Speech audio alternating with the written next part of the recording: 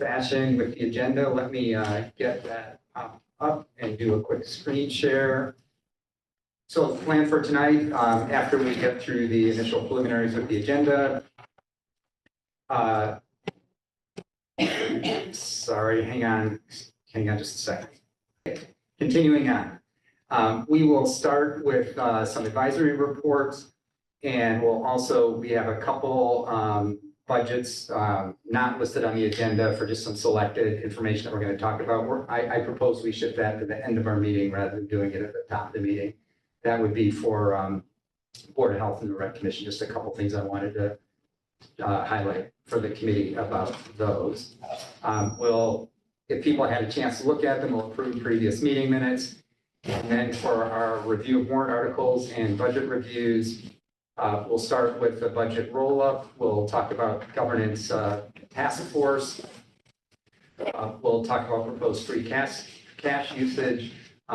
Nora very kindly arranged to have someone from the 1858 Townhouse Foundation come and just give us like a 3-minute sketch on what they are, who they are, so that we have a better sense of, with the prior discussion about allowing the extension of the lease and so on, just to kind of fill in whose lease is being extended and what the deal is there.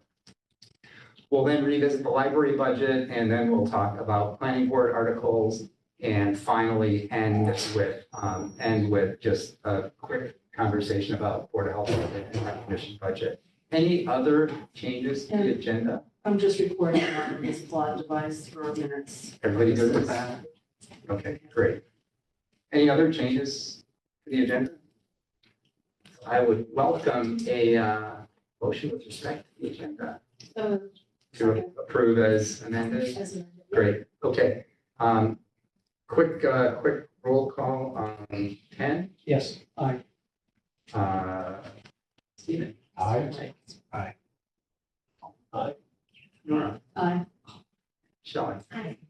And I am aye as well, so that gets us to a 7-0. Given that we don't have anyone on Zoom. Oh, nobody's on Zoom. No, we actually. Sure, okay, I'll do that in just a second. We actually don't need to do roll call votes. We can do hand votes if there's nobody on Zoom. So we may be joined by others, but we'll see how that goes. Okay, so let me stop the share on the agenda and let me, okay, so a whole bunch of people are gonna be joining on Zoom. Apologies to everyone on Zoom. All we've done so far is read the agenda and approve the agenda. Had a little bit of Zoom difficulty here, so I didn't get everybody in right away, but I think everybody should be in now. All right, so advisory reports. Anything anybody wants to bring to the committee? I have one thing to share, which is just, I think everybody, many people know this, but just so it's an official thing, that I'm the caucus nominee for the open select board seat. So if elected, I would step away from advisory after the town election in May. And if I'm not elected, you're stuck with me for a bit longer. So I just since that will affect the functioning of the committee, could affect the functioning of the committee going forward in the RG, put that out there in one of our public meetings. Yeah, Paul. So a brief update. So I attended the Sherborn School Committee meeting last night, and they presented and voted on their version 2.0 budget, which was exactly the same as their version 1.0, with a proposed increase of 2.31% and $8.4 million, the same number that Jeremy has. Great, thank you. Yeah, I think Jeremy's got that in his roll up. Yeah, Stephen. Paul, what you had said 8.2 is version 2 is the same as version 1, but I think it's maybe past version 3. That was the regional school committee. That was the regional. So Pinedale is the Sherborn School Committee. I thought 2 got adjusted. Yeah, slightly down. Yeah. Both the regional and local schools were adjusted slightly down from the original, whether that was 1, 2, or 3. But the current budget is slightly lower than the original. And I believe the Sherborn School Committee met last night, and I think they would have approved their version 3.0, which was not very different than what had come before. I think I sent those around, so everybody should have, That's what everybody should have the version 3.0. I may have misheard what Paul said. Okay. Did people get a chance to look at minutes, feel like, and thanks to Penn for slogging through, I think it's 9, might be a record, 9-page long minutes. If people get a chance to look at them, you feel like you're ready to approve them, is everybody? I have one adjustment. And I have one change to make too. Okay, let's do it if people are ready to do that. Let me pop them up on the screen. Yeah, in your head.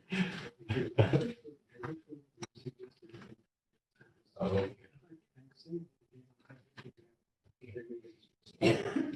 that's okay. So let's get these up on the screen so that as we're making changes, people will be able to see what we're doing. All right, Stephen, you said you had a Give me a minute to find it. Okay. I'm sorry. Just anything interrupt, just to keep it going along. Sure, sure. Right in the beginning part, Stephen asked about having in-person only for the advisory all day. Dan said he favors the hybrid option to provide the wider access. And I just want to say that I also said that I favor that too. All right, so let's add that in. Let me just get into review mode here, okay? Can I just say, Nora concurred. Nora concurred? Good, okay, perfect. Thank Also you. Heidi, sorry, your name was spelled incorrectly. Where is that? Let's get that fixed. Shelley Nora reported on a meeting with Sherborn Town Planner Heidi Doyle. Should have that. On what page are you on? Page 2. There it is. I think it's up. Yeah, right There it is. First line there. Keep going up a little bit. Right there to the right. Yeah, thank you. Good, okay. All right, Stephen, what do you? Page 5, next to last paragraph. Yep. I don't know that should be attributed to me. I don't remember saying that, Oh, okay. but I could have. I mistook it. Okay. Let's just say the question was asked. How about that? That's good. Yeah. Okay, perfect. Okay. And then I had one small one, which actually came from Robbie. So I'm now on page 8. And you can see it highlighted in red, which is just some minor clarifications that indicate that the additional cost of $1,500 to $2,000 is for programming conveyed out of the new tax system. And then they need to pay for copyrighted sketches. Robbie just wanted to get the extra color. Any other changes? Then I would welcome a motion with respect to the minutes. Second. And did anybody else, is Doug or Laura on line? Okay, then let's just do all in favor, Aye. all opposed? Okay, that's approved, 7-0. Okay, great. All right, we're ready for Jeremy's budget roll-up. I can share documents if that would be helpful or whatever's going to work. Or if you're set up to share, that's great. Yeah, if I could share in that, Sure. there were some changes today. So I'll share the latest. Perfect. More or less the same, but some updates as far as when budgets came in. So. And if I'm facing this direction, are folks hearing me on Zoom or do I need to move? So can people hear Jeremy on Zoom? Yes, we can hear. Yes. Perfect, good, okay. Microphones. Yeah. So ahead of your meeting, we sent around some information as far as the budget roll-up and some supplemental information on revenue and some other things later in your agenda. But let me just pull out the latest on the budget roll-up.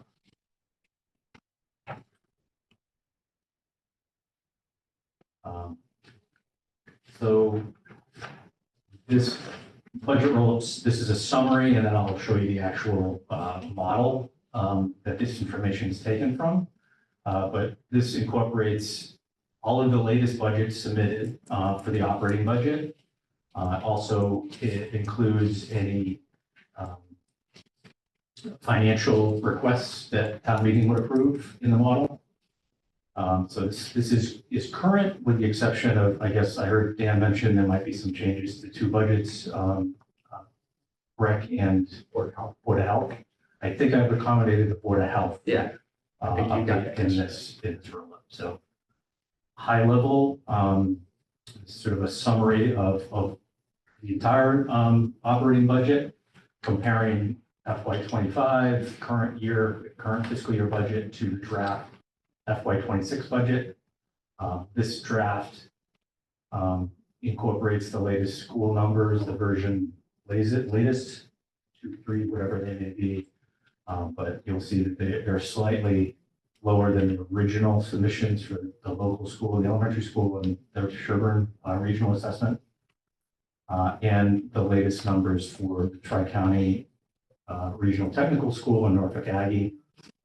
Those are the latest assessments received by those schools, which are slightly up in the enrollment has been refined since we last talked to you.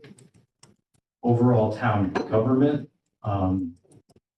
is up, is now sitting at 4.48% increase for an overall increase of 375,000 over FY '25. And the undistributed expenses, a little refinement down on the health insurance, but pretty consistent with what you saw last time. We've gotten a definitive number from our health insurance carrier. So we were able to just refine that slightly, but I think it was a little bit higher than the 6.4%. And the last time you saw it, but this is the definitive number that we'll go to town meeting with. So the overall town budget that would be appropriated at town meeting, given these budgets as submitted, would be an increase of 3.5% over the current fiscal year.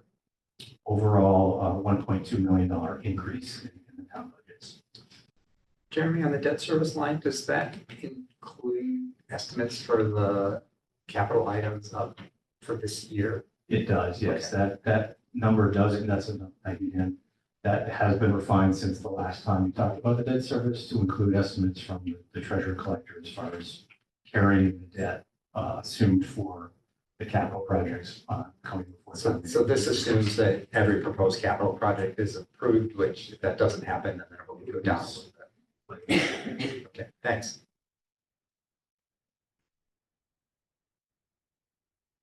So, carrying on the discussion from your last meeting about revenue, as we talked about, there are three sources of revenue for your operating budget: property taxes, local receipts, and state aid. Property taxes represent a little over 90% of the source of revenue for the operating budget. Local receipts about 5.5%, and state aid 3.5%. This budget would increase the property tax levy by 3.38%. That's probably the easiest metric for folks to compare their property tax bills year over year of how this budget would impact what they would pay in property taxes next year. I'm going to, we talked about local receipts last time. That spreadsheet we talked about, different fees that are collected locally, the excise, auto excise tax, that sort of revenue that comes in just shy of $2 million. I wanted to show you the state aid in a little bit more detail. So I did include in the packet a cherry sheet for the current fiscal year and this fiscal year. I'll go to FY '25 first. So the current fiscal year cherry sheet. This is all available online. As the budget gets developed at the state level, these columns get filled in. So for FY '25, all these columns are filled in. The original cherry sheet estimate, then the governor's proposal for the budget, the House proposal, the Senate budget, and then there's a conference committee budget that then finally gets approved. All of those things impact the local aid that any town receives. And the local aid includes chapter 70, which is school aid. The regional schools get their own chapter 70. This chapter 70 shown here is for the local schools. So local aid includes chapter 70 educational. It includes UGA, or the unrestricted government aid. That's $266,000 for this fiscal year. And then public libraries, you can see down here that public library aid is shown on the cherry sheet for an overall amount on the bottom that Sherborn received when the eventual state budget was approved of 1.19 million. There was a question asked when the state budget's adopted, when we know the numbers. Well, we know last year it was definitive. We knew July 19th is when the final state budget was approved. So it's an ongoing process. It's an estimate until that point. It generally doesn't change too drastically from the original estimates to the final, but it can. It can go up slightly, go down slightly.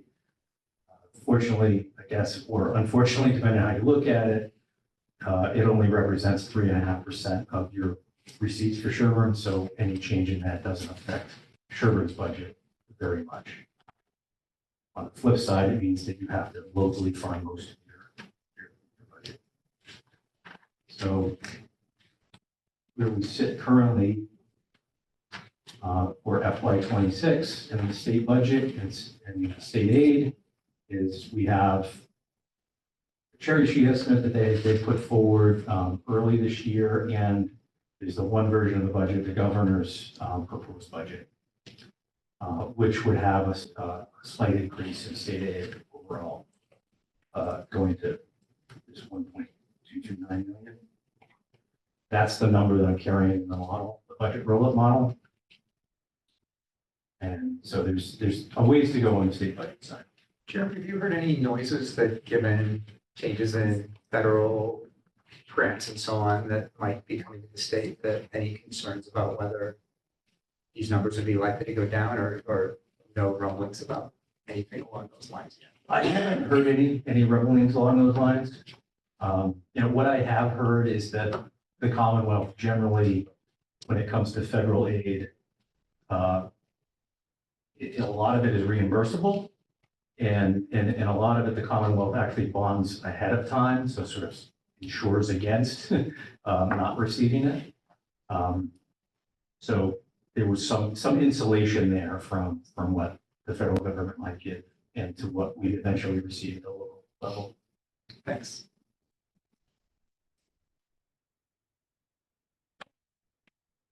And outside of what's approved at town meeting as far as the operating budget, there are other sources of revenue that are not appropriated through town meeting. There's grants that are received. There's other forms of earmarks and things that the town does receive that are not in the operating budget, but do fund some of the things that the town does. Deb tries to capture many of those things in the special revenue fund summary that she puts together and distributes on a regular basis to department heads.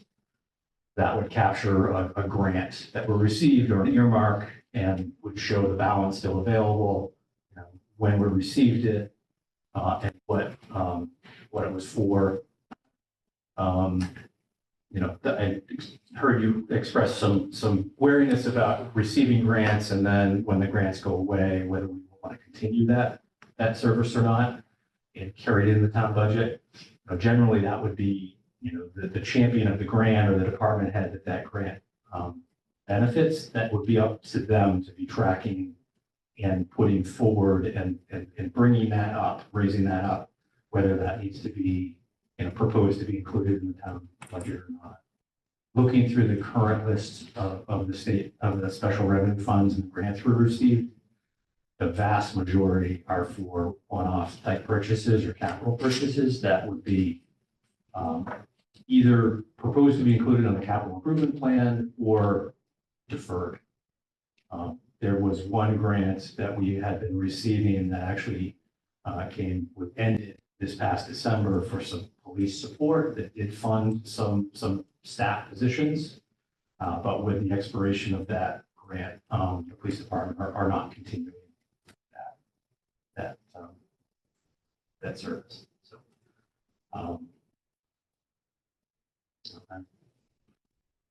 I'm happy to answer any questions on revenue as we're on the slide, or provide more information later, or have follow-up conversations. Just quickly for minutes purposes, you said the expiration of that grant, the police department received. That was for the TTAC grant. And so They're no longer receiving that grant. It had a specific term, ending date. okay, thank you. Just to clarify, Dan, you made a comment that 35, I can't see because I don't have my glasses on. That 35, 428 could be impacted by a change in capital spend. I'm not sure that that's necessarily true. These are budgets, undistributed expenses, not related to the use of free cash or capital money. So those wouldn't change relative to whether or not free cash or capital gets approved. Dan may have been alluding to the state aid number, Yeah, Oh, that's, okay. that some of that could be funded via federal funds. Oh, okay, I thought you were talking about. I think I made both comments. Okay. Okay. The one here was that if the federal government were to say, cut back on funding to the state might find in its budget, as the budget process rolls on through the spring and summer, that they cut back on aid to localities. That was the potential concern. So could a grant or earmark fund a payroll related expense? It could, So the people track their time when they're working on a particular grant program so that the payroll is charged off to the grant as opposed to the operating budget? it depends on the grant, whether that is allowed or not. So yes, there could be payroll that could be charged off to a grant. Generally, we might avoid that, and that would kind of fix the spikes in staff in need and not be really sustainable. There are grants that require sort of a contribution or a match from a local match. And many of those allow the local match to be not monetary, but staff time. So yeah, we would track staff time to justify that matching local contribution. So if it was incremental payroll, not in the budget, it would be Correct. charged to the grant. Correct. That counts. Yes. That police grant that I was mentioning was incremental. That wasn't for our staff. It was for some additional staff that was brought in. That was actually shared with a couple other neighboring communities to add some training opportunities. But it did not fund any police officers.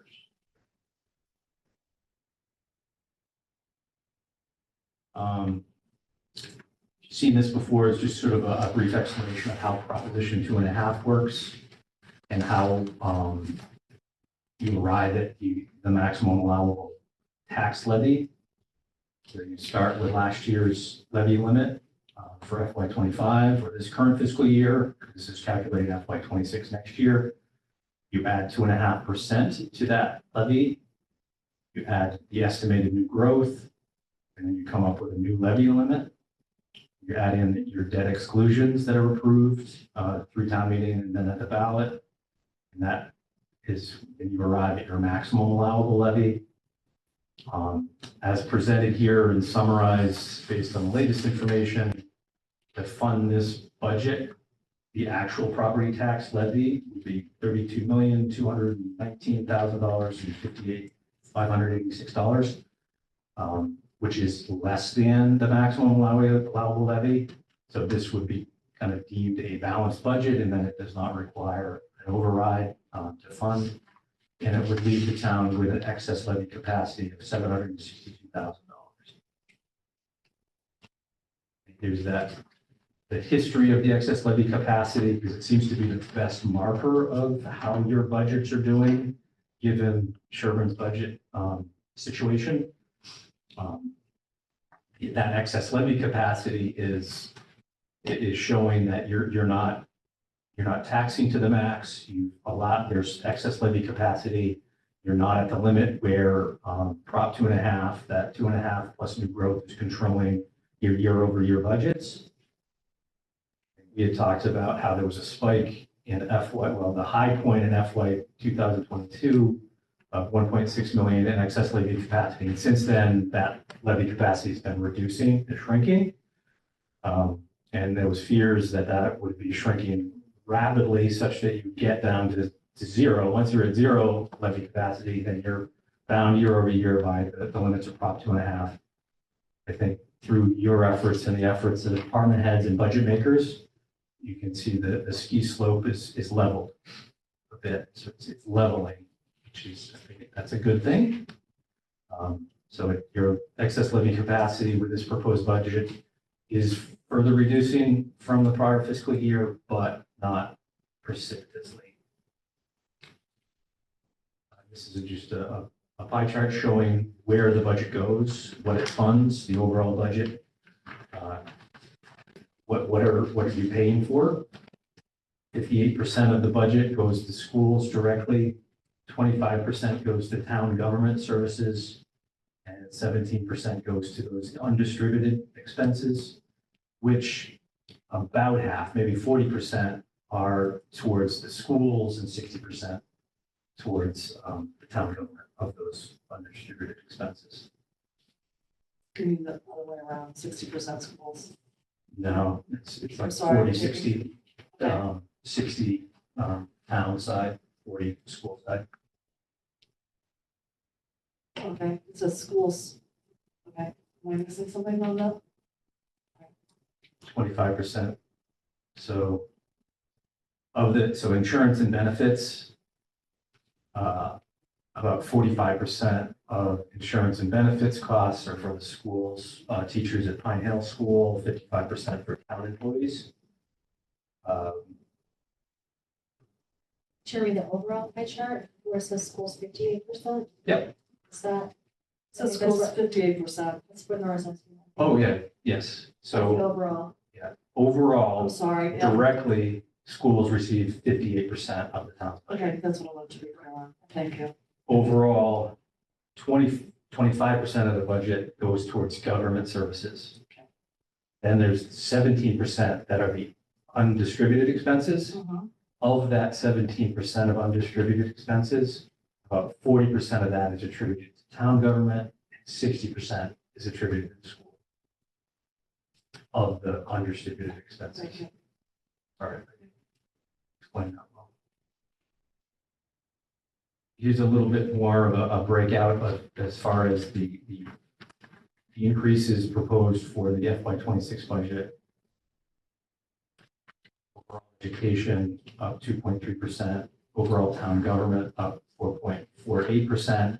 This gives a breakout of the increase divided by salaries and expenses.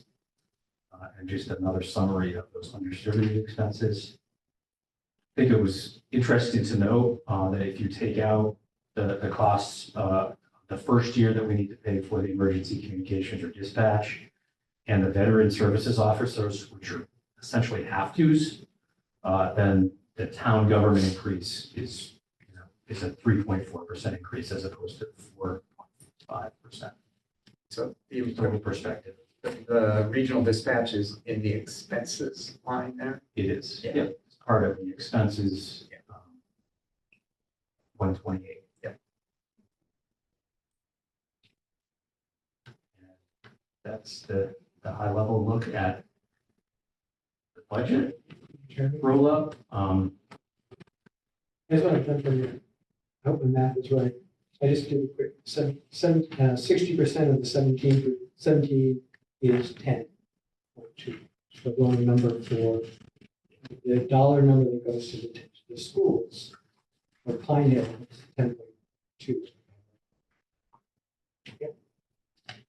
That's helpful.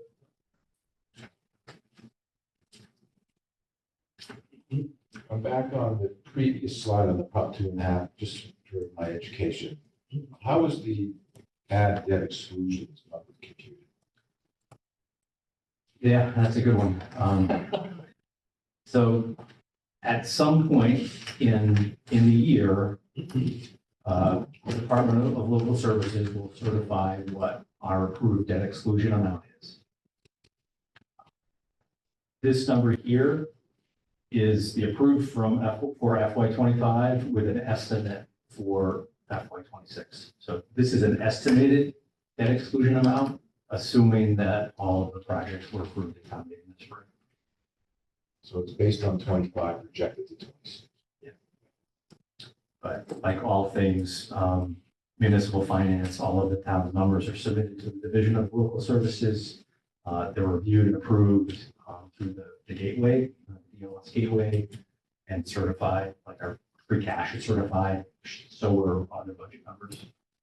At some point after the town votes, it becomes, a certified debt exclusion number for the purpose of officially calculating the levy limit. Because I The guess, best we can do now is estimate. so all the items, the capital items get approved that are sub-eligible for debt exclusion and then approved by the voters, it comes up to about 3.2. In principle, Right. the debt exclusion is the cost per year. The principal interest cost, the debt cost per year. Is what gets included in the levy limit calculation.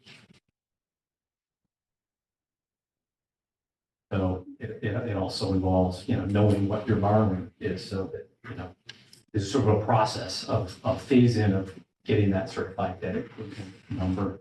It relates to the interest. Just showing.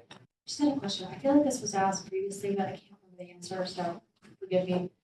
The new growth number, where is that derived from? New growth is derived from building permits. So our chief building official coordinates regularly with the chief assessor, the director of assessing, and they help come up with an estimate of new growth. It's based on, generally based on our experience from past years, adjusted for any projects that we know that would be happening and contributing to new growth during FY '26.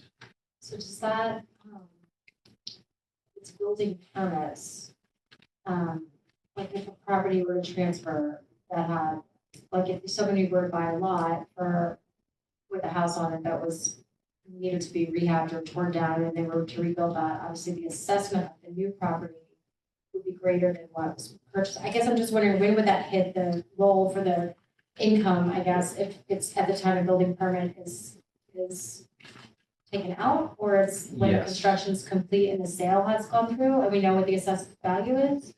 New growth really doesn't have anything to do with assessed value. It Okay, has to do with the additional improvement value.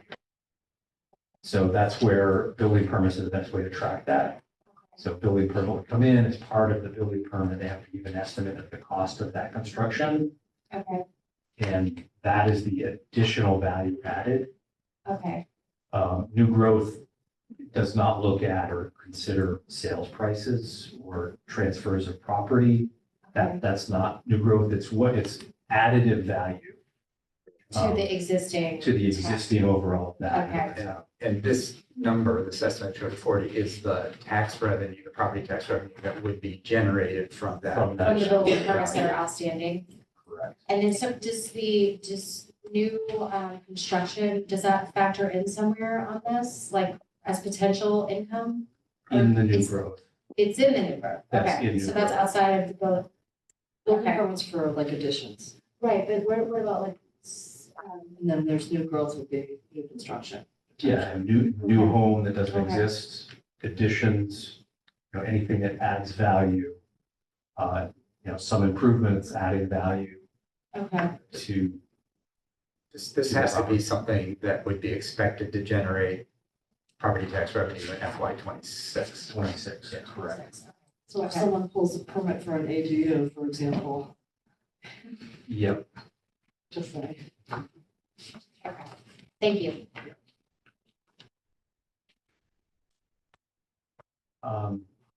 So where these numbers came from, and you also received this, but has been updated, I can send you the latest. is from this budget model, which goes through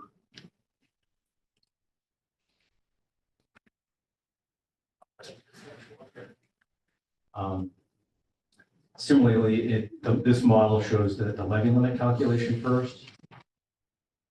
It has a calculation on potential impact to the property tax rate. So this budget, as proposed for FY '26, as I mentioned, would increase the actual property tax levy by 3.38%. That's the best estimate of how that might impact any homeowner in town and their property tax. There's a calculation here about the tax rate. Given the budget increase, the expected or estimated valuation increase for properties, this budget actually would reduce the tax rate by 17 cents. That's not to say that property tax bills would not go up. They would, on average, 3.38%. But since we're estimating the valuation of property in town would go up 5%, that balances out such that your tax rate could be lower. The next section on this model is the revenue that we talked about, state aid, local receipts, and various other sources of revenue. Then there's expenditures, starting with town departments. This is all the town departments. Summing to that 4.48% increase for town government. Here's your section on undistributed expenses. Below that are the schools. And then all summing to the overall appropriation for town departments, for departments at town meeting. Model also includes the monetary articles that are voted at town meeting, such as any sort of free cash to stabilization funds, that sort of thing. That's captured here in the model. And then down at the bottom, that surplus and deficit, that would show if it's balanced or unbalanced. And since it's zero, it's balanced, and that this budget does not require an override fund. And that it's all accommodated within the number at the top. The actual property tax levy is able to absorb your budget without the need of an override. I have one more question. You know the property that went into conservation, Yes. where would that reduction in our levy be reflected? Yeah, so that was one of the assumptions made on the property tax levy on this line here. So there was some good change in use. Change in use of some properties that reduce the amount of tax revenue from those properties. There were several properties, one larger than the others, but in the model, we accommodated that here. You can see townwide, we estimated property values to go up 5%. So you would expect that number to also be 5. However, we netted out in this number, we netted out about $10 million in property value from that overall valuation to accommodate that change in use from those properties. So that's where that's being picked up. Okay, thank you. So that does, so the calculation for the tax rate models that. Secretary. I heard that, the properties that came off the tax rolls and change in use, change in use resulted in a loss of about $180,000 in tax revenue. Jerry, what's the 4.47% over at the right? On the total town valuation per Oh, dollar. I think maybe did I point to the wrong one? Yeah, I'm sorry. I go back to what I just explained and go one column, one row down. Oh, no, it makes sense. Yeah. Okay, yeah. No, the Sorry. adjustment was in the valuation. It's in the total, yeah, the In the total valuation, town yeah. valuation. Okay, That's where the 10 million was netted out. yeah, okay, perfect. And it's Got it. 4.4% as opposed to 5% because because of that. Yeah, Sorry. perfect. Same explanation. Yeah. I knew I'll- you I'll did, let- because I wasn't looking at, I'm glad that other people are looking at this because of the numbers. It made sense. to me. Just, just Thank you. trying to stay on top of things. Stephen, My go ahead. last question on this one. So if all the free cash projects are not approved, you essentially just change the free cash revenue to make the budget zero. Correct. In that model, it sort of nets out. you know, Right. For those free cash funding things in that budget model. And it would mean that, free cash balance at the end of the year would be higher by that amount. It's in the calculation unless you run analysis. I don't understand. Well, I was gonna mention Laura joined up Zoom. Oh, okay. Thank you. That was about 7 or 8 minutes. Okay, thank you. Really like exactness for you. Great, Okay. good, thank you. Thanks very much, Sherry. That was terrific. That was very, very helpful and really good material. Okay, so let's get on to governance task force. This was, I think, would be it's Article 12 on the warrant.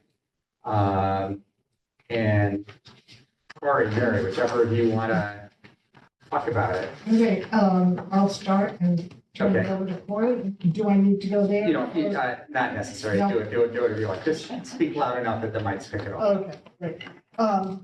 So the last governance task force was commissioned in 2018. That's now 7 years ago. And their report came out in 2019. Part of that report indicated that the task force at the time thought it would be a good idea to renew this process every 5 years. And when so now those 5 years have come and gone, and so it would probably be a good time to look at things over again. When I was sitting down to think about what I was going to introduce this with tonight, it started to occur to me all the changes that have happened since 2018, 2019. Since the last governance task force, we have new select board members. Do you want me which, to share that document and put it up on the screen? Maybe not. Okay, Oh, sure. I mean, I added this above okay, no, what, all good, all good. Okay. If you'd like me to share something, just let me know. the rest of that document. I just typed in some chicken scratching for myself in the introduction, but the thing that I sent you, The prior. yes, that can go up there. Great, I'll That's pop that up. Perfect. So this is just a little introduction to that. There are new select board members. That means basically there's a new select board. I mean, in Congress, it's the whatever Congress. So it's a new Congress, even though a lot of the people are the same. It's the same with town government. So we have a new select board. We have a new town administrator. We have a number of new department heads and the chairs of various boards and committees. And we have a new advisory committee as well. And that's important because advisory has insights into so many aspects of the town that maybe no one else has, because they're dealing with every single department, every single thing that the town votes on goes through advisory, and advisory, makes a decision and offers an opinion on that. So these are all new groups that basically they're entirely different, really, from the groups that were there in 2018, 2019. So they're going to have new and different insights into the operations of the town. Additionally, there are continuing updates to state laws and regulations that may require new ways of doing things or new organizational structures. Even the pandemic brought about some changes in the way the town has been conducting various operations over the last few years. And the task force might want to look at some of those things and say either, yes, this is great, this came in, let's keep this up, or no, this is no longer the optimal way to do things, even though it worked during the pandemic. So there will be more changes in the town and at the state level over the next 5 years. And it's good to think about and try to anticipate maybe what some of these changes those years might bring. It's also good to see what the town is doing well and not to get swept up in change for change's sake. So it's been 5 years. A lot has transpired. Good opportunity to look at things again. And, you know, the moderator is, in the article, the moderator is designated as the person to set up this task force. And I think that's good because the moderator is a neutral person. I mean, you don't want to have someone with a vested interest. So I'll turn it over to Corey. Corey was the chair of the last governance task force. So. I'll sort of go over some nuts and bolts for you of how the past two task forces have operated. The warrant article for this year would actually propose a task force 3. The first task force, I was the moderator at the time, and I appointed the 5 people, but I did not participate in their process. But their outstanding result was they were the folks who recommended expanding the board of select persons from 3 to 5. Then we came along with task force 2, and Mary actually was the moderator and appointed us. And actually, one of the committee members is here, task force members, is Addie Mae Weiss. And actually, I have to say as an aside, I've been on a million committees, and this one was the best one ever. We had a congenial group, we had a good process, and we had good outcome. So to me, that's a great committee. We started out, we did not have directions about what specific issues to look at. We were directed to examine other towns and see if they had new and innovative ways of handling problems. And then anything that we saw that might be helpful for Sherborn, we would propose warrant articles for it. So that was our process. The first thing we started off with was interviewing one representative from all of the both staff departments and volunteer committees and commissions in town. We asked everyone the same 5 questions. Who do you report to? Who reports to you? What do you do well? What do you do not so well? And what do you need to do better at your job? And then we came back and reported in, compared answers that we got. And we were starting to get the feeling that there were some consistent threads that we picked up throughout the questions that we had asked, some specific issues. So we also then, step 2, was we wanted to look at similar towns. And quite often we are lumped in with towns like Weston or Wellesley. And we thought, well, those really are not similar towns. We thought that the 2 really important issues were population and where you were in the labor market. So it was geography. So we looked at the 10 smallest towns that had populations under 10,000, which includes Sherborn, in Middlesex County. And we had those 10 towns that we looked at. We divvied those up and we went out and we interviewed then those 10 towns. And we asked specifically, how did they handle some of the issues that we had gleaned from the interviews that we had done in our own town. And we also asked them if they had anything that they were doing that they considered to be particularly innovative or they were very proud of. And we got some good answers from them. The third thing we did was we had the 5 people on our committee each had individual specialties, which were very helpful. And we had one gentleman who was quite an IT fellow, and he put together a resident satisfaction questionnaire, posted it online, and we invited people in town to respond to the questions. They did it anonymously, although we did give them an opportunity at the end to give us written comments if they cared to. We got a very good response rate. 10% is usually considered a good response rate. I think we were in the high 30s, if I recall.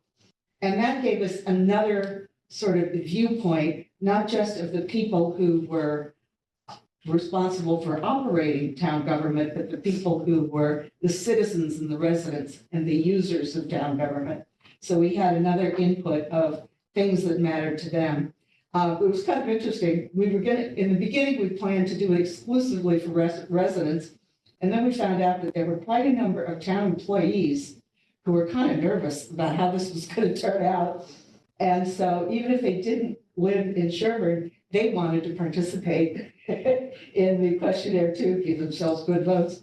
And so we actually had round 2 where we invited the town employees to participate. And we got another interesting little piece of data. So at that point, we had collected lots of interesting data. And at that point, we were dividing up those big issues that would require a vote of town meeting, that would require warrant articles being posted. We wound up with 4 things. Let's see. You think I could remember the 4 things? We've changed the town treasurer from elected to appointed. There was a proposal for quarterly tax billing, which would mean that we would have a consistent flow of cash throughout the year and wouldn't have to do short-term borrowing. We also had a warrant article for consolidating IT management. Up until that point, it had been scattered amongst each department, and we found out that there were departments that had to pass data from one to the other, but they did not have compatible programming that they could do that. They had to re-input the material. And we thought that didn't make a lot of sense since we were looking for efficiency and effectiveness. And then also there was authorization of the TA to engage an outdoor or outside HR consultant when it was needed. There was some desire on the part, particularly of some town employees, that there be someone who was totally neutral, who was participating in those considerations. Those were the 4 warrant articles. We had to sort of put together a little spiel for town meeting for each one of those issues. And we were very happy that all 4 of them passed at town meeting. We also had an assortment of, I think there were about 6 or 7 smaller issues that we thought did not rise to the level of needing a vote of town meeting, such as the town accepting credit cards for payments of any of the things that were going on. And we actually wrote a letter to the select board saying, you know, we have these issues and we would hope that you would consider these issues and take action on them. They don't really require the action of a vote at town meeting. The credit card question, indeed, they took action on. There were other ones that they did not. I don't know what the reasons were, but we had also suggested that there be, for the select board annual goal setting and status reports, that there be an alignment of town office hours. That one we particularly picked up on the questionnaire on resident satisfaction. That there be some mentoring or procedural training of volunteer committees, and also to develop a culture of continuous improvement. We also had a couple of pie in the sky issues that were long-term recommendations. And one of them was that just like you have a medical patient portal that has all of your medical data with your PCP or with your hospital that you deal with, if everyone could have of all the households in town could have a password protected individual portal, residential portal of all the data and information about their whether they paid their taxes, whether they paid their excise tax, if they had registered for some summer activities and everything like that, we could do that. And then we also recommended very strongly that every 5 years that we redo this, that we have a new committee with new people, perhaps one repeat person who knows what happened last time. And those people could choose their methodology. If they wanted to repeat what we did, fine. Otherwise, they could develop their own. They could look at their own issues, but they also could look at the things, the changes that had been made and make some recommendation as to whether it was a good change or something that ought to be tweaked or something that perhaps needed to be abandoned, although we don't think any of them have been horrible. And so that is more or less it. There is a full report that is on the town website. I have a copy here if anybody wants to look at it tonight. It's got all of the information, all the data, all the charts and things that we did. And that's what we are hoping that will happen this year. I'm involved only because I was involved last time and I didn't want to see it die. I do not intend to be on this year's committee. They want to have me come in and give one spiel, I'll be happy to do it. But it is the moderator who will appoint the 5 people. And I'll have to say, when I was appointing people, I was particularly looking for people who had some experience in local government, or people who had no experience but were sort of, as I always refer to them, fresh meat, young, enthusiastic volunteers who could kind of get their toes wet on what they were doing. And people who in particular did not come with their own personal axe to grind, because we didn't want to spend time focusing on an issue that really did not matter to a large portion of either the residents or the people who made the town work. We wanted to focus on those things, not on personal grievances. And so it'll be Mike Jaimo if this passes. And that's about it. If anybody has any questions, I'd be happy to answer them. Thanks, Mary. Thanks, Corey. And I'll just note that when this first came up and the select board was considering whether to add this to the warrant, the advisory committee voted 9-0 to send a letter to them supporting it. So, I think there's definite support here Good. for the idea. Yeah, I also had heard that the selectmen, when they discussed it this year, for this year's warrant, were concerned that they were busy and that this would take up too much time. And we kind of smiled because it didn't take up any of their time. The only thing they had to do was, one of them had to be interviewed when we were doing the original data collection. Okay, go ahead. Yeah, and I was one of the 9 who voted for the letter, so. And so this is purely an information question. I know it won't apply directly at all to this if it goes forward, but was this an expensive process? What were the costs sort of associated with it? 0. Oh, wonderful. Oh, we love that. No, we didn't spend any money. We telephone calls and paper. Awesome. I have to say, I expressed a little personal disappointment that donuts for advisory meetings was not on the list. I brought cookies to our first meeting. Other questions for Mary and Corey? Yes. Stephen? Yeah, what would be your expectation if, hopefully it will pass, that it would be launched? Meaning, how long do you think it will take to get the full 5 members and have them begin their work? What was your experience the last time? Our experience the last time was that we actually we got the bulk of the work done in a year, and we got the warrant articles up in a year. Our final report, we actually did a year and a half on. But it kind of depends on, finding people, how they decide to handle it. I'll have to say, the group that we were with, everybody did their homework, everybody showed up with all their research, and it went very smoothly. And personally, I think the more concrete and directed and organized it is, the easier it is for your volunteers to actually complete the task. So it worked out very well. So would you expect that there would be potential articles for the next town meeting? I think potentially, yes. The problem is that our warrant articles have to be posted in January for a town meeting, so it may mean that it would push it forward to the next town meeting. What else? I'm just noting for the record that Doug needs to just Oh, join. perfect. I was just going to mention that. Okay. Okay, great. Thank you very much for joining us and Thank you. going through that. It's Appreciate kind of it. weird being on this side of the table. Usually I'm the one who's gonna talk. Both of us are. Well, you can ask each other questions if you want.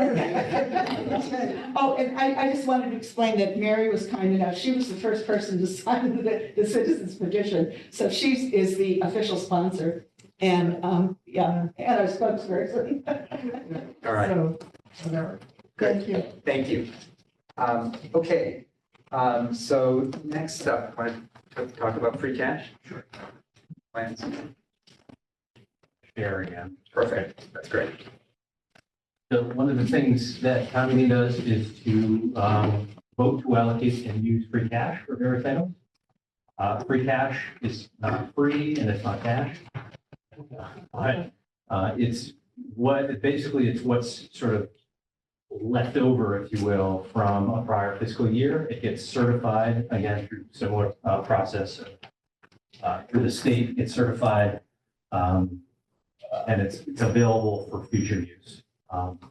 This, for FY '26, the state has certified 3.171 million in free cash that's available for use. Its use needs to be appropriated at town meeting. The town does have some financial policies that aim to keep, an unused balance of free cash between 3 and 5% of the overall operating budget. Up on the screen here, you can see there's a little table here that shows, 3% up to 7%, what that means. And highlighted in yellow is that 5%. So, a target balance by the financial policies would be to keep it at least 1.76 million available in free cash. I think that's one of the policies that the town should review in the coming year or in years. It's that the appropriate level, 3 to 5%. Should it be more? I believe it should be a little bit more, but I think that is something for you and the select board and others to consider. But as far as the current policies, we're targeting to keep it at least 5% balance in free cash. So recommended uses of free cash for appropriation at town meeting. There are stabilization funds and trust funds that receive an appropriation of free cash to increase their balance. There's been a general fund stabilization contribution from free cash, an OPEB liability trust fund contribution from free cash. There's also an operating fund contribution to the OPEB trust fund of $100,000 as well. The $100,000 proposed contribution to the capital stabilization fund. So it's proposed that $250,000 of free cash be appropriated to those stabilization funds and trust funds. Free cash also funds any shortfall within the current fiscal year. Generally, that has been ambulance and snow and ice. The ambulance budget appears to be healthy this year based on the increase that was provided at last town meeting to make that whole. However, snow and ice is running over budget, which it generally does. We're forecasting at least $142,000 for a supplement to balance that out. I heard there might be some snow this weekend, so that could change. So total supplements, 142,000. Then there are the free cash funded capital items. Should all of those be approved, a total of $573,785 in free cash would go towards capital items. Substantial equipment and services, there are 3 items there. Those sum to $189,500. The total quote capital items, $763,285 towards the capital from free cash. All of that sums to a use of free cash of $1,155,285 use of free cash. It's recommended to be appropriated at town meeting, leaving a balance of free cash of a little over 2 million, which is 5.7% of your budget. So it meets your policy.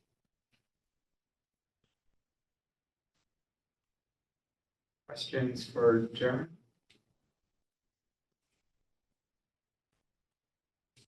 Can you just explain certified free cash, 3.171? I'm sorry. Yeah, so the certified free cash is essentially it's the free cash available after use from an appropriation at town meeting. After a fiscal year closes, there may be additional unspent funds, things that were not spent but had been budgeted for. those dollars roll to free cash. That's what they call it. It rolls to free cash. Okay. It's free cash is sort of the catch-all for funds that are appropriated or received that haven't been expended. Okay, so it's, got it. So you're at So 5.7. it becomes available, it gets certified late summer, the number becomes known, Okay, and it's available for use and it could be appropriated for use at town meeting. It must be appropriated through that town meeting for use.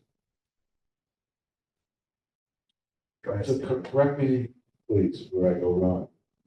So the free cash in quotes, is certified based on the June 30, 2024 actual results. Yep. The fiscal 25 budget could use some of that free cash as an expenditure, Correct. or it could be considered revenue in the next succeeding fiscal year, which would be fiscal 26. So this is really computed, you have revenue on the front of that. Yep. And these are the expenditures going against that revenue, which are not part of the operating budget, but they're separate expenditures. I'm not sure I'm following. So we have the operating budget, which was about 35 million. Yeah. And then you have this group of about 1,155,000 that aren't operating expenses. But the source of the revenue is the reallocation of free cash from June 30, 24. Correct. Which you can pull in as revenue. Yep. And that's what's appearing on the front page of your Excel. And then it expires, then it keeps rolling. Keeps rolling. Much like retained earnings. Yeah, yeah. Yes, yeah, that's another way. I mean, if this was an enterprise fund, they called it retained earnings. Right. So it's a Whatever fund reason. balance as opposed to cash balance. You're assuming the cash is there. It's relatively liquid. That's why the comment is made, it's not free and it's not cash, because it isn't actually a cash account that's holding those dollars. So if some of these free cash expenditures are not approved, then the ending balance as a percentage will go up. That's correct. Paul? If I heard you say, Jeremy, that keeping more than, like, might be some benefit to keeping more than 5%. I was wondering if you could explain why. For a couple of reasons. One, it's in addition to your stabilization accounts, like general stabilization, it's sort of it's a rainy day fund. Should the economic conditions change, free cash can be used. It shouldn't be used regularly, but it can be used to fund an operating budget if there was a shortfall. That's not a good practice to do on a regular basis. That hasn't been the practice in Sherborn. But keeping a higher balance there's some insurance against economic downturns. It also, the free cash also counts towards the reserves available when the town's debt is rated. So the more reserves you have, and a number of other factors contribute to the town debt rating, which is currently the highest it can be. Should the reserves drop, the debt rating agencies might reevaluate that. So a follow-up question, I wonder if it's fair to think about that as kind of another buffer that kind of contributes to our excess levy capacity. Because we could fund future projects from free cash. Yes. That would be a fair way to think about it. Yeah, yes. It certainly is a good revenue source for capital items of a certain value. If your balance of free cash can sustain that, it's not a good practice to continue to use free cash as a source of revenue for an operating budget. That really is an indication of a structural budget deficit. You don't really have revenues to offset your expenditures. But should you need to do that as a one-off to get through a tough time, it's available. I'm sorry to belabor this. From a logistics point of view, for example, in this free cash proposal, there's 50,000 going into general stabilization. Let's say one of the other items doesn't pass, but this stabilization contribution can you go back? Can we, when we do a meeting, whether it be, I'm not sure which meeting, I guess it would be town meeting. Can you go back and increase the stabilization contribution? Let's say you feel comfortable with 1,155,000 and I'm making this up. Robotic mowers doesn't pass. Can you then increase the stabilization contribution? Can you reopen that line item? You can, you could at town meeting, if town meeting is still open, somebody could change the contribution proposed to general stabilization. Even though it might have passed already. Yeah, and you can revisit or Okay.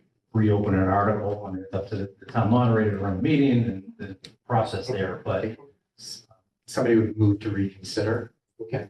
And, if say, the free cash is one of the early warrant articles, so that would be disposed of quickly at the beginning. If there were capital items that weren't approved by town meeting, somebody could move to reconsider the free cash article, and then, or rather that the stabilization, the contribution stabilization fund article, and suggest that number be changed. there are some towns that choose to have the free cash article towards the end of the warrant so that things like that can be in the general, just to get a little more detail on the general stabilization contribution, that had been a higher amount. Yeah. We are proposing a $50,000 amount as opposed to a $100,000 amount. And that the target by the financial policies is to have general stabilization 3% of your budget. That's about a little over $1 million. That's about where it sits right now. So you're technically over even without contributing to the general stabilization account, but we felt we should still, so we can afford it. What else? Okay, thank you, Jeremy. Very helpful. Okay, so next item, recall that, I don't remember this meeting, but some meetings back when we discussed Article 16, which was the authorization for the select board to extend the lease for the Sherborn 1858 townhouse. Nora highlighted that people may on the committee and others listening on Zoom may not know a lot about the 1858 townhouse, what they do. So I think Doug Furbush is here. And if you could give us like just a 3-minute overview, short overview of, 1858 Townhouse Foundation, what it does, how it's set up, that would be great. I think it will provide some color and context as, people consider Article 16 on the warrant. Floor is yours. Okay, so I don't want to repeat too much from the last meeting, but the Sherborn Community Center Foundation was established 40 years ago when the town residents took over the building or wanted to take over the building that was being condemned. And they wanted to turn it into a community center for the town. They raised a substantial amount of money, renovated the building, and decided that between the town and the foundation agreed that the town would remain the owner of the building, and the communities, the Center Foundation would lease the building from the town for $1 per year, with the foundation maintaining or handling all of the expenses for the building. And that's been the case for the last 40 years. For the last 40 years, the taxpayers of the town have not put really any money at all into the building or the operations of the building. It's all been self-funded by the community center. We have 4 sources of revenue. We do fundraising town-wide twice a year. We have a cell tower in the steeple. We have interest income from our savings account. And we rent out the townhouse to private parties that want it for weddings and birthdays and bar mitzvahs and that sort of thing. All of that kind of adds up to, in most years, break even or a slight profit of some kind. We also make the townhouse available to all in-town nonprofits for free of charge, plus any out-of-pocket expenses like a hosting fee or a cleaning fee or that sort of thing. So many nonprofits use it. The community, The Council of Aging uses it every Wednesday for their drop-in coffee. They pay a small cleaning fee to help keep the place up to date. So, and there's all kinds of activities that go on. Friday night at the movies, which some of you may have had your children attend. Last Friday night, we had over 70 kids show up to watch the movies, and they get popcorn and prizes and all kinds of things. And this has been going on for many, many years before my time. By the way, I'm the president of the Sherborn Community Center Foundation, and I've had that role for about 4 years, and I've been on the board for about 8 years. So, moving forward, you all know the library moved into the building, into the first floor for a number of years, and then COVID hit, and the townhouse really, their income was stagnant for a period of time, and the activities were, et cetera. But COVID ended, the library moved out, and we established 3 part-time positions of paid people that would actually get work done. Before that, for many, many years, it was a volunteer-only organization. It was run by a board of directors, and the board of directors rolled up their sleeves. But we found it to be more effective to have paid employees. It runs a lot more efficiently at this point, and we're still running at a break even with the paid employees now. So in the last 2 years, rentals are up, activities are up, everything's up. It's going great guns right now. We've renovated it, new curtains, new floors, new carpeting, and we have a list of things that we want to do. Let's see, now it's almost 3 years ago. Our lease was up with the town. It was a 20-year lease. And not going to go into the story, but after a long drawn-out process, the lease was extended for 20 years. At the town meeting that year, the warrant said that the select board could enter into a lease for up to 20 years. And that's the reason why we're coming back this year, because town meeting sort of capped it at 20 years. Well, why are we coming back? Well, we have capital improvements to the building that have to be made. And, we're doing this really on behalf of the building, which is owned by the town. We are a nonprofit. A nonprofit cannot make a donation to a municipality, which would happen if, in this particular case, we're putting in a first floor air conditioning unit that will run anywhere from, it's going to be between $65,000 and $90,000, depending on the mass save rebates that we get. The useful life of that equipment is 20 years. We have now, last year when we went to the select board, it was 18 years left on the lease. Now we're down to 17 because we've had to wait for town meeting, and we've had to hold off for almost a year now on putting in the air conditioning, waiting for town meeting. The way the lawyers have said it works is that if the equipment is 20 years useful life, and we only have 17 years left on the lease, then we're giving the town of Sherborn effectively a 3-year donation, if you will, or 15% of the revenue. So we went and met with the select board last fall, went through the whole situation. They are inclined to extend the lease, at the time 2 years, which now it has to be 3 years, in order for us to be able to A, buy the equipment, and B, prevent the town from taking a donation from a nonprofit. So the select board are looking for approval at town meeting to extend the lease, and they can't extend the lease without town meeting because town meeting capped the last lease at 20 years. So in effect, it would be a 23-year lease if they were to extend it without going to town meeting. So that's what the warrant's for. The warrant's for to give them the approval. Now, we've asked for it to be somewhat open-ended because 2 years from now, we're going to be putting in an air conditioning system on the second floor. And then 2 years after that, we're going to be putting a new roof on.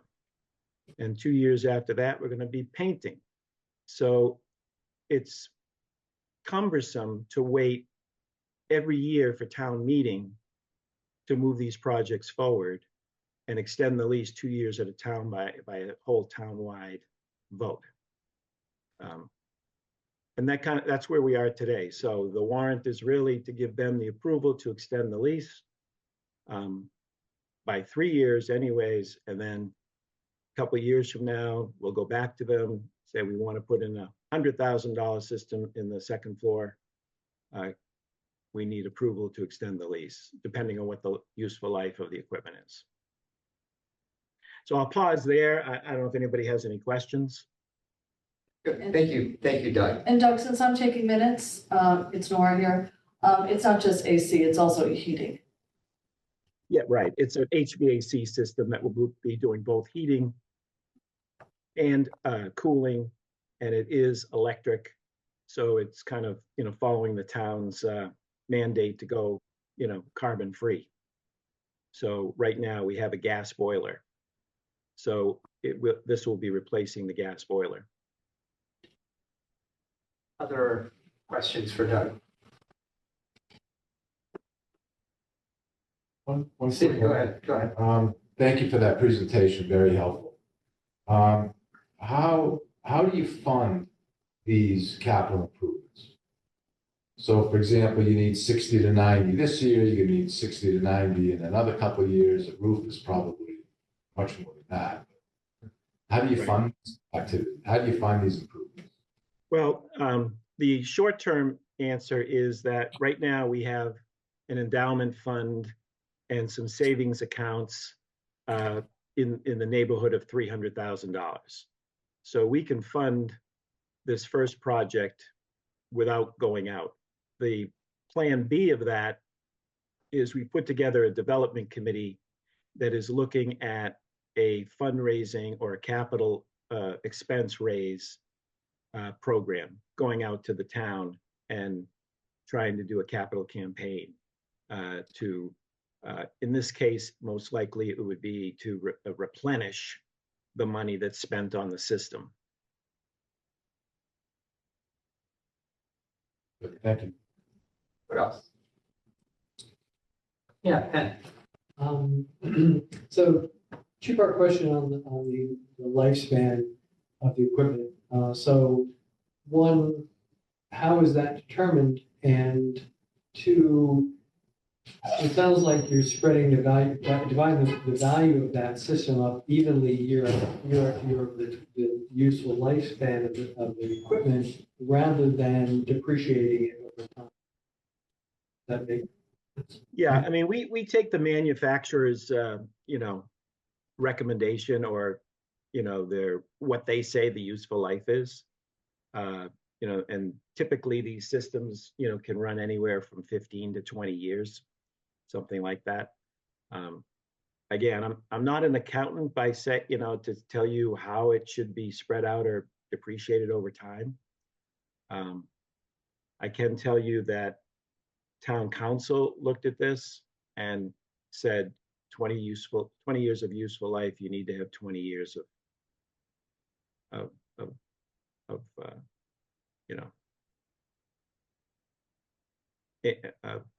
a lease. Lease ship. Use a technical term. All right, thank you. Anybody else? Okay, thank you, Doug. That was very helpful. I think provided a lot of context and color for, the prior conversation we had about this. So appreciate your hopping on to do this. Yeah, and just to summarize, we'd like to see the town selectmen have the authority to extend the lease when necessary, because we wanted to start this project last October in the off season where we could have got it cheaper and we would have guaranteed to have been able to get the Mass Save rebates. And, waiting every year for town meeting, which may or may not approve it. And so as it is now, we're going to get to May 1st and we're going to have to scramble to get the system up and going before the hot summer. So. Okay, good, thank you. All righty. Okay, moving on to our next item, revisiting library budget. If you want to stay there, that's fine. If you want to come up, or both of you want to come up. We can stay here, so All right. okay? We can Okay, I see think- both. Yeah, I don't think people will be able to see you. Okay. Yeah, there, now I think, okay. So Addie Mae got you on her camera. So Oh, just there we go. before we go and pop a spreadsheet or a PowerPoint up on the screen, let me just say a few words of kind of context and setup. So at prior advisory meeting, library came, submitted a budget. There were some concerns about the magnitude of the increase, some discussion about that, some discussion about hours in the library and so on. So Mike Winters and I met twice with Brian, once with Liz. You were unfortunately out sick one of the times we were getting together. And we tried together to come up with let's call it a kind of compromise, middle ground budget proposal that wouldn't give the library everything they had asked for, ask them to kind of prioritize what would be the most important thing that would be helpful for the library. And so that really is the one thing that Children's Library Assistance that's added in. And really the other things that were increases that were proposed were taken out of the budget. So I think Mike and I were pretty comfortable with that. Hoping that, in a conversation tonight, we could get to some understanding of what's a reasonable proposal. What I'm trying to avoid is having a fight at town meeting where there's a group that wants no increase and a group that wants a very big increase, and then a very complicated, passionate discussion ensuing at town meeting. And in my experience, that can lead to very unexpected outcomes. So the hope would be that, we could come to a common understanding and that, advisory could go with the recommendation to town meeting that advisory was comfortable with, maybe not everything advisory wanted, but also that the library would be comfortable with, maybe not everything that the library wanted. So that's the context and why we're revisiting this. And Mike, I think you wanted to say a little bit about Monday hours and that piece of it. Yeah, I mean, first, definitely appreciate revisiting it with me and Dan and coming back with some revised numbers. I think, like Dan said, it's maybe not what we ideally want, but also not what you ideally want, which, oftentimes is probably indicative that you're in the right ballpark for the solution. I know me and many others, the hope is that the library will be revisiting the library hours for Monday, Tuesday, some revision, re-looking at those hours in a way to get some of those hours back. Maybe this budget doesn't get you immediately back to that place, but I know that you're also going to be looking at programming and some other revisions, but it sounds like the goal is, the library's goal and our goal, the shared goal is to try to get some of those hours back for the town. And my hope is that this budget is a step in that direction. So again, thank you for working with us on trying to get to where we are and where we can hopefully get some resolution. All right. Do you want me to share that Great. document? That would be helpful. Great. And let's see. Okay, see if I can make this.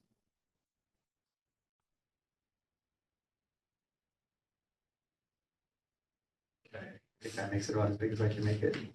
Is this where you want to start, or did you want to? Maybe we could start one slide back quickly.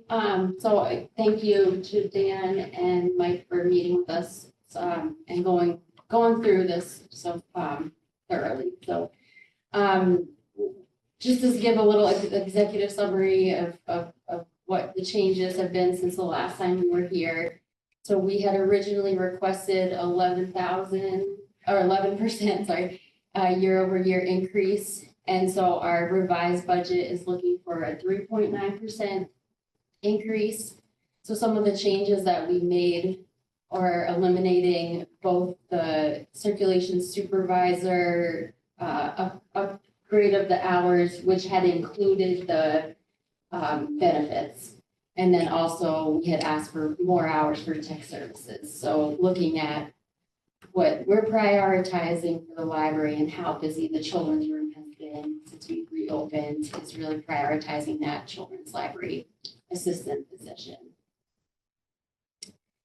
Additionally, the private endowment that the library has would be looking to contribute 83,519, and also adding a $5,000 landscaping and maintenance contribution.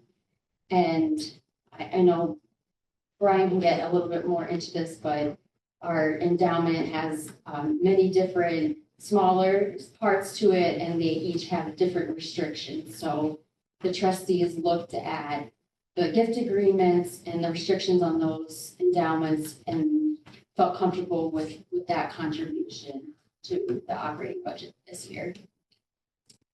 As Mike mentioned, we did reduce our library hours by 10 hours a week, closing on Mondays and the 2 evening hours on Tuesdays. And that really came after we had done our state reporting.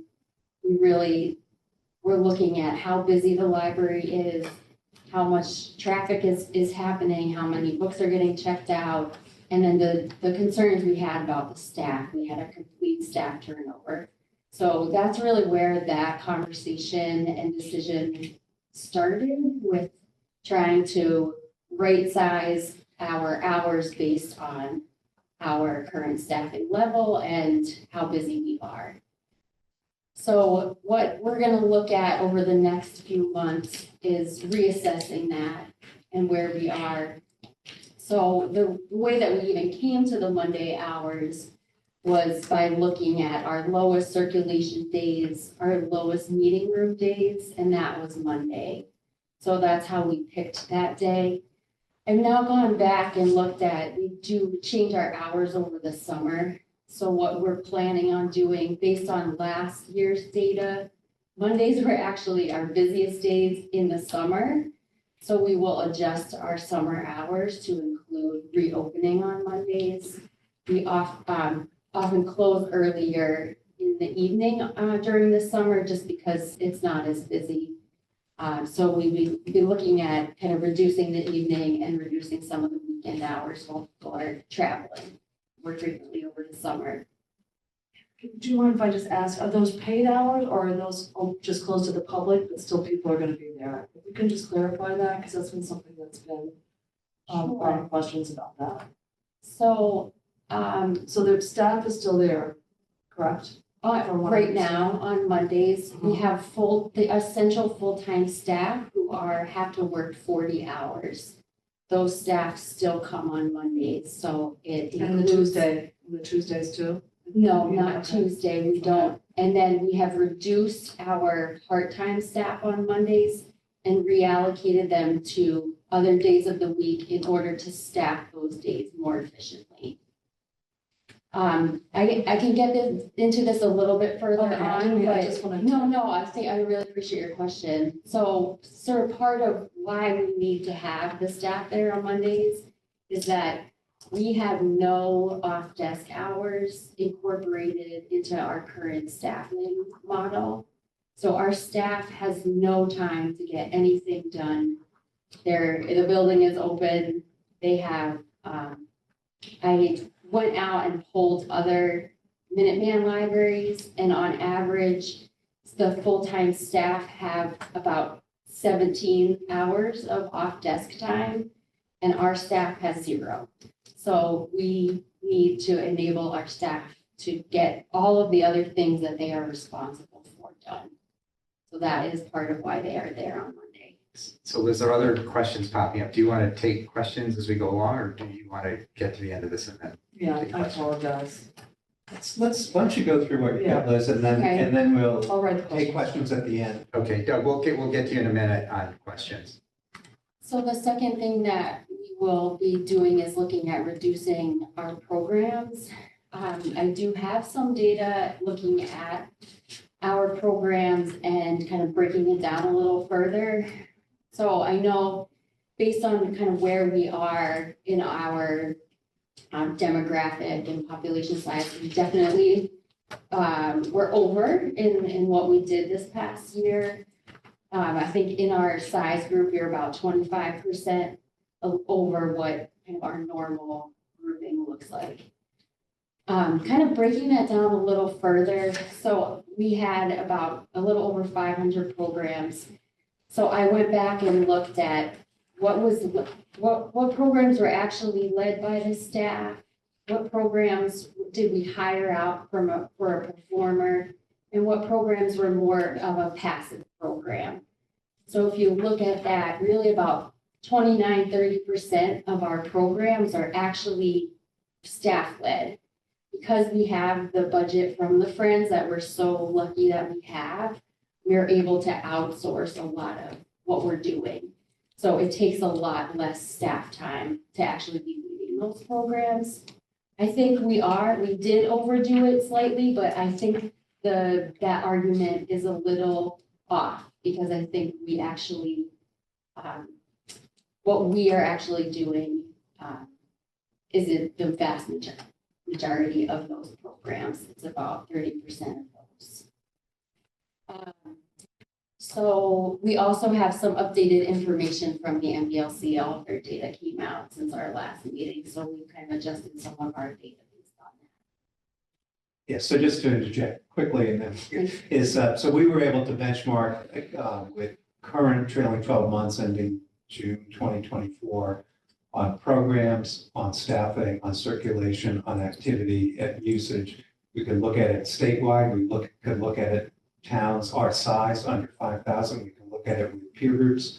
So we feel more confident in the data we've got, and it's better than some of the anecdotal data that's been shared with us. We looked at Library of Things, and we're radically under-indexed on Library of Things. We're by far way smaller than a library our size, which is an interesting, direction for Liz and the team. So anyway, sorry. Which is good. So if we wanted to go to the budget breakdown. Yeah. So right now, this is the updated budget. We were starting in closer to 690,000. So we've now gotten it down to 646,768. So this would be looking at a 3.9% increase. And some of the changes since the last time,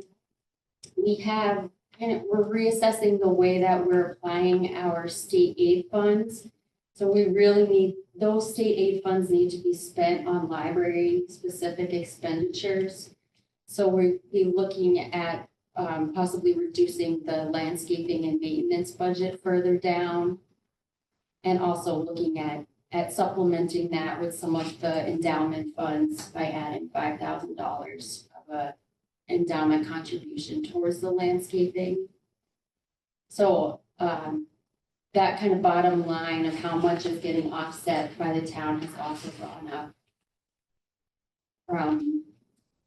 So it was around 94,000, so it's getting a little bit closer to that $100,000 offset from other sources. Were there specific questions about this breakdown? Doug Kingsley had his hand up before.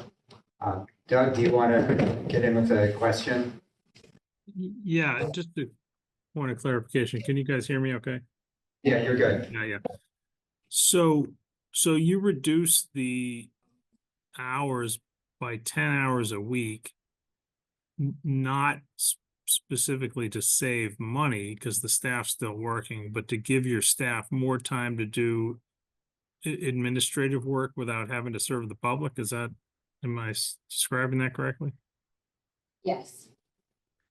And you chose. Actually, we did reallocate some hours to other days in order to help with the demand.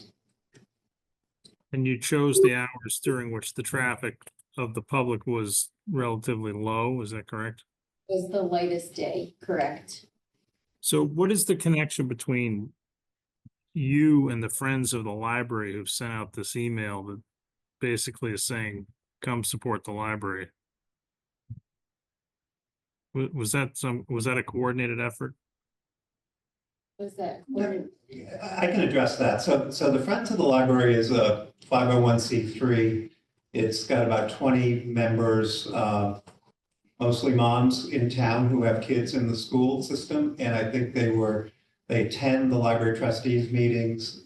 They've heard the different budget updates and some of the challenges that the advisory board has provided to the library on that. And I think they're wanting to make sure that particularly the children's library services are adequate to meet the demand.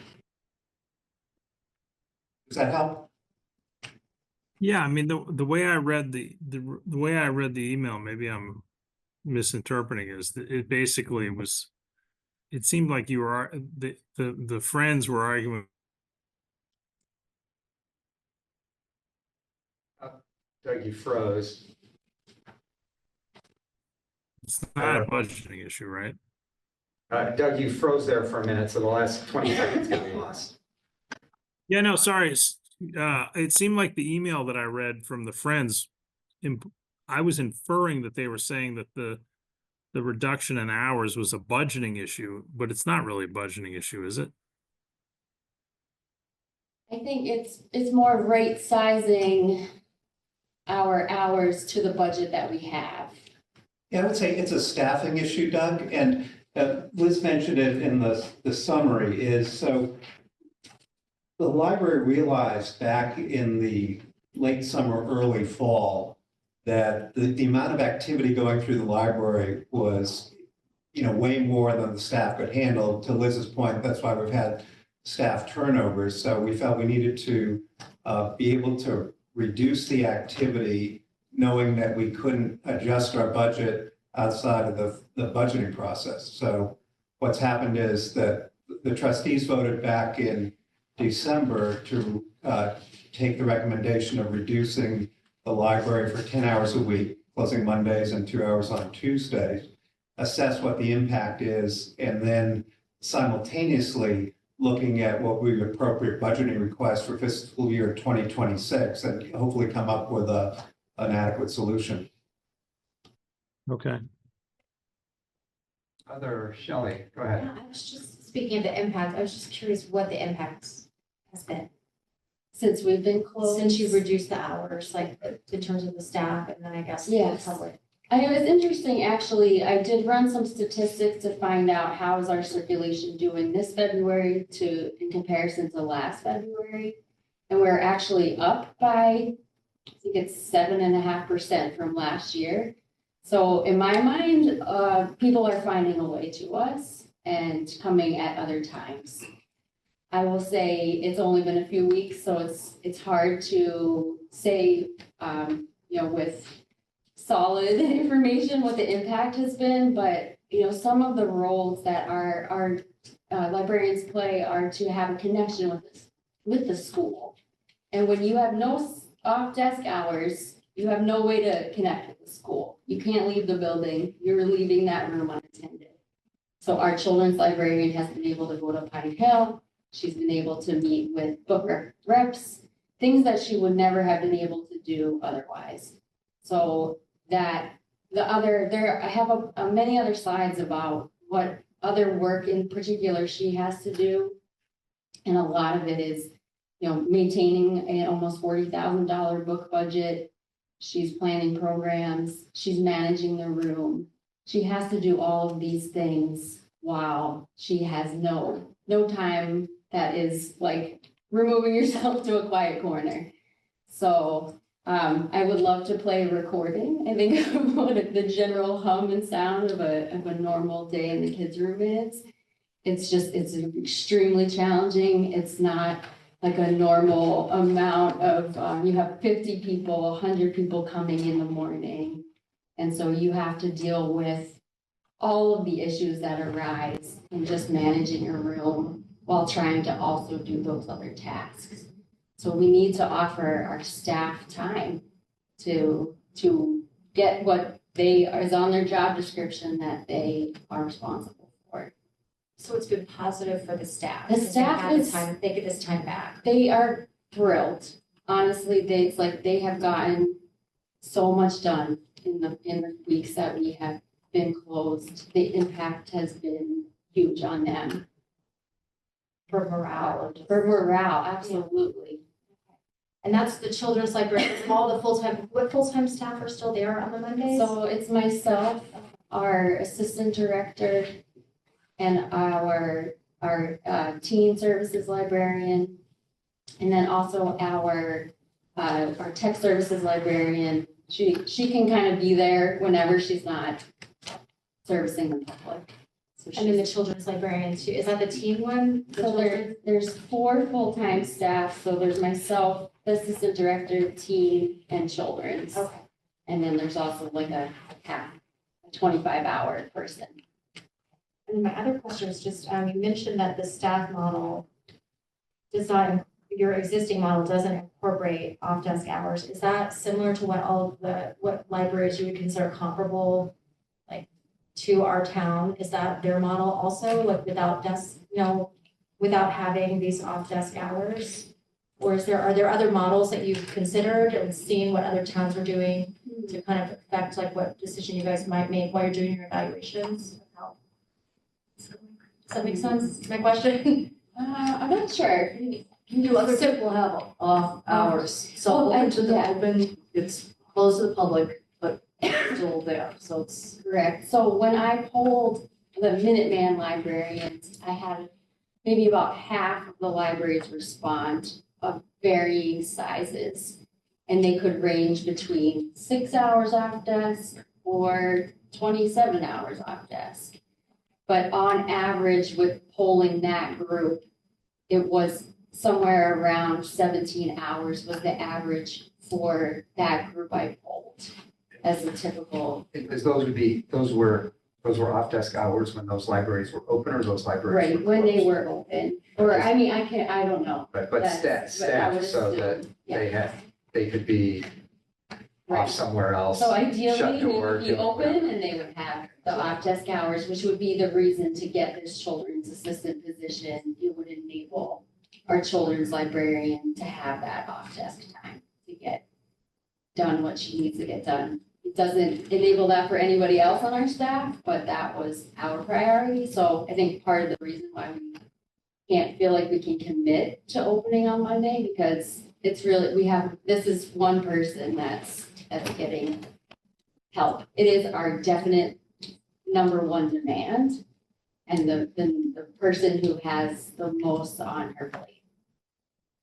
Have you guys considered, sorry, I'm just thinking of questions as we're sitting here, because it's an interesting discussion, but I'm wondering, have you considered, since the children's room is kind of its own area, have you considered closing for a period of time just in the middle of the day when it's maybe less busy, like everybody's home because the kids are taking naps, or it's lunchtime and maybe it's a less busy time and you could just kind of have it? Yeah, I mean, it's definitely something I've considered. It just would be so complicated, to close in the middle of the day. It would mean having to do our closing procedure, lock up, and then you're like that amount of time, and then you're eating your lunch basically at that point too. Like the middle of the day is that lunch hour for our staff, and then reopening. I mean, I'm not sure how much time it would actually save our staff. Okay. But it's definitely something, that is our slowest time. It's an awkward thing to have to figure out. Yeah, I didn't mean the whole library. Right, Okay, yeah. I just meant that specific Children's space, like the room. children, like not the area where the adults would go, but like just the children's, if they needed to clean up or just have some time where it was quiet and it's not a busy time with the rest of the library. Yeah, it's sort of like what's Open. been happening lately is that there's this giant wave in the morning, and then they all go home to nap. Our kids librarians clean up the absolute bomb that just went off in the room, and then they have lunch, and then the after-school crowd is there. So, Shelley, yeah. you were thinking of just closing the children's room, not closing the Yes, whole just library. the children's room, for a period of time during the day, to give that, maybe the cleanup happens then where she's not being interrupted because she's able to clean. She can have some off desk hours. That's sort of what it is, kind of has incorporated, but it's a pretty short period of time. Oh, I see, okay. In between the like 12 and whenever the school crowd comes in the afternoon. That's sort of been our only like kind of built-in off desk time. But she's cleaning up and doing all other things in that period of time. Let's go to Penn, and then Marion is online, and we'll get to her next. Penn, go ahead. Few observations and questions. One, just philosophy. I'm going to disagree with Dan, in the sense that, to me, I'm not sure, I don't see this as a negotiation between advisory and budget makers. I think we evaluate budgets that come to us. I try to, I'll only speak for myself and say, is a case been made for this budget? So two numbers that I just throw out for advisory, since we are charged with the big picture thing. I got the current fiscal year cost for the debt service on the library expansion was $371,779. So the building's costing the town a lot. The other change that happened is, I think there were line items that were in the had been in the library's budget that now switched over to the town building budget. Electricity, gas, a few others, and that totals about $83,000. And I'm not saying that's free money to the library, but it's money that they don't have to find. They don't have to find that money. Those have to pay for those costs out of their current budget. Another thing is I compared. So Shelley and I are the library liaison. So I compared the executive summary that we were given in PowerPoint to the one that advisory that they all gave when they came to full advisory, I think a couple weeks later. And there are a couple of changes, but one of them is the idea of closing the library is presented as FY26, and there's no mention of that being imminent, and then a couple weeks later, and actually the closing was announced 2 days before their meeting with full advisory, and on the executive summary of that. For that meeting, it was like immediate change required, close library on Mondays and Tuesday evenings.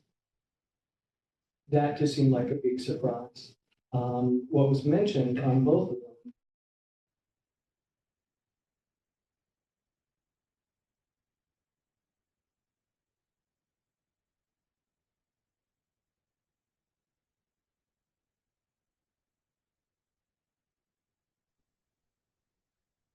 Yeah, and I'm not sure if anyone's telling you, but we can't hear you. The whole room just went muted. Right. Okay, so is that better? That's it. Yeah, you got it. Thank you, Sean.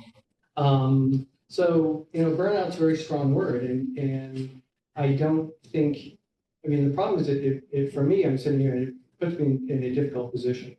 Because on the one hand, I'm very friendly with people in the library. I'm a heavy user, so I know some of those, I know all those people, and I knew why some of them left. And none of them, it sounds like if you've retired or you've moved out of state, that does not sound like burnout. On the other hand, if it is burnout, burnout's, a management problem, a sign of a management problem. And I don't want to single you out, Liz, because I get the sense, particularly because Brian, for example, has been so active in these meetings, that there is sort of a coalition of management at the library. But that, the word burnout stood out. Came up. We mentioned if this is in the FY26 indicative summary on the impacts, which I would assume by impact would be considered negative because most of these are, seem like reductions in something. And one, is using library state aid funds awarded in 23-24 for substitute librarian every Saturday. And I remember asking you at the full advisory, what's bad about that? And you said nothing. And so I'm kind of, that troubles me because it implies that those funds are available to you. And it looks like you're asking the taxpayers to pay in lieu of you spending money that's available to you. And so my questions are, where is that money? Is it held by the state until you call for it? Is there more of it? Is there an account? What's in that account? Are there other accounts? There are a few things about this process that I find troubling. And that's part of it. We're burnout. I mean, it feels also that you're asking the taxpayers to solve essentially a self-created problem, because how much the library does is up to the library. That's not true. Yeah, The so- building is open, so part of the problem is we have this amazingly beautiful building. So just in terms of reopening the building to the public after a renovation, we can't control the number of people that want to come and visit us. But you said the problems, you point to the programming as the problem. The program. That was one of the issues, and I think that's been overinflated, as I mentioned, with the breakdown of our programs. I think the focus on the programs being the problem, I really don't feel like that is the core issue here.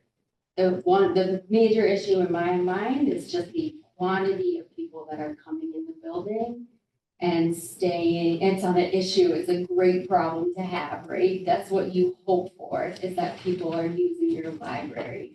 So our focus is to enable the staff to provide the best service they possibly can with the quantity of work they have on their plate with this new demand.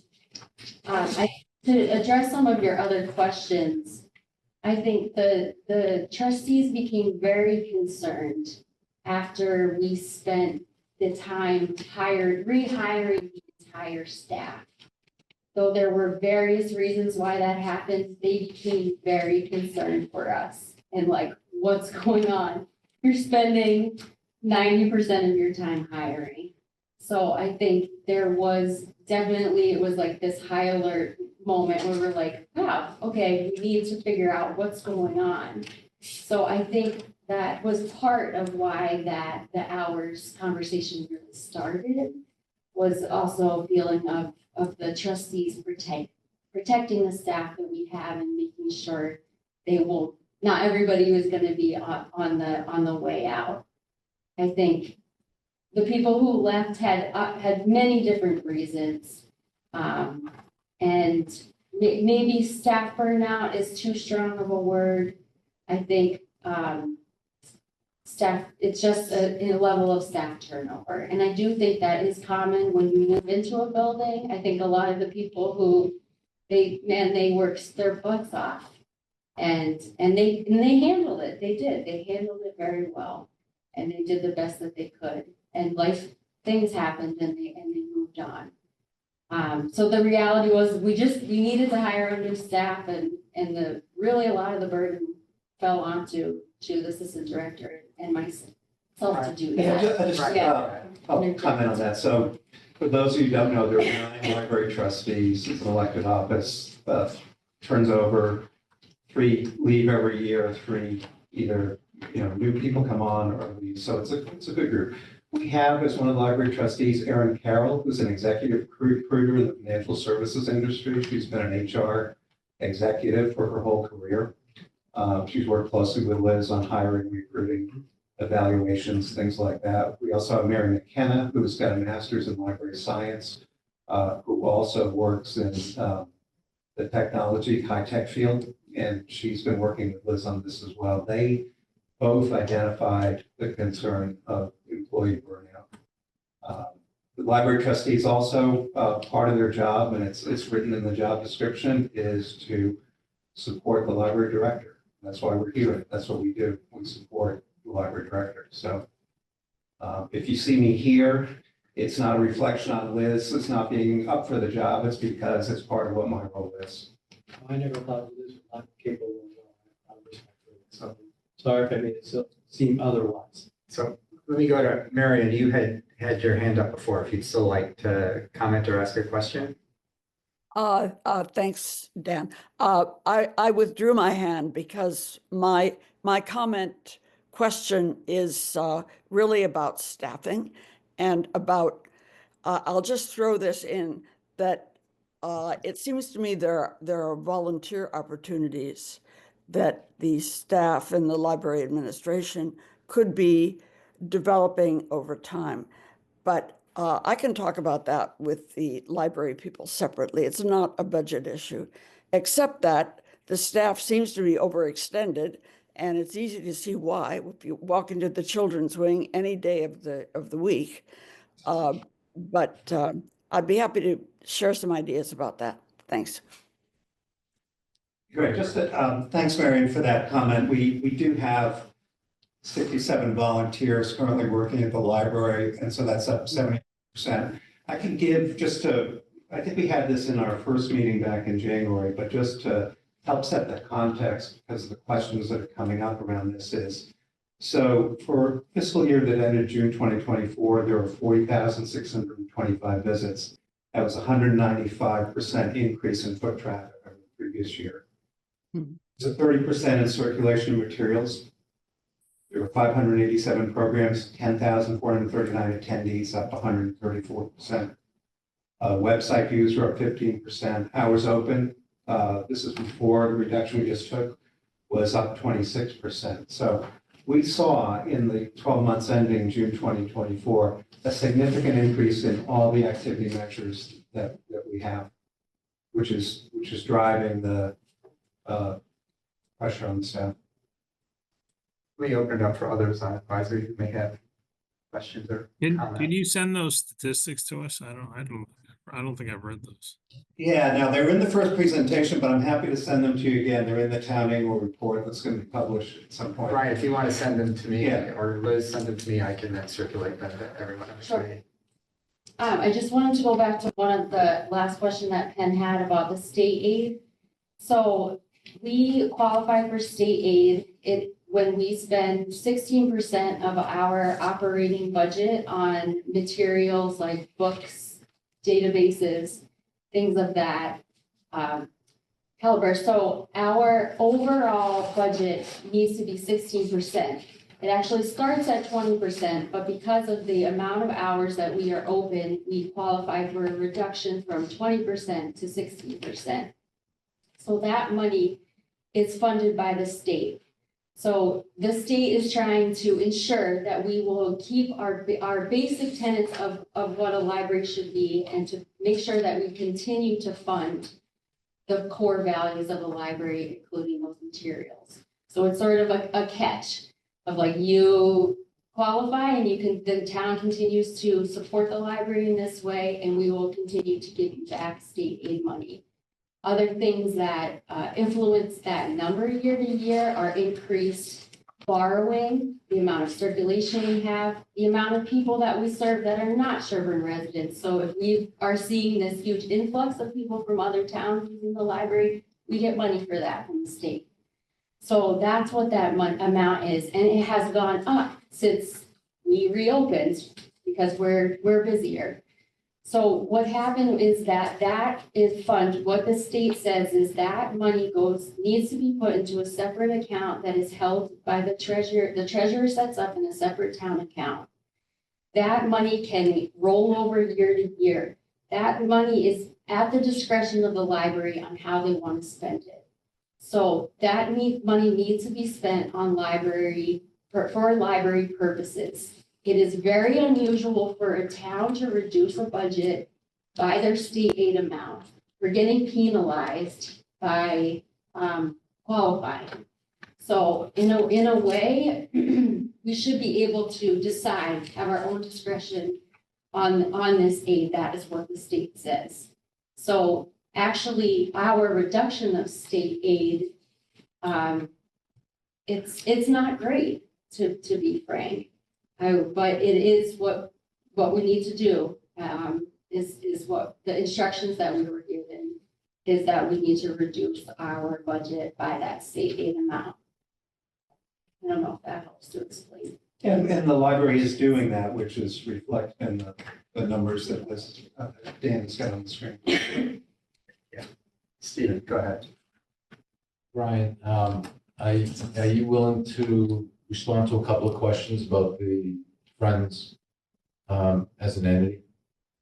To the extent I can, I have nothing to do with the Friends, but I'll respond if I can, and if I can't, I'll put you in touch with their president. Sandra had been on Okay. before, she may still be, so she might be able to. Is Sandra still on? I'm here. Hi. Hey, What is Sandra's role? she is the president of the Friends of the Sherborn Library. Hi, Sandra, good evening. Hi. Thank you. Can you help me with a couple of questions if you're willing? I will do my best. Okay. The lovely contribution that you make to the town each year, is that something that the town can count on? Can I interrupt? I think you're conflating the Friends of Sherborn Library and the private endowment. The Okay. private endowment makes a contribution to the So town. who controls the private endowment? The library trustees, Trustees, fiduciary, okay. custodian. All right, so you can talk to that. Yes. Okay. So thank you for straightening me out.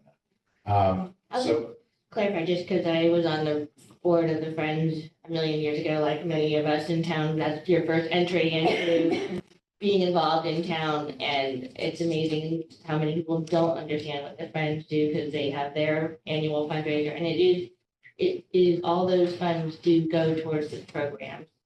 And so basically, I know for years, the Friends have wrestled, everyone who served on the Friends has wrestled with trying to explain the distinction between what the trustees do and the funds that the trustees manage and the funds that the Friends manage. And the Friends, basically the trustees manage the building and kind of the infrastructure to a certain degree. The staff, they assist with supporting to a certain degree.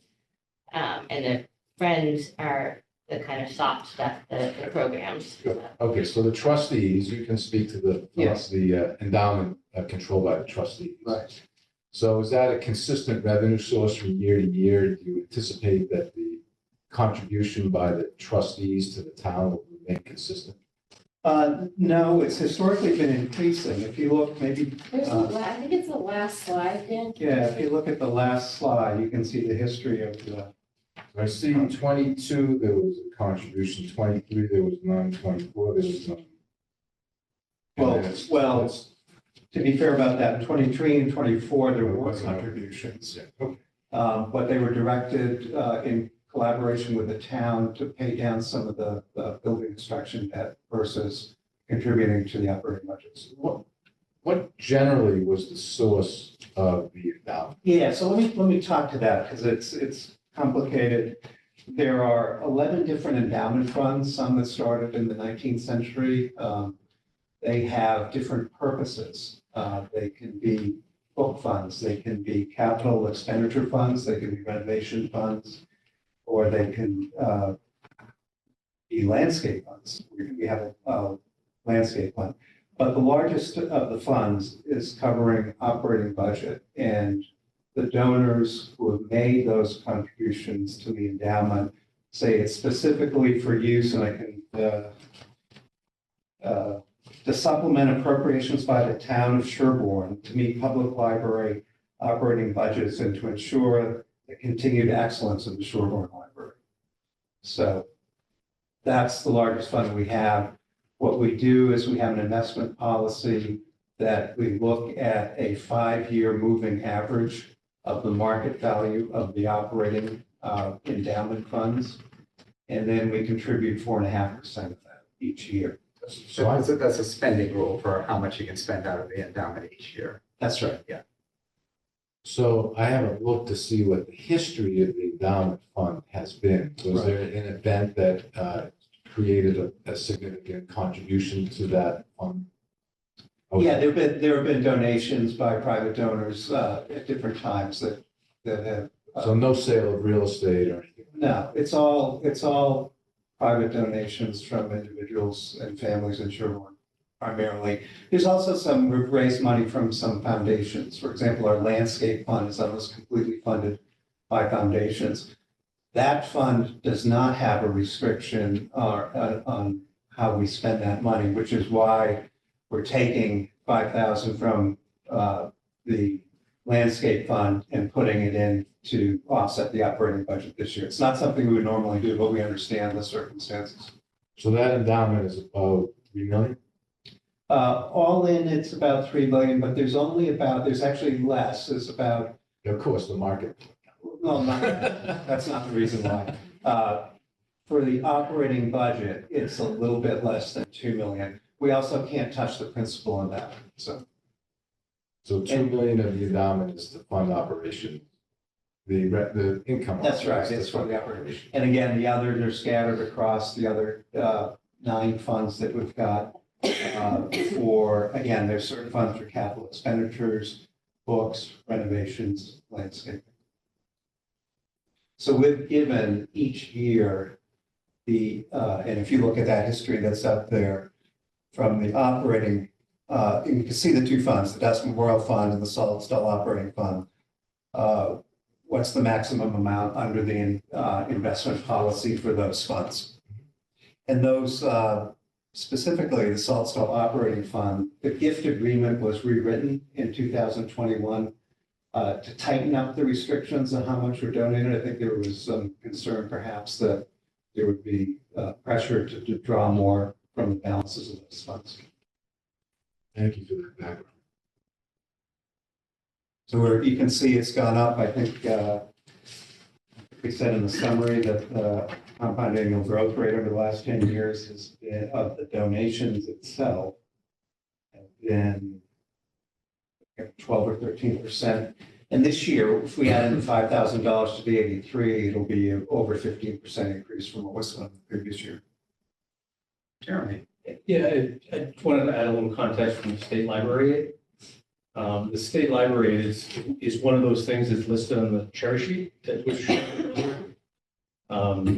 looking back through advisory reports and summaries of town meeting action up until about FY '22, town meeting voted to use the library state aid to offset the library operating budget.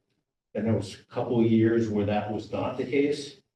Then in FY '25, the current fiscal year, last town meeting voted to again offset the library budget utilizing the state library aid. So it's with that vote, town meeting expected or sort of was directed to use that state library aid as an offsetting revenue to the general fund to fund the library. So if that is contrary to what the rules are, there's other ways to do it. However, that's a separate pot of funding that would be removed from the revenue offsetting the library budget. So accounting wise, you would remove that expense that was paid for that revenue in the operating budget and tie that expense to that other account, wherever that state library funding is. So to clarify, it's not a reduction in the amount of funds available, it's a change in the accounting of it, such that the town residents are not asked to provide an offsetting revenue for that state library. I just wanted to clarify that. Those funds, the state library funds, the way it had worked was those funds came in and were put into a special revenue fund. Then at some point in the budget year, they were drawn out as town meeting voted to offset the operating fund, the operating budget, offset the, as a revenue to the general fund. For those years where the town meeting didn't use it to offset the budget, those funds still remain in a special revenue fund that has a balance. Is there a balance in that fund now? There is. Do you know what the amount is? Deb, do you Yeah, want? yeah, it's $32,000 right now. Which will be reduced by 20,000, this with the 9,000 for this fiscal year and the 11,000 for the next fiscal year. And that's currently available balance. That is not accounting for the state library aid that you will receive in FY '26. Correct. But we did not reduce the $9,000 yet for this fiscal year from the 32. That's correct, Liz, but we've only received half of this year.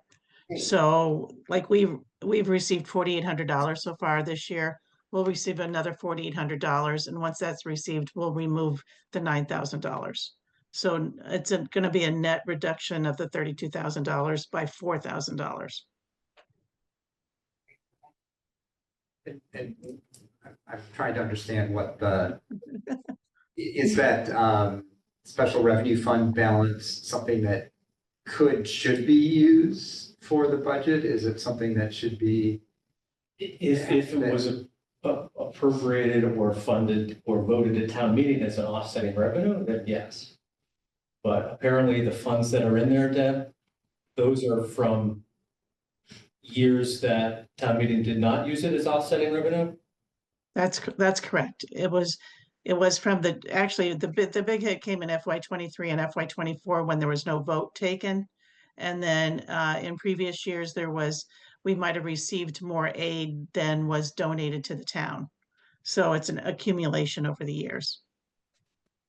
So it appears that by the rules of those grant funds, they are available for use by the library for their use. So should they be, I'm not sure I'm completely following all the accounting, but should they be used as a source of funding for this year to use some of those back funds, or is that not? For this year, you mean fiscal 25? For fiscal 26. Well, I don't think they come with any requirement. They are used to offset the budget. The unused funds, I think they're available for use by the library for some library purpose. And is there a purpose intended for them? For some of it, the intention was to use it to fund staffing in this fiscal year, the last 3 or 4 months. We did take the decision, though, to reduce hours, so. Okay. Yeah, we're looking at, our Saturdays are so incredibly busy that we only have right now 3 or 4 staff, whereas on a normal day we have double that. So they're looking to help with the increased traffic on Saturdays by getting some outside help subs to fund. Trying to keep those days better staffed. And I know the trustees we were also looking at some other possible capital expenses, like door counters, and to have us be able to have better statistics to report to the town and to the state as well. That was one thing that we had talked about. All right. I'll have to think more about that. I didn't, that was a new thing for me, so I'll have to think some more about that one. So other comments from advisory, Shelley? I just have another question about that. I guess I'm wondering, Liz, if you could speak to how, because it seems like the goal is to get the library back open, like on Mondays to the patrons, since we've been closed for, is it about 6 weeks? Was it beginning of February? February, Yes, yeah. about 6 weeks. I'm just curious I guess I'm curious how this children's librarian assistant, how is that related to the hours? Or is there like a direct relationship between adding a part-time position to help in the children's room and the overall operating hours of the library? Yeah, I mean, that was really the intention of our first ask, was really to be able to have that full slot of hours that we had of the 52 hours and be able to have enough staff to cover those hours that we were open. So in order to support the children's librarian in particular, that would be a huge help in order to try to, I think, gain back some hours on Mondays. That would be the intention. I think we would need to see just, you know, how it's going over the next few months and then take stock. But that wouldn't really impact the other 3 full-time employees that are currently there on Mondays. Like the assistant children's librarian wouldn't have any, or maybe they would help.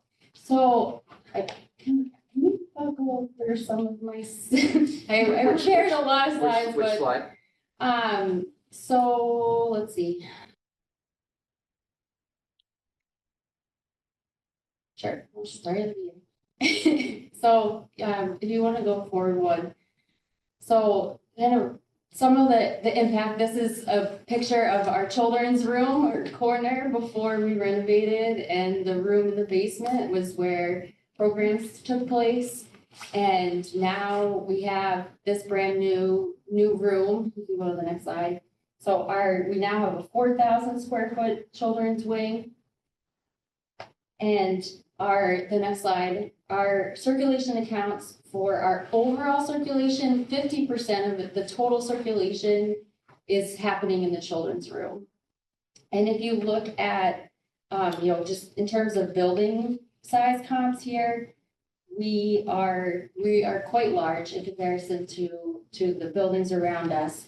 So right now we have 100 staff hours a week covering the adult area, and we have 80.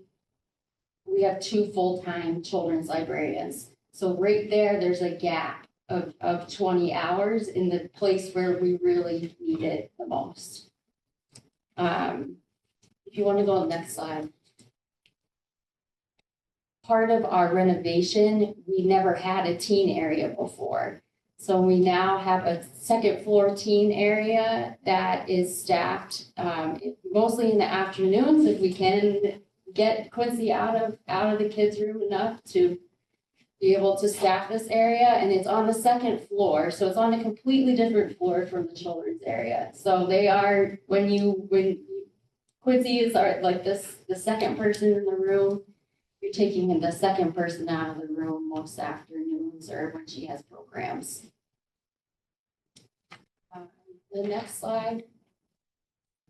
So this is just a kind of a comparison of the local towns that are that we can kind of compare ourselves to. For example, Dover, who's our counterpart, their building is 12,000 square feet, where we're clocking in double that. So in terms of the amount of staff hours they have is 368, whereas we have 283. So just in terms of building size and what our responsibilities are in terms of a building that we have to manage, we need more staff to manage our larger space. You want to look through? I don't know if I don't necessarily need to go through all. Yeah, I think the only other, if you want to flip through a few more, there's a few, you can keep going. This is a typical day in the kids' room. If you want to see, people are using every square inch of that room. And this is the chaos that ensues every day that our librarians are in charge of managing. Can they request people to pick up after themselves? They do, and we have put up signs, we have tried to incentivize people, we give them stickers. I've been in there, and It's a mess, insane. and it's really, yeah, we are doing the best. The babysitter saying, can you go pick up the mess that you Yeah, just made? I mean, those kids? we do the best we can, and that's part of the room management, is that Jen's one person, and there's 50 people in there. They decide to leave. She can't do anything about that. We've put up positive signs trying to help reinforce that behavior, but people are, How about negative no signs? control. Maybe negative signs work. Maybe. I was gonna try to pull this back to, Yeah. the budget numbers. Totally. And whether there were other, Well, comments yeah. and reactions. But I mean, to that is indicative, I think. Yeah. Yeah. For The the staff actuality, allocation too, right? Like maybe there's different types of people that could be helping the librarian, like maybe some volunteers to come and do sweep and clean up, or community service hours, come clean up the children's room in the library. I'm just trying to get my head around this, the justification for that position. And like it doesn't, like a children's librarian, it seems like that may not be the best use of her time picking up this mess. Because she's got a higher level of qualification than like some other part-time, what A have you, I part-time don't know. library Or assistant. not, just, yeah, but, yeah. Cleaning or something, I'm just, I think it is relevant. So I think that for enforcement would be helpful. Yeah. I think the other point, one of the roles that we play is we're the second educational institution for our town. And our town has always valued education, number one, right? That's what our school budget is. In the same way, I think we need to fund our children's room and offer those resources to our children's librarian. We have a team of educators who are in charge of our kids. The schools are closed from mid-June until the end of August. And we have one children's librarian that's in charge of the educational resources for the 400 Pine Hill students, the 460 something middle schoolers, and the almost 700 high schoolers.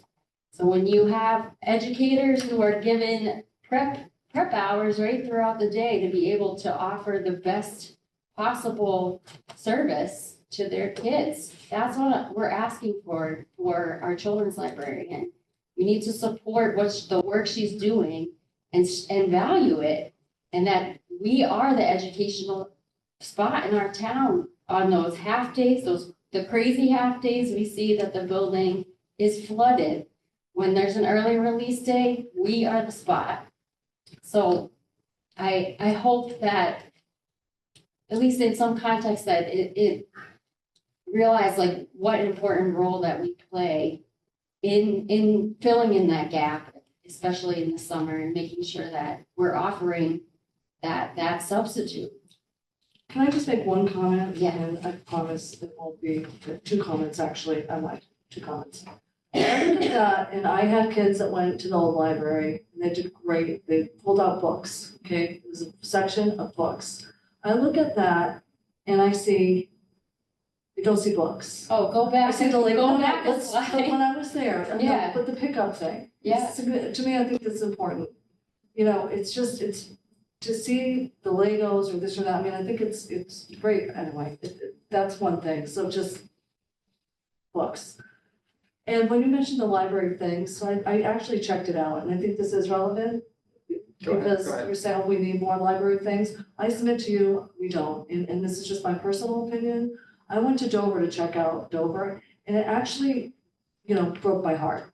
On every single stack, there were coffee urns, there were slow cookers, it was, to me, heartbreaking as somebody who loves books. You should see my house, it's like chock full of books, because I grew up with them, and I have so many books there.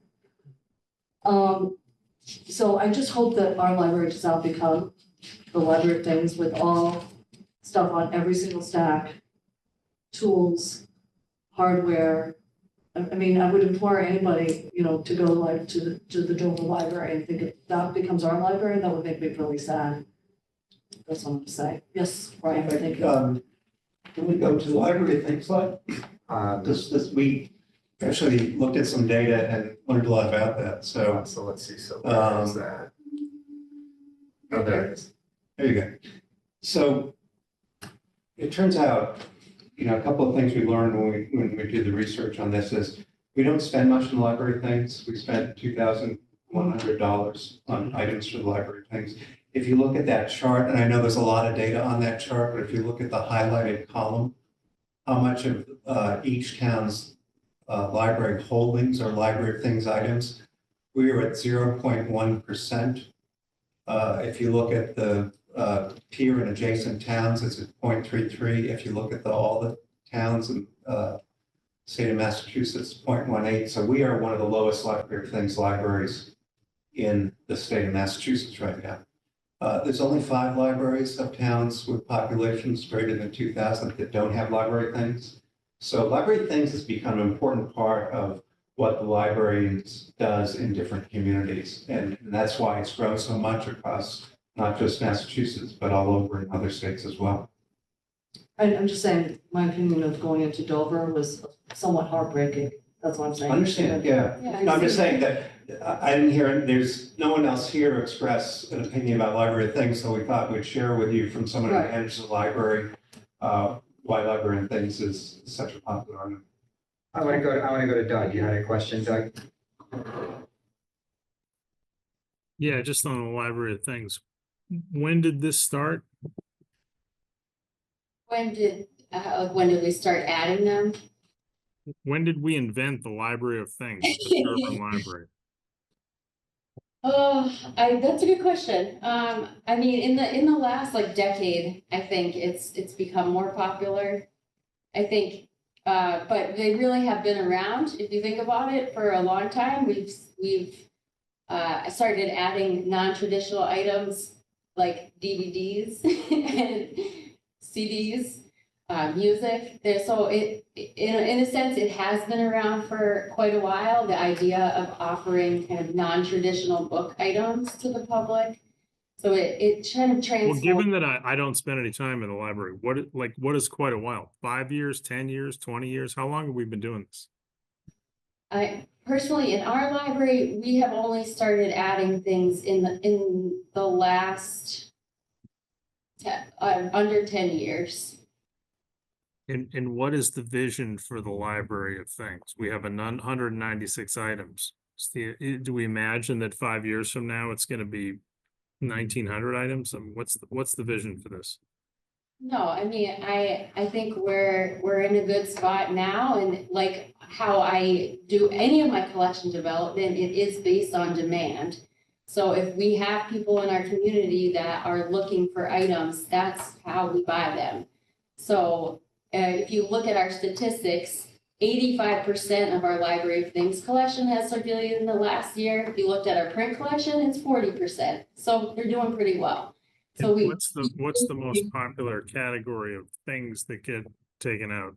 Yeah, I mean, our most popular item is our hotspots, which makes sense in Sherborn. Your Wi-Fi is spotty. So in order to provide internet access to patrons, they can check out a hotspot. So that has a clear demand in this town where maybe you have somebody doing their homework and somebody working, and you can both connect and ensure that you can access the internet.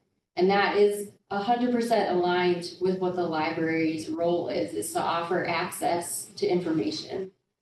So and I know I asked this question the last time we met, but the average person who walks in can be from anywhere on planet Earth, right? Doesn't have to be a Sherborn resident. no, that's the whole point of the library is to offer open access to information to anybody who comes in the door. So just like our books, we don't know. I mean, do we know who's taking these things out? Yes, yeah, Are they Sherborn residents? yes. And others. Somebody has to have a library They have to card have a library from card here, and then- in Massachusetts. Right. Got it. Okay. Well, I'll just chime in. I will echo Nora. I don't think the purpose of a library is to rent out tools and crock pots, but that's. I appreciate your opinion. It is the library's job, I think, to figure out how to spend our materials budget and figure out where the demand is. So I think we're doing the best that we can based on our local demand and meeting people where they are and getting them what they want in this town. So we will continue to do that. So I was just gonna say, I think we could probably go for another hour talking Yeah. about the library. I'm not sure we want to do that. Yeah. Given other things we need to get to. So are there other, I don't want to shut this down too soon, but are there other comments people feel like haven't been made? Brian, you had your hand up. I was just gonna, if you look at the chart, Doug, you can see that people from other towns are not coming to Sherborn for library of things. They're probably going to Framingham, which has 1,300 items in their library of things. They're probably going to, Natick, which has 650 or so. So Even though we don't have the data at the town level, I'm fairly confident that most of the library things borrowing in Sherborn is done by Sherborn residents. I think there's one other chart, I don't know if you want to go to the hours thing. I was thinking we. That's all right. I was thinking- Dan's running the Dan's meeting. running the I was meeting, thinking we yes. should try to, unless there's another burning comment that seems essential to somebody to make a reaction, I think it's probably best to move on. Otherwise, we'll be here very, very late. Okay. Nora says, I don't mind if it gets late. I was prepared for 11:45. Okay. I brought my water and everything. You got some reactions. We'll see where things go. I want to dig in a little bit to this special fund to make sure that that's understood. But thank you for coming and talking about things. Thank you for meeting with Mike and me. And you know, we'll do this a shorter version of this at the public hearing. Can I just do a kind of calendar check with you guys, just so you know what ours is and we know what yours is? So we have a library trustees meeting March 18th. I think we'll bring back to them, obviously the revised budget that we presented tonight, with the additional 5,000 from the landscaping endowment. We'll hopefully between now and then try to, you know, just have Jeremy, Liz and myself and Dan, if you want to be involved, get to the bottom of the state aid on the balance sheet and how we can apply the state aid on the balance sheet. And then the trustees on any endowment distribution would vote on that. We're very confident they're going to vote on the 85,000. 5,000 is new, so we'll have to spend some time just making sure they understand that. And then among the trustees, there was some confusion about the March 22 advisory meeting. Is the public allowed to comment at that meeting? Yes. So here's the quick structure. The overall operating budget will come up. Yeah. I will read every department's proposed budget number. If there are no holds called, then there'd be some public comment, some advisory discussion, some additional public comment, and then advisory with vote. And that vote would be the recommendation that would go from advisory to town meeting. When I read all of those departmental budget numbers, someone on advisory, so two opportunities for public comment. When I read all of those budget numbers, somebody on advisory could call a hold on one of those budget numbers. So if somebody called a hold on the library budget, we'd pull that out. We'd do the process I just described for the non-held part of the operating budget, and then we'd come to the library budget independent as a separate item. We'd have public comment, advisory discussion, public comment, and then advisory would vote to its recommendation to town meeting on the library budget. Lots of opportunity for public comment. Thanks. One way that it is different than town meeting is at the public hearing, it is only advisory members that can call a hold on a budget line, because the meeting is about advisory making a recommendation to town meeting. At town meeting, of course, anyone at town meeting can call a hold on a budget line item. So that's helpful. Yeah. Plenty of opportunity for public comment, and we will be meeting in person at town hall with, you know, a hybrid Zoom option, much like this. Great. Okay. All right. I want to propose that we take like a short break, under 5 minutes, and then let's pick up and get on with the zoning articles. Thanks for bearing with me. Thank you. Thank you. All right, for everybody on Zoom, we'll be back in just a few minutes. All right, we are back. And the next item for us are zoning bylaw mapping updates.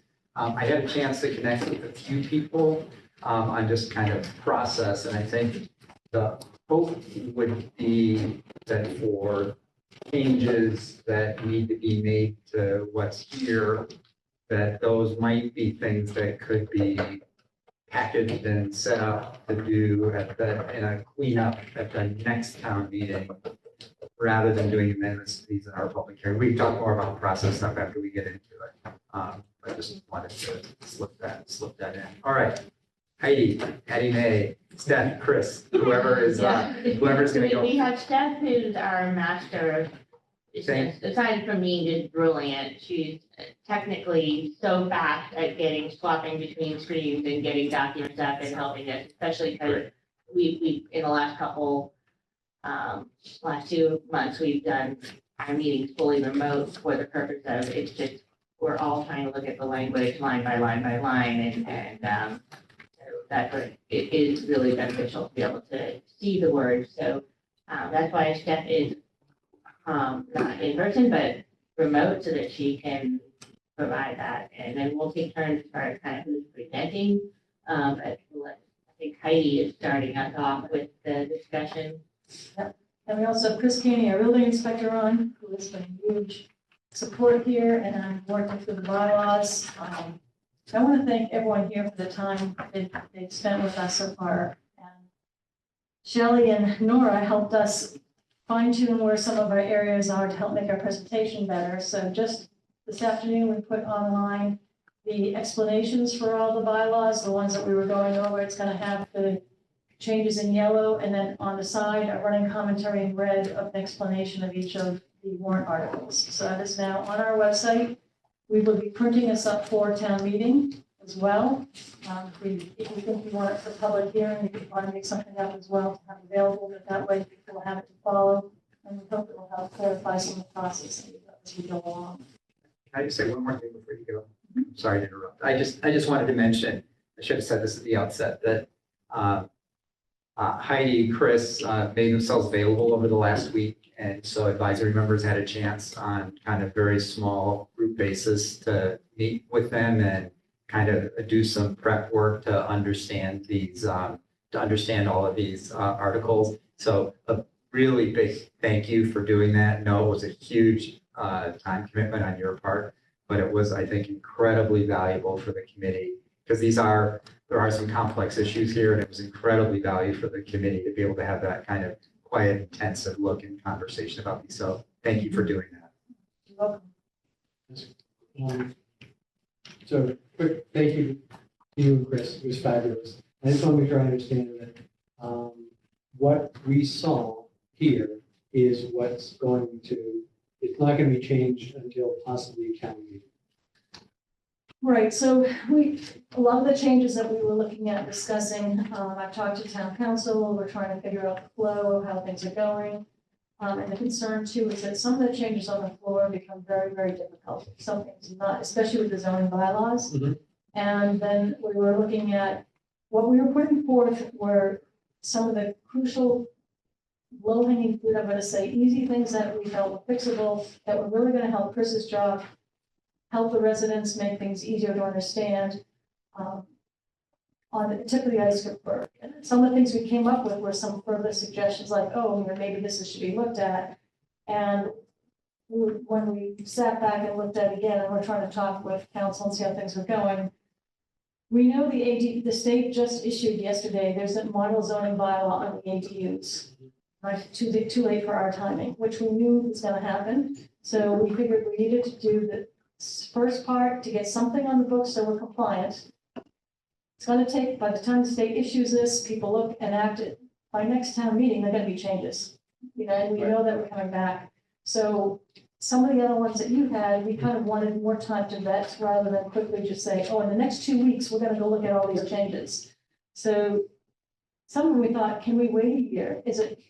They're not urgent now on some of those. So we kind of would like to have a smoother town meeting, and that's why we're talking to Dan and saying, if someone on the floor is really adamant, that's the process. We have to listen to it. But we're going to go right now with what we put out. Okay, yeah, I'm not arguing with that. I just want to it became logistics and the timing, and we looked at, if we have a town meeting, special town meeting in the fall, it's also another perfect opportunity to do that. But the planning board hasn't had a meeting to convey any of the changes that when we talked about with people. So it really should become, the board have time to do it and not have it crammed to make a decision on one night. No, I'm good. I'm happy with that. I just want to understand the options. Thanks for clarifying that. They're all noted and they're kept track of. Thank you. So I'm going to just start on our request for a capital ask. What's come up in this process of when we were looking at this is that our zoning bylaw, and we'll go to the first slide, the next slide. The current Sherborn bylaws have been added to and updated over the years without addressing the bylaws as a whole. So what's happened is we've had many instances where the bylaw sections are antiquated or just don't make sense. It's just happened over time. And as you see with town meeting, everything gets cut back. Do you have to do this? Do you have to do this? And you say, okay, we can wait. And you wait and wait and wait. It doesn't happen. So a full review would identify areas of conflict within the bylaws, and especially the most recent state and federal laws. Next one. So our site plan review as a whole should be reviewed, as well as separating what's special permit. So right now the planning board has a site plan review process and a special permit process. And some examples here are farm events, outdoor entertainments. Farm events points to the business general section. And some of those aren't quite applicable to a farm in a residential area. Another one are non-business district site developments, such as storm management. And Chris, please chime in if you want to add anything to the list, because I know you work with this the most. Yeah, I'll just say our site plan review section sorely needs some updates. Town council has mentioned this to us as well, that we really need to bring some changes to that section, mostly because typically site plan review deals with projects that are going to impact stormwater, parking, lighting, all these things.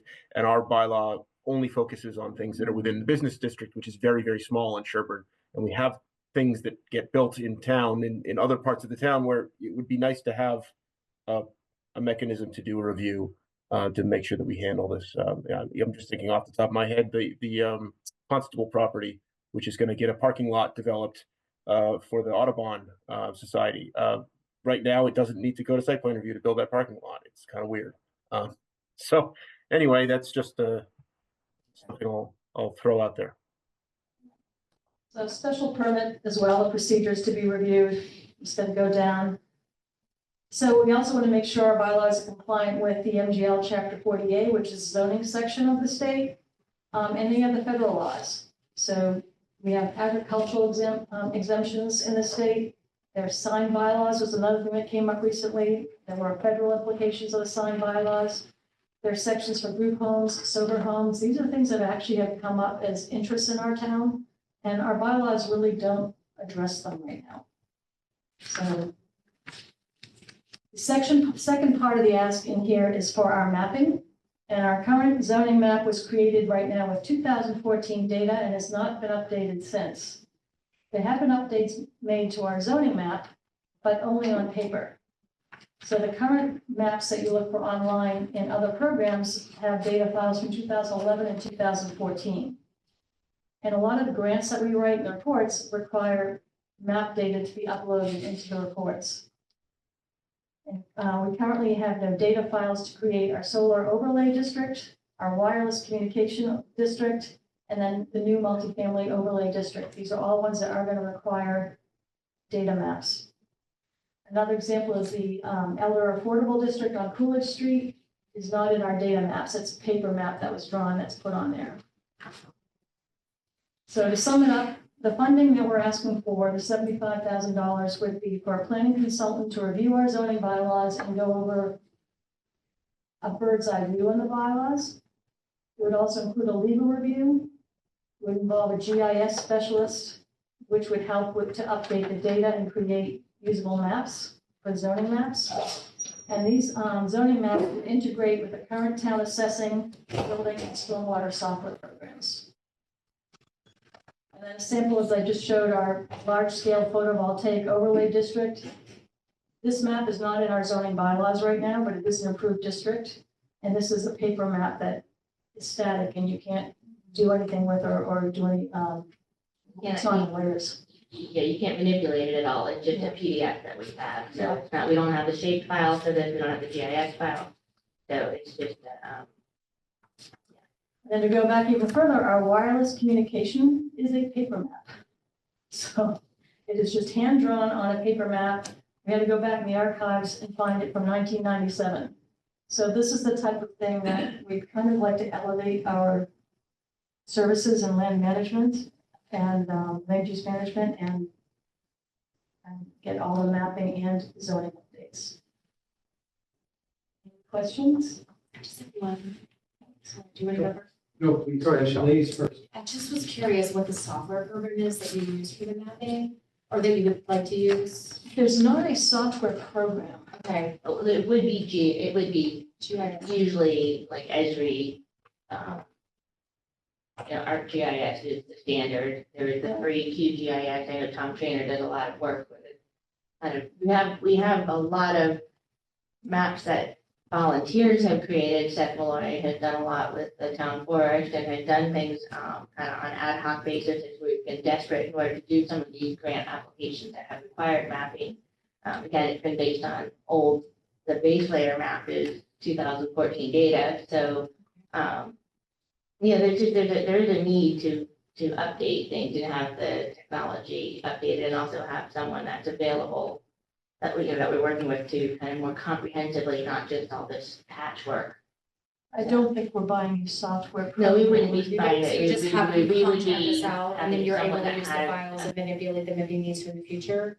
Right, Okay. we at the moment don't have those files, but Got it. Okay. I was just asking because again, Yeah. there was a capital request from assessors, and they're evaluating a software program for their needs, and I didn't know if there's any crossover. That's all. The only reason I was asking, and it doesn't sound like that's specifically. there's Jeremy, do you crossover. know more about where because I think they would work together, but I don't think they Yeah, duplicate. from my understanding, the CAMA software, the computer-aided mass appraisal system would utilize and draw from town GIS data and mapping. And has its own needs for, updating that mapping. So yes, it does all sort of fit together in the overall needs for the town for GIS type mapping. It crosses over into the building permits that Chris issues and the software that he uses. The online mapping available to residents to look at their property. The mapping and workflow and asset management software that Sean uses for public works. All of those things do tie together. It doesn't require coordination. So it's not duplicating effort, and the mapping that we update is available for all users. Thank you. So two questions. So the first one is kind of piggybacking on that one. So this package includes the digitization of the existing maps and the coordination of all that. Zoning maps, not parcels or Right, assessor's okay, maps. right, okay, just, no disrespect to consultants, but they don't always, they can tell you what to do, they don't always necessarily do it. And then the other thing is, what would the time frame be for completion after the approval? Year to 2 years? Just thinking of how long it took us working with Chris, who knew right where the issues have been, but he was just drawing our attention to places that have been issues that have come up repeatedly.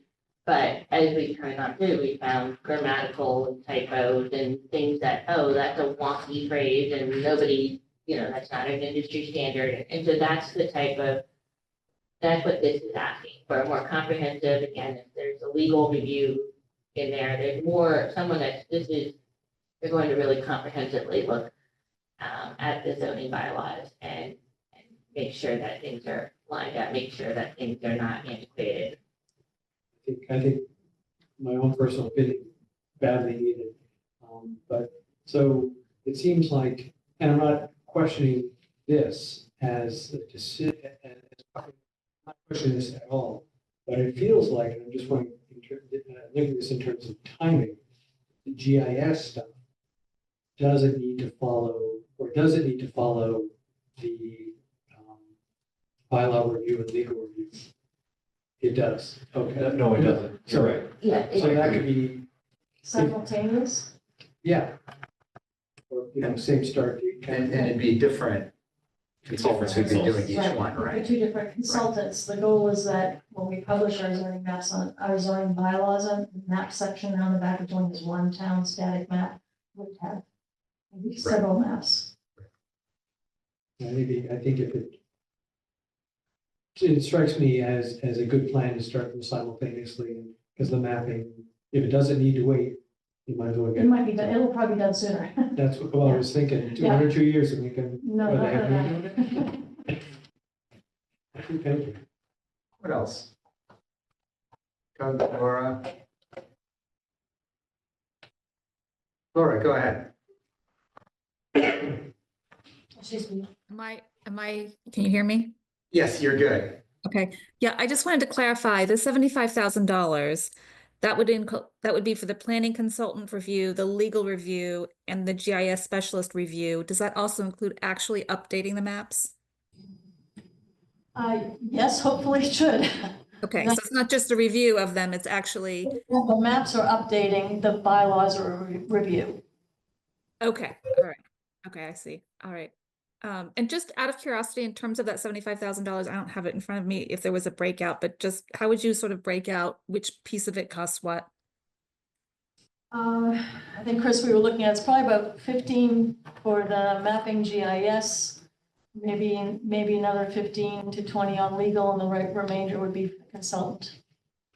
Okay. And then those may change. I'm not sure what, the mapping might be less.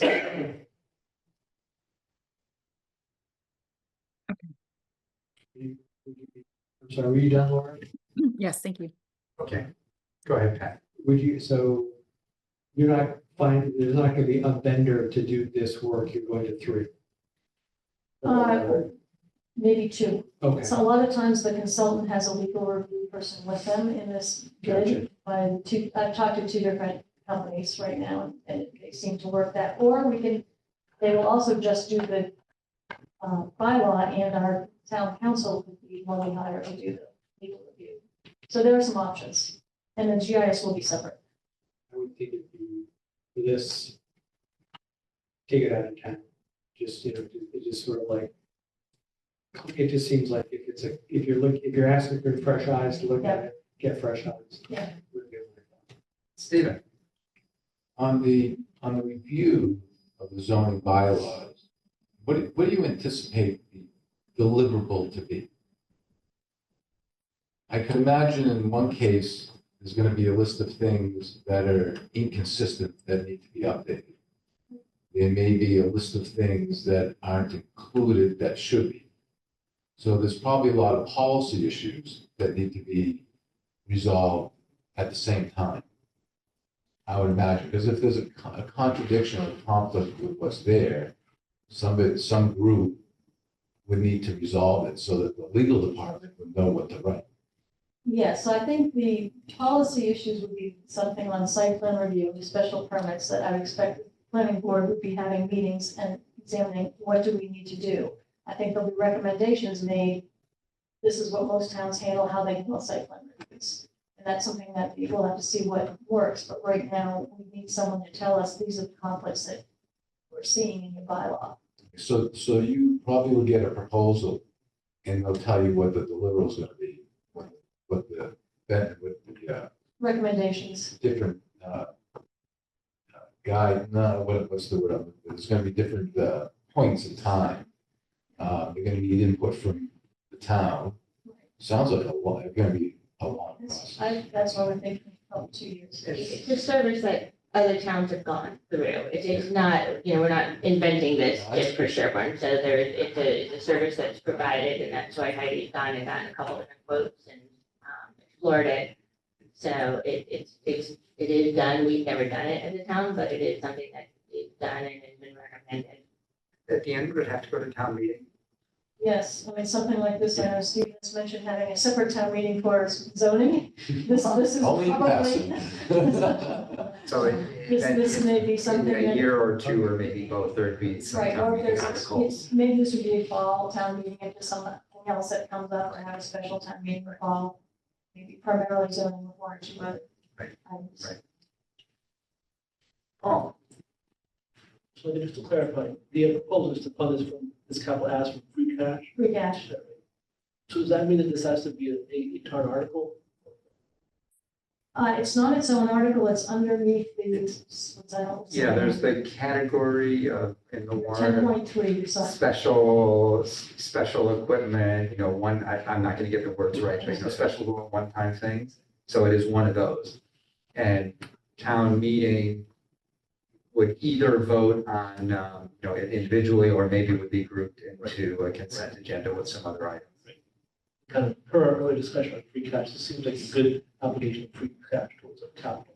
Yes, yeah, one time thing. Yeah. What else? Okay, let's keep going. This is so exciting, I know we're all. At least it's familiar. Maybe it was a good strategy to go last. One side, okay. With you, the next one. All right. Step is up. And you want to? Just try, Okay, we'll have you. just trying to share, sorry. Okay. Is it showing up? Yep, zoning bylaw. Yes. Okay, great. So this is a good follow on to what Heidi was just talking about, because this is kind of like the tip of the iceberg. This set of zoning bylaw updates are issues that have been noticed over time, primarily came to the attention of the planning board through the building inspector, Chris Canny, who's here with us tonight to answer the really difficult questions after I give the really easy overview. So, you know, this is the stuff that's come up time and again, but there is still a need, despite the fact that we're proposing some what looks like comprehensive updates, there's a need for a more comprehensive review. So I just don't want folks to think that like this replaces what Heidi was just talking about. These are very targeted issues. And what these primarily do, these are primarily housekeeping updates. In some cases, we're bringing terms up to current regulations to maybe match the building code or match the state laws, having some of our bylaws align with state laws, clarifying terminology and requirements in specific areas that Chris has identified there's current confusion, updating definitions and overlay districts. Heidi mentioned all those overlay districts that are in the maps, but they really need to be, they need to be sort of systematically, you'll see a couple locations where they need to be called out in the bylaws. And then adding some language on property division to the affordable housing bylaw. So we'll go through these sort of section by section, what we're talking about. If there are specific questions afterwards, we can go to a line by line version if needed. So the first section is definitions. We are presenting the bullets in kind of the order in which they appear in the bylaws, but I'm going to start my explanation with structures because it's easier. So the height of, under the category of structures, the height of exempt fences is 7 feet in the building code and 6 feet in the zoning bylaws. So we're just trying to make that consistent. And we're also exempting at-grade surfaces like patios and driveways, which don't require building permits. So mostly this is aligning with the building code, the state building code. When it comes to average lowest finish grade, the proposal in the bylaw is to modify the calculation method. So right now, if you think of a house as a box with 4 walls, the height of each wall is defined by its lowest point. And what happens in very specific situations, think of what the photo you're looking at here is a drive under garage, or think of a walkout basement. In these places, the lowest point of that wall, that face of the house, is artificially depressed or superficially depressed, intentionally depressed. And so it essentially penalizes the whole wall of the structure. So the calculation method is being modified to sections of wall rather than the whole wall. So in this case, you could break off the garage and its upper floor separate from the main house and do the calculation in 2 sections. It does not make a huge difference in overall house height calculation, but it is more fair and it allows for these kind of special situations like drive under garages and walkout basements. So if needed, we can come back to these and really look at the numbers, but this shows, you know, the front face of that house we were just looking at and how a portion of the wall is depressed, that in our current bylaw, the whole wall is counted as the lowest grade, and this would allow breaking up of the wall into two sections with different lowest grades.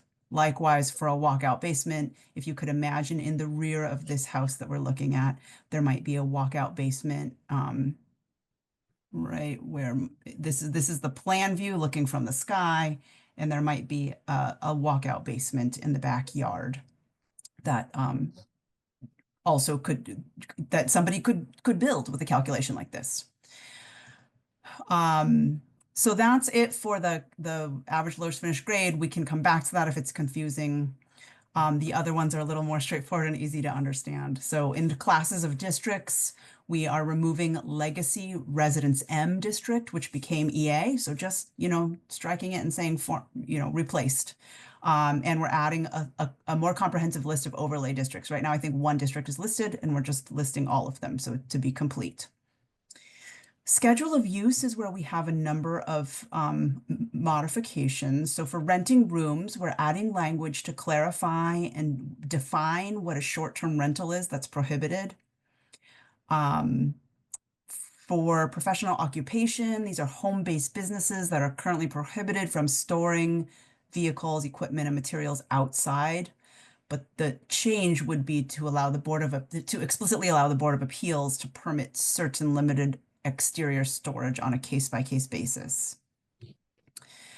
For daycares, the state has classified daycares as a protected use, and it should be allowed in all districts. But right now, daycares are grouped in with private schools, which require a special permit. So because they're grouped together, right now in our bylaws, daycares require a special permit, and that is not consistent with the state, the state's requirement that they be allowed. Likewise, duplexes and multifamily houses are grouped together right now, but they're treated differently from multi-dwellings in the state's building code. And also duplexes are allowed by special permit in the open space subdivision. So we sort of need to treat them differently in the schedule of uses. And so all of this then feeds down into the table of uses, where we describe what is allowable in different districts. And this is why essentially they need to be separated from each other. So they have different lines in the table of uses and how they're treated. All right, so next section, 240-4.1 is basic requirements. So shed, this 4.1 section was added in 2018, and it allows sheds half the setback value, so that which is the distance to the lot lines, the side lot line and the rear lot line, and therefore sheds can be closer to the property line than other structures, than the house. Was there a question? Sorry. Sorry, Steph, yeah, so if we need to adjust this, I mean, we still have a separate shed structure definition, but this is the one that pertains to the small accessory. It's a small accessory shed. We just want to get the word. Oh, small accessory. Okay, thank you. The small accessory shed. So it's a very small square footage. And so it's allowed to be closer than the dwelling unit to the lot lines.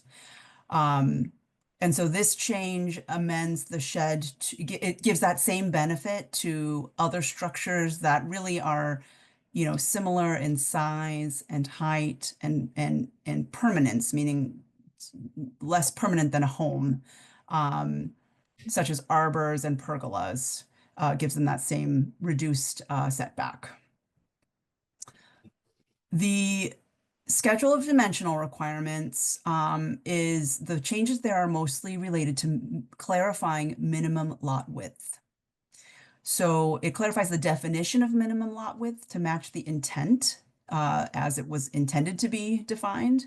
And really what it does is it codifies in more clear language the Zoning Board of Appeals interpretation of regular lot shape, so that you can see the example on the left of how lot width could be interpreted in our current bylaws, and on the right of how it was intended to be interpreted, so that, you know, you can't have that really extremely irregular shape, just clarifying the definition.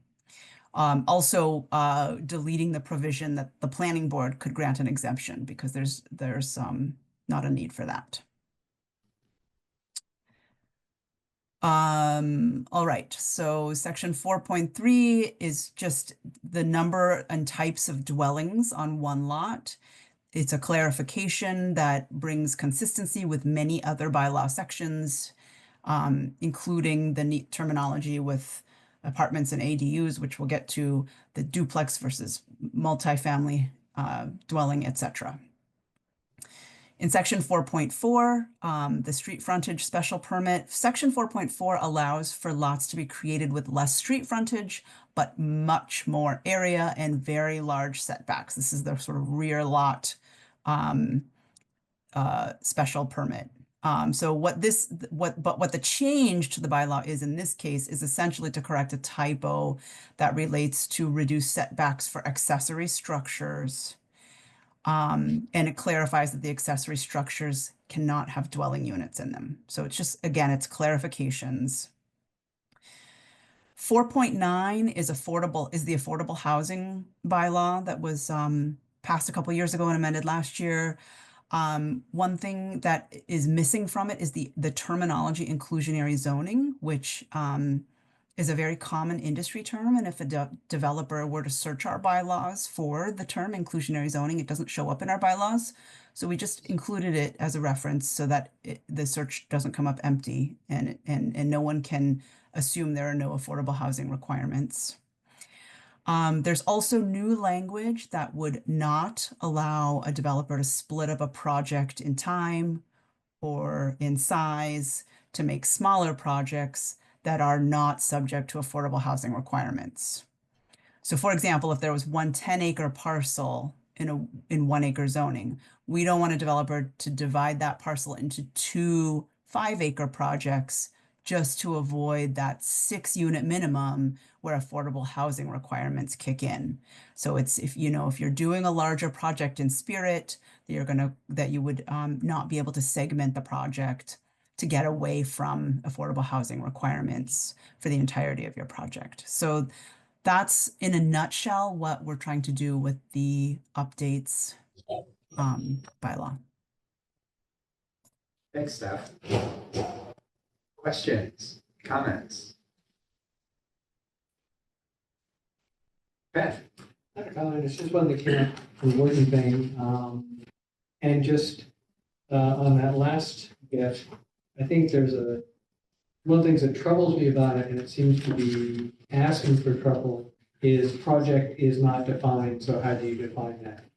Yeah, can you pull up the explanations Yes. that Chris created, and we're looking at the Yes.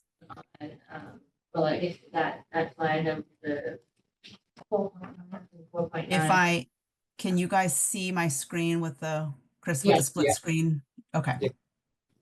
So it's this language that's highlighted in yellow that is proposed for adding. And it's so Can I answer that one, Steph? please. Okay. So I did talk with town council specifically about this, Okay. and we can add the words "no proposed development or project," because explaining that this is still within our corners of what we're trying to do, but we have to bring that and have a planning board meeting to discuss it. Well, it's the problem, that doesn't really, to my mind, doesn't really solve the problem. Because the problem is, you're saying that this potentially amorphous thing, this project is, can't be done in phases. And it's like, if a developer has 10 acres and he develops half of it now, and 10 years down the road, does the other half, does this kick in and now all of a sudden he's liable for the payment of affordable housing?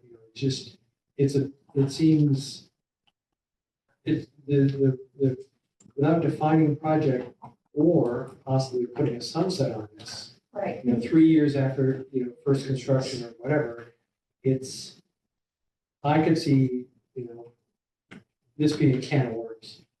Right, and that's another thing that we can discuss at our planning board meeting next week, is to add about if there's continued from one phase to another phase, the timing between the phases. We can add a section on a time limit between phases, so that it would offer a sunset, but we can't tell you tonight what it is or what it's gonna be, because we haven't discussed it yet. Right, and 3 years But- came up at our meeting. Right, know I that's- think it might be, I don't know if the planning board's gonna come up with what they Right. feel, but it is gonna be discussed. I put it on the agenda for Tuesday. So we will have something hopefully on the 22nd.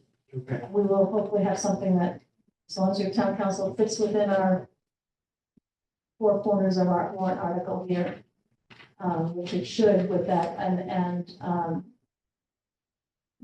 they thought that proposed development covered whatever was gonna be on a project, because when you for a planning board, someone submits development or proposed development of what they want to do for their land. But just adding that language doesn't take care of the sunset issue. No, there'll be 2 different things. Yes, right.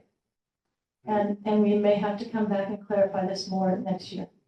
Like, it's still, proposed development is still, it's just, But it's too fuzzy. for it to bylaw say. only applies to housing developments. But it only applies to home construction, so I don't know what more.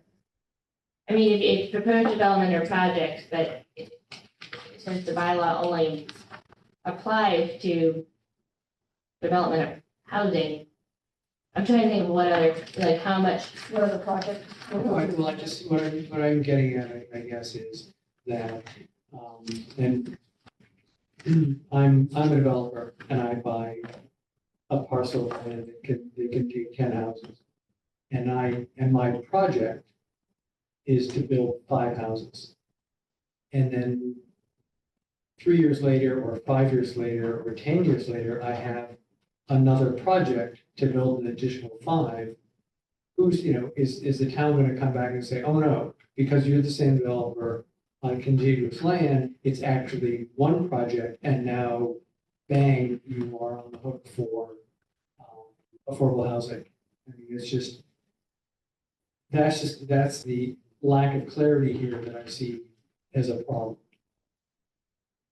If we add the timing element to it, that will help clarify that if Good, he comes obvious, within yeah, that yeah. period of time, yes, his project was gonna do whatever he submits. He can't do anything within that time period, add another one. But the flip side is there'd be no penalty for doing, quote unquote, a different project, or even expanding that project after the sunset. After the sunset now, which is what happens now anyway. So it's not too much, we're just trying to make something in there. It's not gonna be perfect, we're not gonna be able to track owners, if someone changes the name of the business they do, and now on paper it's a different business. There's some things we can't stop. Right, and I guess, and that's sort of, looking at how easy it would be to get around this, I'm not sure I see. Why we should even add anything. Well, But, this doesn't seem to solve the problem. Steph, Yeah, Steph, did you want to jump in? Yeah, I was just going to say the planning board meeting where we would discuss this is on the 18th. So if you feel particularly strongly about it, definitely join us, right? To get your 2 cents into the conversation, because that's where we would be discussing it as a board potentially, and then bringing it potentially, I don't want to step on anyone's toes here, but if it needs to be brought in a different format to March 22nd, I'm looking at Dan to see if he's going to roll his eyes at me. I've talked to town council, the 2 things on that we can do and do not have to make it a change at public hearing. Can be The done. planning board can make this change. Right. Okay. So yeah, so it's the 18th is the discussion. And on the 18th, we, certainly, this meeting is providing the feedback. Heidi posted that we are coming forth on the 18th to discuss the warrant before the final hearing. So, this is where we're using their feedback, and of course, we can't say, yes, we're gonna definitely include this or not, because it has to be approved by planning board members, but, or the board. But having all these conversations. This is why we're having these conversations, to bring these concerns to our planning board meeting next Tuesday. Gotcha. So I'm kind of, Okay. sorry for going on too much. Good, good. What else? Yeah. Okay. Thank you, Steph. Let's keep going. All right, what are we on to? Accessory dwelling units? No. Oh, floodplain is next. All right, we just did. Okay, so floodplain district overlay, and these are, it's a state mandated, and this, I think we've said, the planning board has 3 warrant articles, this town meeting, 3 of them are state mandated, and then 1 is the cleanup. So floodplain district overlay, we've done this before at town meeting, where FEMA says, by the way, all towns need to update their floodplain district overlay or their floodplain bylaw to have X language. So again, it's federal requirement for communities that choose to participate in the NFIP, National Flood Insurance Program. Okay, Flood Insurance, National Flood Insurance Program. Thank you. District boundaries correspond to floodplain maps, which have been recently updated by FEMA. The bylaw updates the maps. In our zoning bylaw, it adds the updated map to our zoning bylaw and would add recommended changes by DCR's flood management program. The specific modifications is that we have a section in our current zoning that needs to be removed because we are not allowed. We have an option apparently in our zoning that says by special permit you could have a building, but the updated FEMA requirement is there is no building in a floodplain, even by special permit. We're removing any specific street addresses from agency names because of office buildings are changing. So it doesn't make sense to have specific addresses when that kind of information is changing, is fluid. And then floodplain district maps, adding the updated map to our zoning bylaws. Chris raised his hand. Chris, did you want to jump in here or did you want to come in at the end? I will just, if we can go back a slide, I just want to issue a correction. It's not that you can't build buildings in the floodplain. It's that our bylaw used to say that you didn't have to follow flood standards to build buildings that were in the floodplain. That the ZBA could essentially waive flood zone requirements. So you can build a building in the floodplain. You just have to follow all the FEMA rules. And our bylaw said otherwise previously. So now that we're wiping that out. Okay. We'll get the language from you, Chris. Thank you. All right, so you're no longer allowed, the ZBA is no longer allowed to waive floodplain building requirements. There is a process if someone feels their property was now designated in a floodplain, but they don't feel it is. There are ways to go through FEMA and ask for an appeal.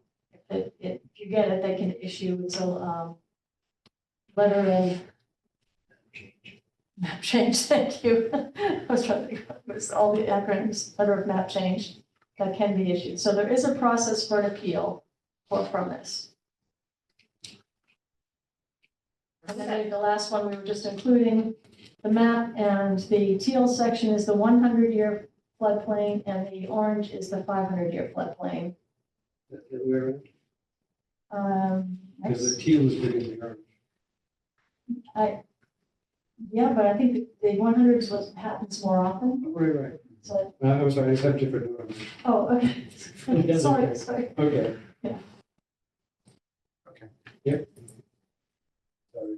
Thank you. So again, that should be pretty straightforward. We brought these things to town meeting before, and again, it's not language that the planning board created or deliberated. It's language that is handed to us and says, you must update your floodplain bylaw.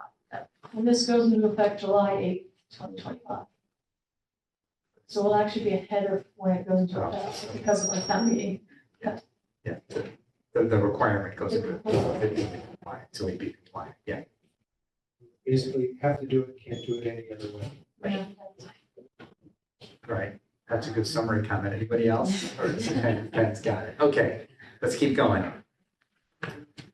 All right, so next is ADUs, and just launch it while you guys are on my screen share here. Okay. So ADUs, right now Sherborn has a bylaw. Since 2018, it allowed ADUs by special permit up to 1,200 square feet, attached or detached.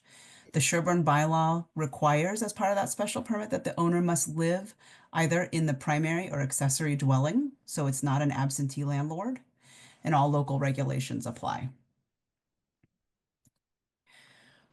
There is now a new state law in effect that requires protected use ADUs to be allowed by right, that is without a special permit. So the state by right, protected use ADU must be up to 900 square feet, attached or detached, one per single family home. There is no owner residency requirement, and local regulations still apply.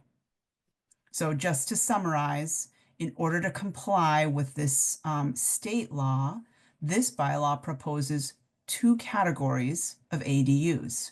We would keep the special permit ADU, which was formerly called apartment, so we're renaming it to special permit ADU, and add the protected use ADU that's required by state law. So the special permit ADU would be for larger sizes, over 900 square feet up to 1,200 square feet. Still allowing those larger ADUs that Sherborn voted to include. The special permit ADU still, there's really no changes to the special permit ADU. It still requires a renewed permit, which must be renewed every 4 years. Still requires the owner residence, still restricts short-term rentals, which we're also doing for protected use ADUs. We're allowed to do that. The only thing that we're adding to the special permit ADU is to limit that only one is allowed on a property. So a special permit would not be issued if any other ADU is already in existence on the property. So you couldn't get a protected use ADU and then add a special permit ADU onto it afterwards. That permit would not be issued. So that's the compliance path that we're looking at. So the specific changes, there are some definitions that need to change related to dwelling unit to be consistent with state law, and then also amending some other definitions that clarify or to clarify them or to reference the new terminology for ADUs. But the main changes within the schedule of use regulations, right now we have the term apartments. We're changing that to special permit ADU, clarifying some language and restricting to one per single family home. And then we're also adding that new protected use ADU category. And we're doing that simply by incorporating the state's language and a reference to the new state law. Also updating the table of use regulations to include both categories. And that's it. Yeah. All right, go ahead. Hi, Steph. How are you? Good, thanks.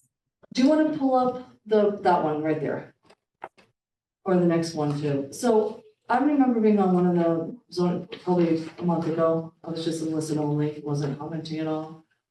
And if somebody has just, for example, 20 acres, and they do this, because this is supposed to address, housing shortage, but just, for example, somebody has 20 acres, they do the 900 by right, but they're legally, and that's what the whole law was for, is to create, basically rental income to help people stay in their homes.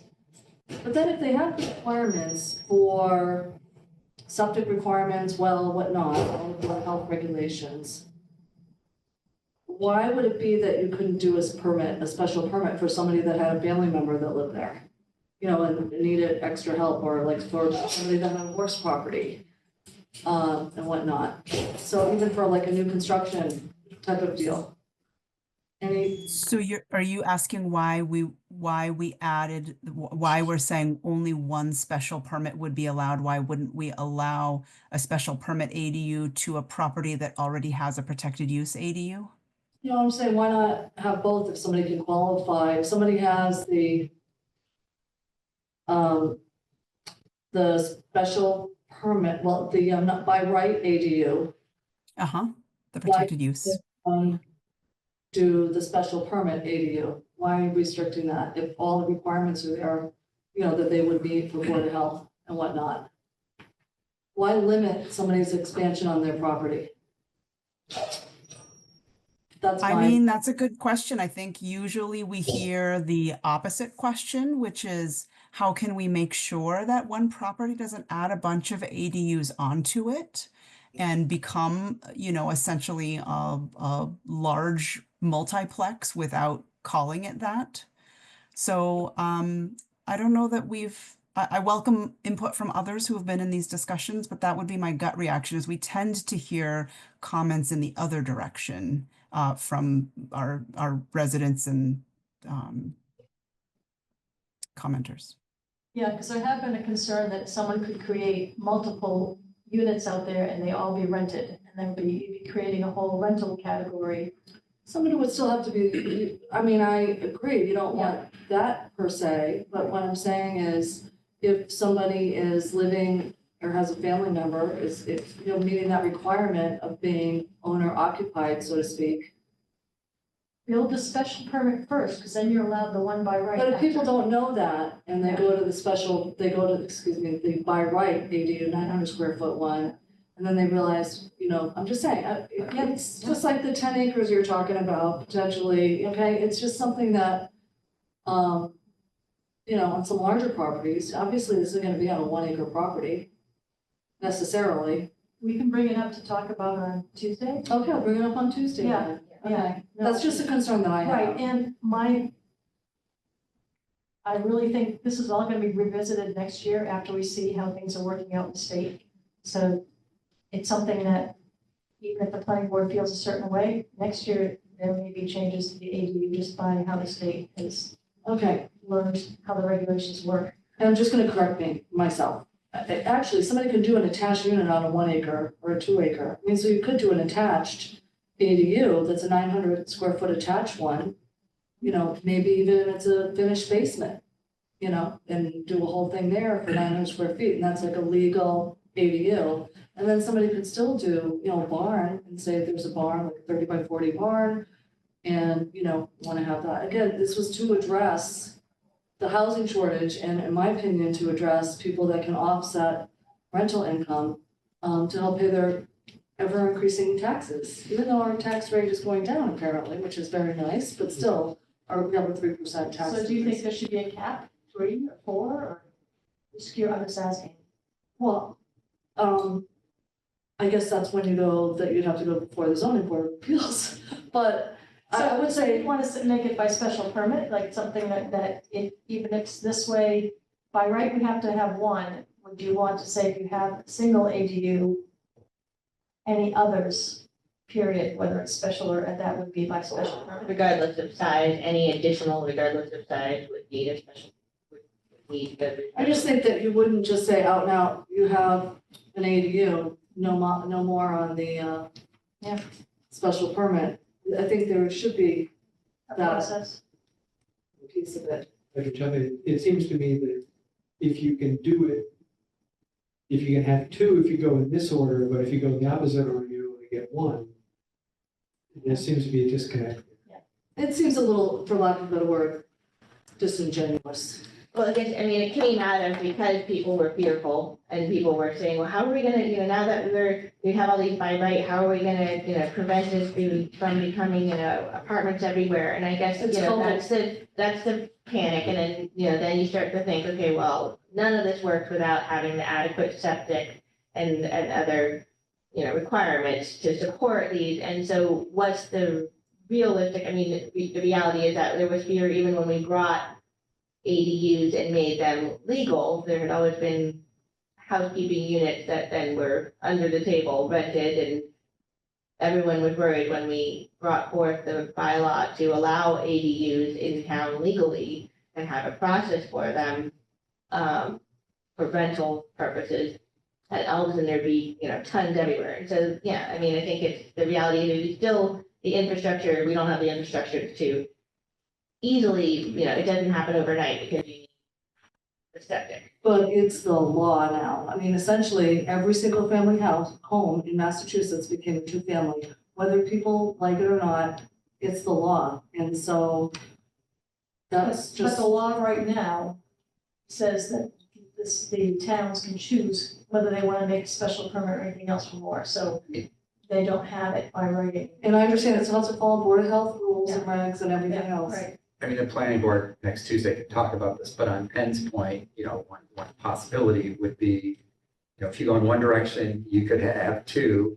One possibility would be, say, if you go in the other direction, you could have two as well, and then put the limit there. That would be, I mean, there are many, One of each. that would be Right. one approach the planning board could consider. And I was at a meeting too, a lot of towns are embracing this, because it's helping their taxpayers.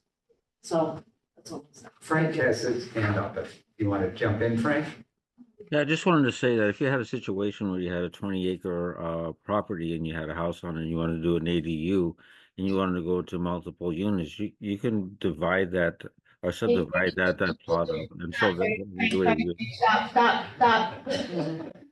So I just realized, so myself and staff is two, but if Frank, if you're speaking, you're speaking and you're part of planning board, so I do need to call the planning board meeting to order at the 10:50. retro, or do I? Now. Now, at 10:50 PM, planning board meeting in order, motion to open the planning board meeting for this evening. Is there a second? Second. I believe Frank seconded. All right, roll call vote, Abby May Weiss is aye, Steph Harrison, Aye. Frank Hope, Right. Bob Wolf. Aye. Is Jim Garrido? Is Jim on? No. Okay, so the four of us, okay. All right. Sorry, Frank, sorry. Frank, go ahead then, Go Frank. ahead. Now that we took care of that formality, go ahead, Frank. Sorry about that. I didn't mean to upset the apple cart, but I just wanted to say that if you had a 20-acre lot, one could subdivide and do things in that manner. There are still ways of doing that. So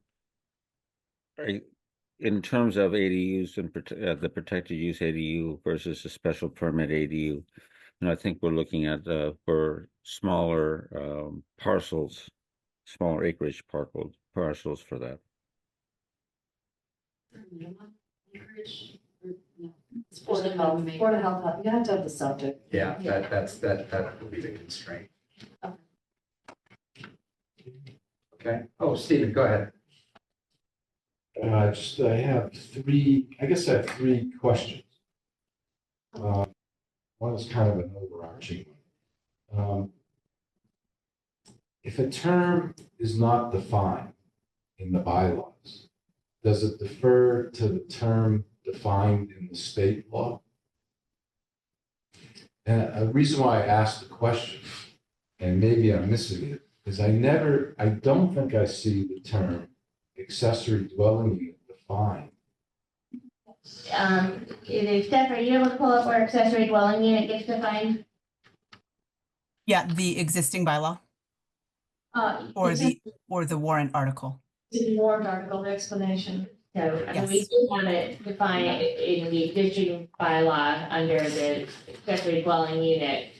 But then, and now we're just renaming our existing accessory dwelling unit now is going to be in a new bylaw. What we propose in the warrant article is to the existing accessory dwelling unit, it becomes the special permit. Right, it was called. I don't see the term accessory dwelling unit in quotes. Yeah, so this bylaw, the approach for this bylaw was to kind of do the bare minimum that council felt we needed to do to have something that holds water, but recognizing that we have to come back and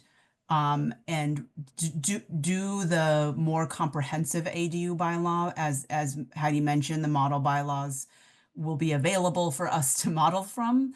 At the time that we drafted this, there was no model bylaw. We considered the path of trying to define primary dwelling unit and accessory dwelling unit, and felt that until we have a model bylaw that does that for us, it would just be a lot of work to create that now and then have to redo it again in a year's time or whatever. So we took a somewhat minimalist approach here to really just focus on the content, which is, changing our ADU, which we called apartment, to a special permit ADU, and then adding down here a protected use ADU consistent with the state. We do define dwelling unit, and we changed that definition here to be consistent with the state's definition. But as far as the full comprehensive cleanup of the bylaw, we were waiting for the model to come out. But you have the definition now, 2A. go scroll down. Yeah, 2A. 2A is, you're inserting the definition of accessory dwelling. 2A, so. if You're you right. look- This, an keep attached, going down. detached, next one. Down, next page, that, Go 2A. Keep going, right there. The second thing, an attached or Oh, detached yeah. dwelling unit that is located or is proposed to be located on a single family residential, that's exactly what was the state I'm language. sorry, I'm not following. Okay. Do you have a It's one? this language right here is the definition. Point 3.2, 2A, then 2A.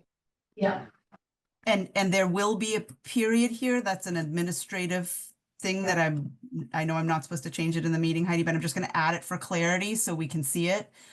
We do know that that period is missing and it will be added administratively, but this is the definition, the state's language, which could constitute a definition.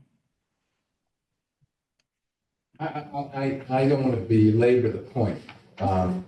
I hear what you're saying, you took a minimalist approach, but there's a section, I think, in the bylaws that has a list of definitions, and there's no definition with the accessory dwelling unit, I say that in quotes, defining what it actually is. But that's. Can I speak to that? Please. Yeah, so if our bylaw doesn't have that explicit definition of what an ADU is on its own, we do go right to the state, and the state has defined it in a number of places in both the state law in 40A, as well as in the new 760 CMR 71, which is the regulation for accessory dwelling units. There is a definition, and that's what we'll use until we redo this in the fall or the next Springtown meeting. To we can pull over all the definitions that they've now given us in the model bylaw that came out yesterday. Right, that's what I said when I prefaced my comment, that it sounds like you default to what the state, what the MGL says, but if you're looking for a definition, it's kind of this term of art, so you gotta go look at it somewhere. Anyway, my next question is, single-family home, 243.21. In the bylaw that's on the website, the last part where it says thereon in conformity to, the public bylaw says 240-4.2.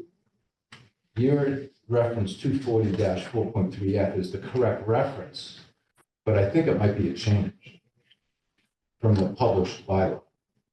I will double check that, because I thought I was taking it from the Right. code, but maybe there's been a couple versions that have come out. Yeah, that's why I didn't know if I had the right version. Yeah, That's that's why why I I'm will just, double check to just- see what's on there. I'm just pointing that. No, thank you. Just in case it's, No, that, if it is, then we'll have to highlight it. those are my three questions. Thank you.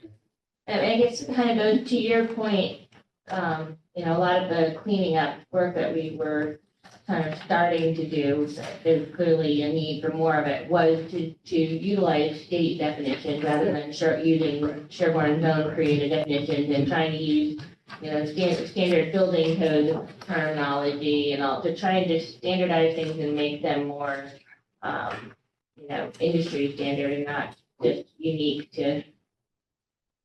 I did have one last thing. I'm very sorry. I was gonna say, you highlight that we read carefully.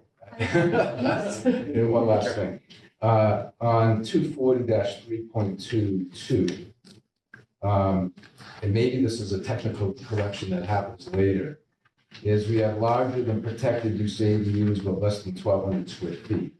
Did it mean to say ADUs 1,200 square feet or less? Because you've actually probably given permits for 1,200 square feet. But this, it says it has to be 1199. So, which, Steph, are you, could you hear Steph? Yeah, so that should be up to 1,200 square feet is what you're saying? Well, it might be 80 to 1,200 square feet or less. Special permit. Sure. Unit formally. Well, the by right Yeah. was 900 square feet, Yeah, this right? is a So it's special 901. No, it's a question of when we say less than 1,200, we're saying 1,199 square feet. But I But think it should be 1,200 or less, which would allow 1,200. correct, that, so I don't know if that would, you can do that change without having to go back to the planning board or not, but, Planning board, we have to have our vote, but we have a meeting Tuesday, so okay. that's, You'll have a bunch Just of very technical stuff issue. like that. that's to do. okay, because we need to, this is good.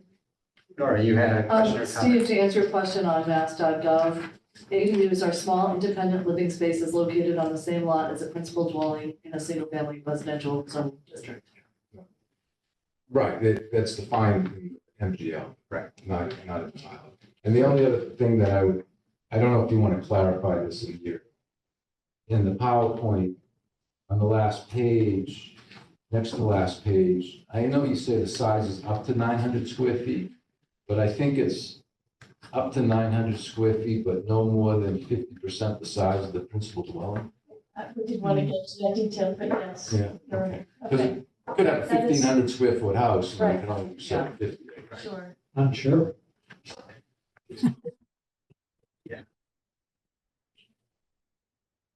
Okay. Anybody else? Online or in person? Thanks, Steve. I appreciate that careful. That's great. I got nothing to do. That's great. Careful read is really, it's really good. I'll do the numbers, you do the work. Okay, let's keep going. All right, so MBTA 3A multifamily overlay district, a lot of you have heard of this already. A lot of people in town have heard about this. It's made big news. As a town, we have, the planning board been working on this for the last 2 years. We had one round of technical assistance really early on, and we thought we were gonna kind of, as a board, jump in and get ahead of things.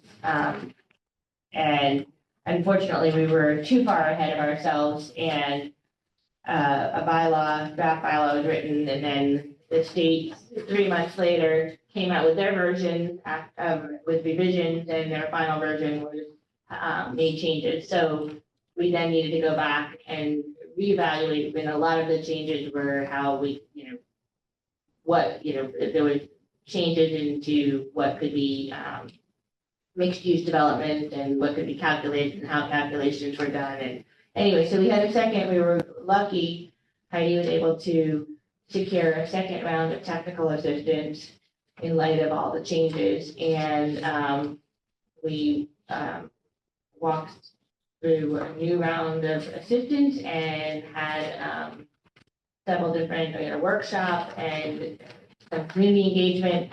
And so then the result of all of that is what we have here. Steph, if you want to proceed. So the brief history, the 2021 state law, MBTA Communities Act. There's 177 MBTA communities that some are actually have transit within their communities and some are adjacent communities. We're a small adjacent community. And so the communities that are MBTA immediate communities had to comply by this December, which is what was all the news that we heard about lawsuits, because those people they had to comply by, they were non-compliant by this year. We have until December 31st, 2025, which means that we need to pass this at this town meeting. Because we wouldn't have necessarily another meeting to get without having a special town meeting. The zone, it just applies to zoning. It's what can be done on a parcel. It applies another use to that land. No actual project is proposed. It requires that we, as a town, adopt this bylaw and are designating certain segment of a parcel as a compliant zone. Again, the various planning board hearings that we held February 2024, two hearings, the June workshop in 2024, August 13th, we had another kind of community, we sent out a townwide mailing for each of these townwide mailings were sent out to try to maximize participation. And then the final official public hearing on this bylaw was December 17th of 2024. following the June workshop, we took feedback to try and get more engagement and opinions from residents by sending out a survey that could be completed electronically. Townwide mailings, and Heidi had various office hours and COA copies. So we have attempted to be providing outreach and get input on this process. Because we are an adjacent community and because our population is under 5,000, we are considered small. So we therefore, our requirements are a lot less onerous than our neighboring towns of Millis, Holliston, Medfield. So our requirement is a minimum of 78, zoning for a minimum of 78 multifamily units, up to 15 units per acre, which equates to about 6 acres of land. So through all of the feedback and outreach, we had 164 responses, and the preference was for a zone not in the historic district, because at one time we were looking at our town center, but actually to find, in order to meet the kind of the spirit of what MBTA multifamily overlay district was trying to address, was to be closer to transportation hubs. The parcel that best met that spirit is a parcel up on Kendall Avenue, 36 Kendall Avenue. We have to designate the entire parcel with the overlay district, but the bylaw designates that only up to 6 acres would be developed for multifamily and up to the 78 units. And of course, it all is dependent, like many of these things, Up to zoning. it's up to 90 units. It's up to 15 units. Up to 15 units per acre. And it's up to 90 units because of the 15 We couldn't units. portion out the acreage easily, so Okay, they gave us 78. We had to do a math version and we chose 6 acres. It actually technically could be up to because 90. you got like 15 times 6. And the rest of the parcel could be developed as per current zoning. Or not developed. Or, right, Yeah. whatever. And this still whatever this doesn't require to be developed either. Right, I mean, this could just exist as it is. It's, the residents that, the owners, the 36 Kendall Avenue, there's multiple families that this has been family land for a long time. And most of them, support this. With so many people involved, not everybody was willing to, publicly declare 100%, but they don't oppose it. Yes, and Just a couple of observations. So, what I hear is you basically have to do this because bad things will happen if you don't. Yeah. A lot of work has gone into putting this plan together. There's no time to come up with a plan B. So this is, bad things will happen if you don't do it, and the it is this plan. This is actually Plan B already, yes. Yeah, but I mean, it's the plan, the plan on the table is there, okay? And then the other thing I would say, because this is new information to me, but if it actually can be 90 and not 78, you should let people know.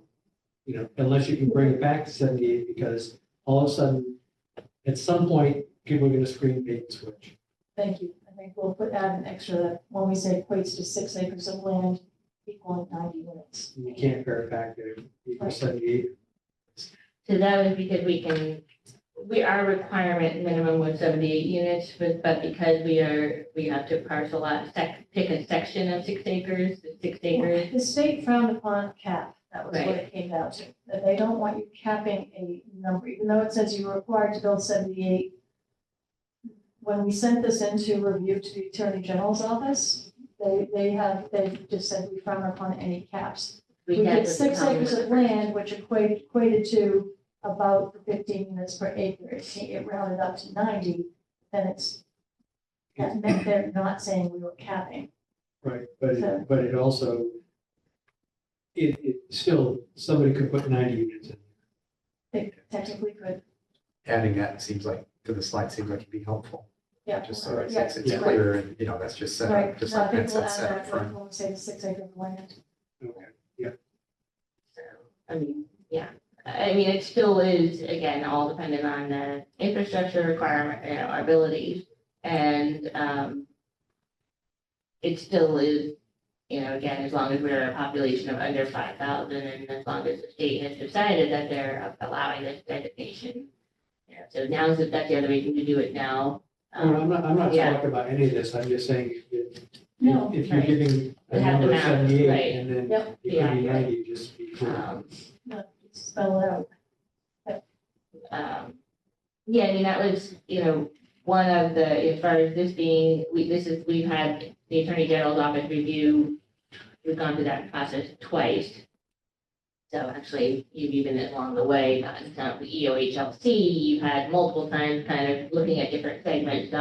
The first proposal that was, about a year ago, it was flagged because of the cap issue, that it was an attempt to put a limit or state a limit. They didn't want to see a bylaw limit saying you could only put 78 units, but if we put up to 6 acres with a density of up to 15 units, somehow that wasn't perceived as a cap. It's not a cap, because it leaves it open to 90. Right, well, it's Well- still 90 is a cap too. Well, any designation of X number of units Right. per It's- acre is by definition a cap. But I I mean, thought, I'm going by what the language when they gave me the things back.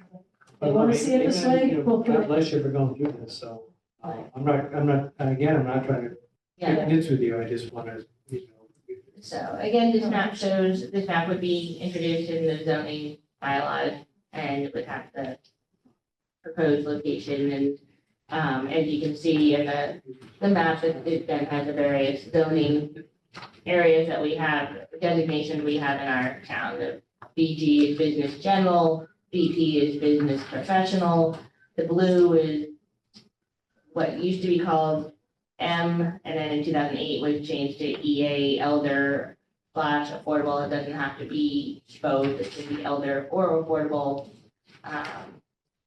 Then residence A is 1 acre, residence B is 2 acre zoning, and residence C 3 acre zoning, and then we have this MOD, which stands for multifamily overlay district.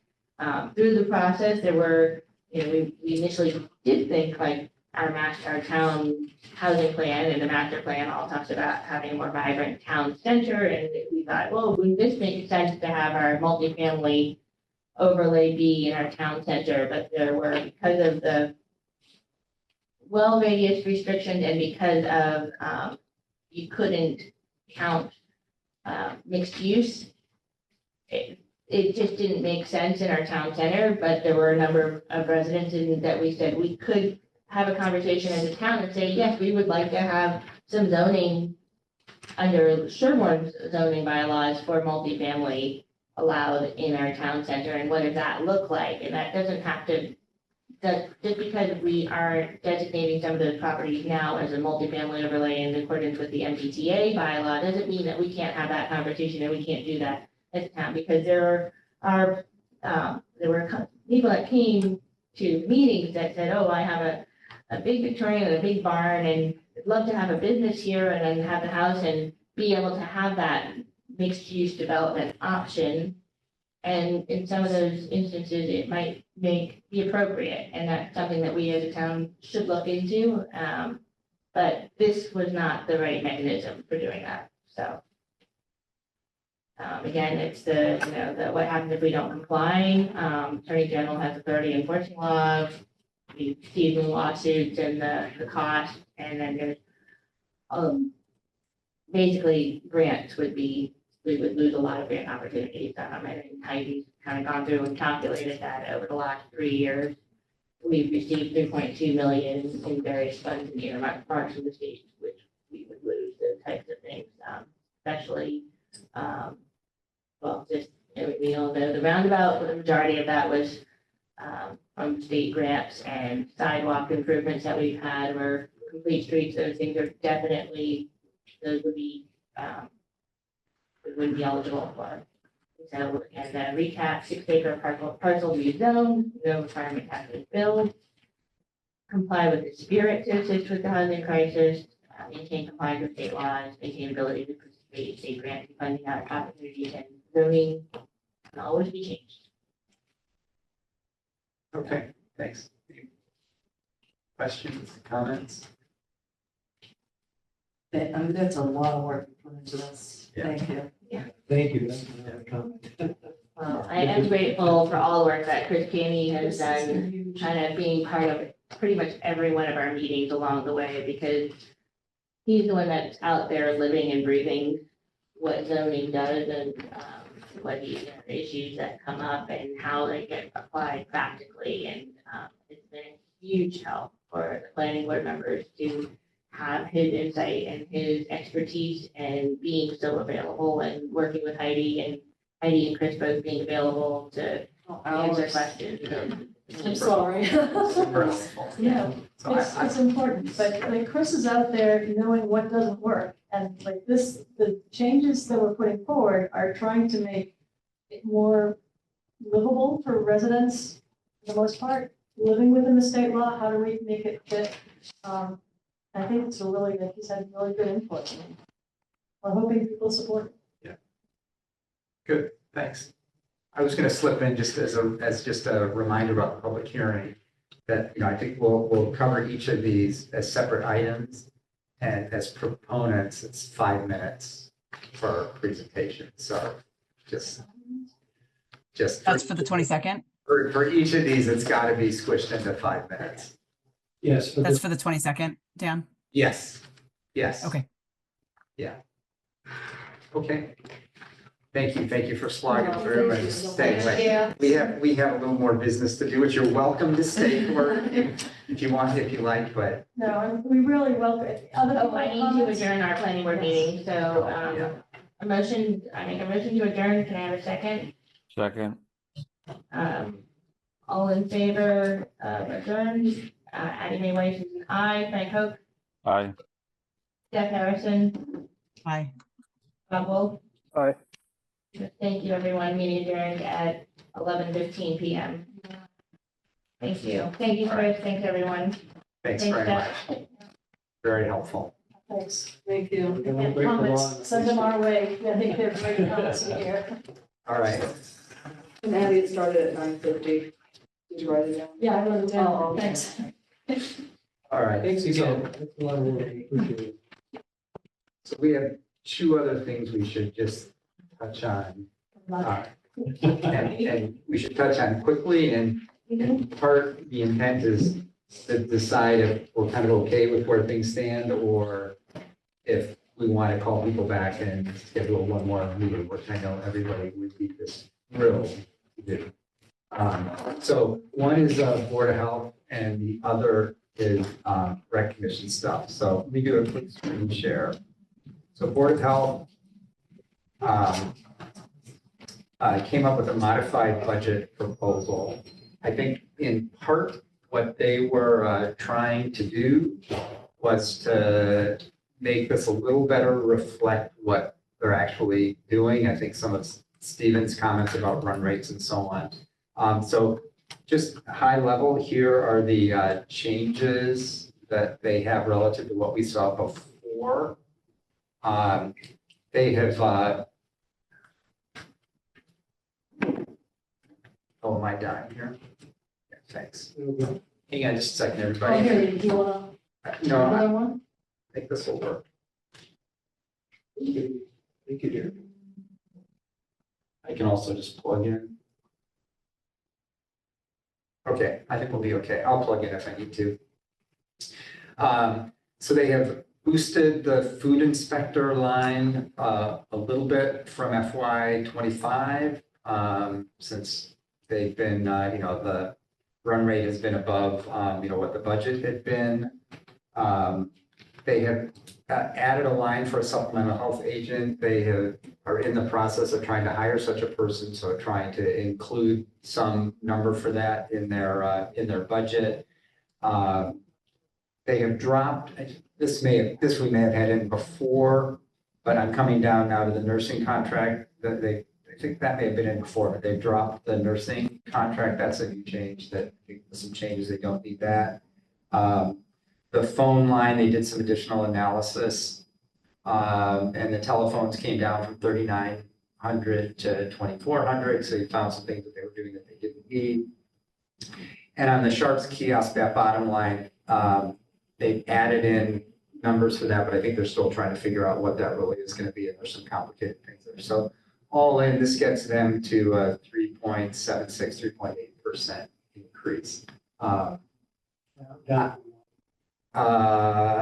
it's actually up from the 1.52, which is what they showed us before. So they've subtracted a few things, but they've added things that are more. So, well, they added in a line for the supplemental health agent, which they were in the process of hiring before, but they hadn't included in the budget. So one of my comments was, maybe you want to have a budget more aligned with what you're doing. There are plenty of issues around the Board of Health and around the staffing structure that they have chosen to stick with as compared to alternatives that I think some of us thought might be preferable. I don't think we're going to resolve those issues with them in the next week and a half. So we could have them back if we want to talk about this budget, or if people are more or less, yeah, whatever, then we can just kind of, sit with it. This is then what would appear at our public hearing. Stephen? I vaguely remember hearing something about a sharing program for a nurse, or whose budget does that fall? It actually falls under the shared services, the Charles River Shared Public Health District. It's with Needham, Dover, Sherborn, and Medfield. Okay. The public health nurse is funded, it's funded through the grant. It doesn't show up in any town budget. Okay. They're a Needham town employee, I believe, funded through the grant. I think, and that's part of why they were okay dropping the nursing line here. Right. And who does that person report to? That shared person? The director of the shared services group that sits in Needham. But who in the town? Oh, in the town. And who in Sherborn would they work with?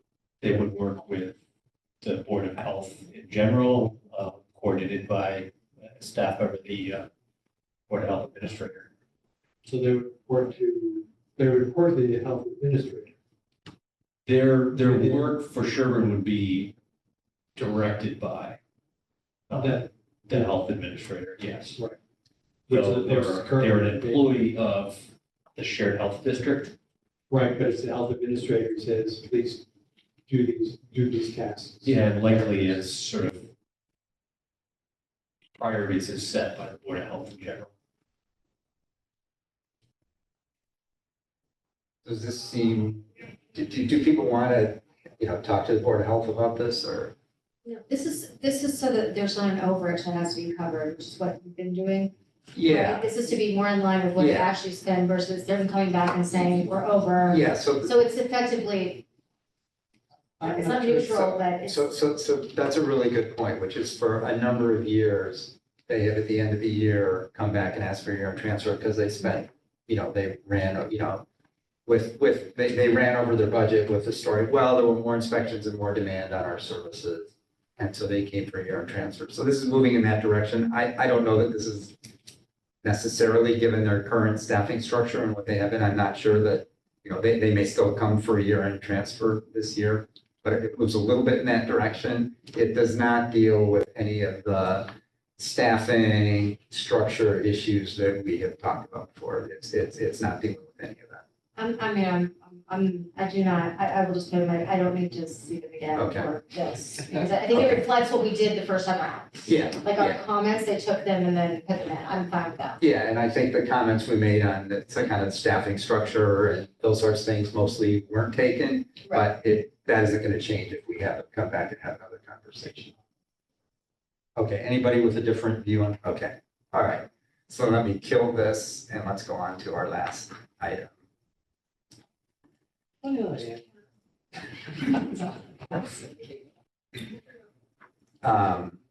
Okay, last thing that we should talk about is rec commission. So this is another one where I think we have to decide if we want, how we want to handle this, and whether we want to try to have a conversation with rec commission folks. Um, Are they withdrawing the tennis request? Yeah, so let me give you a quick update. So I have been in touch with Jim Drews, who is the member of the Rec Commission who will be continuing to next year. Dave Goldberg, right, as we all know, resigned. He had been chair of the Rec Commission. There's another member of the Rec Commission, Andrew Dearborn, who actually was just, I think, chosen or elected as chair of the Rec Commission, but his term ends June 30th. He will rotate off. There will be 2 new members on the Rec Commission. At Town Caucus last week, there were 2 nominees, so currently 2 people, who would be running unopposed for those elected positions on the Rec Commission. So they are in a transition in terms of personnel and who's on the Rec Commission and all of that. I spoke with Jim Drews about a week ago and suggested that they ought to defer the tennis court request and the mower request for a number of reasons. One, my impression is that this committee is not going to look favorably on those requests. They're in a transition with their membership, and their new members will take a little while to get up to speed and might want to be able to help shape those projects. And they have plenty of other issues. The field rentals that are 90,000 something in arrears. I think they're working on that, but still a lot in arrears. They're working on the Laurel Field irrigation. They have the Jameson 4. They have a lot of projects they're already managing. And they have one rec commissioner who's continuing.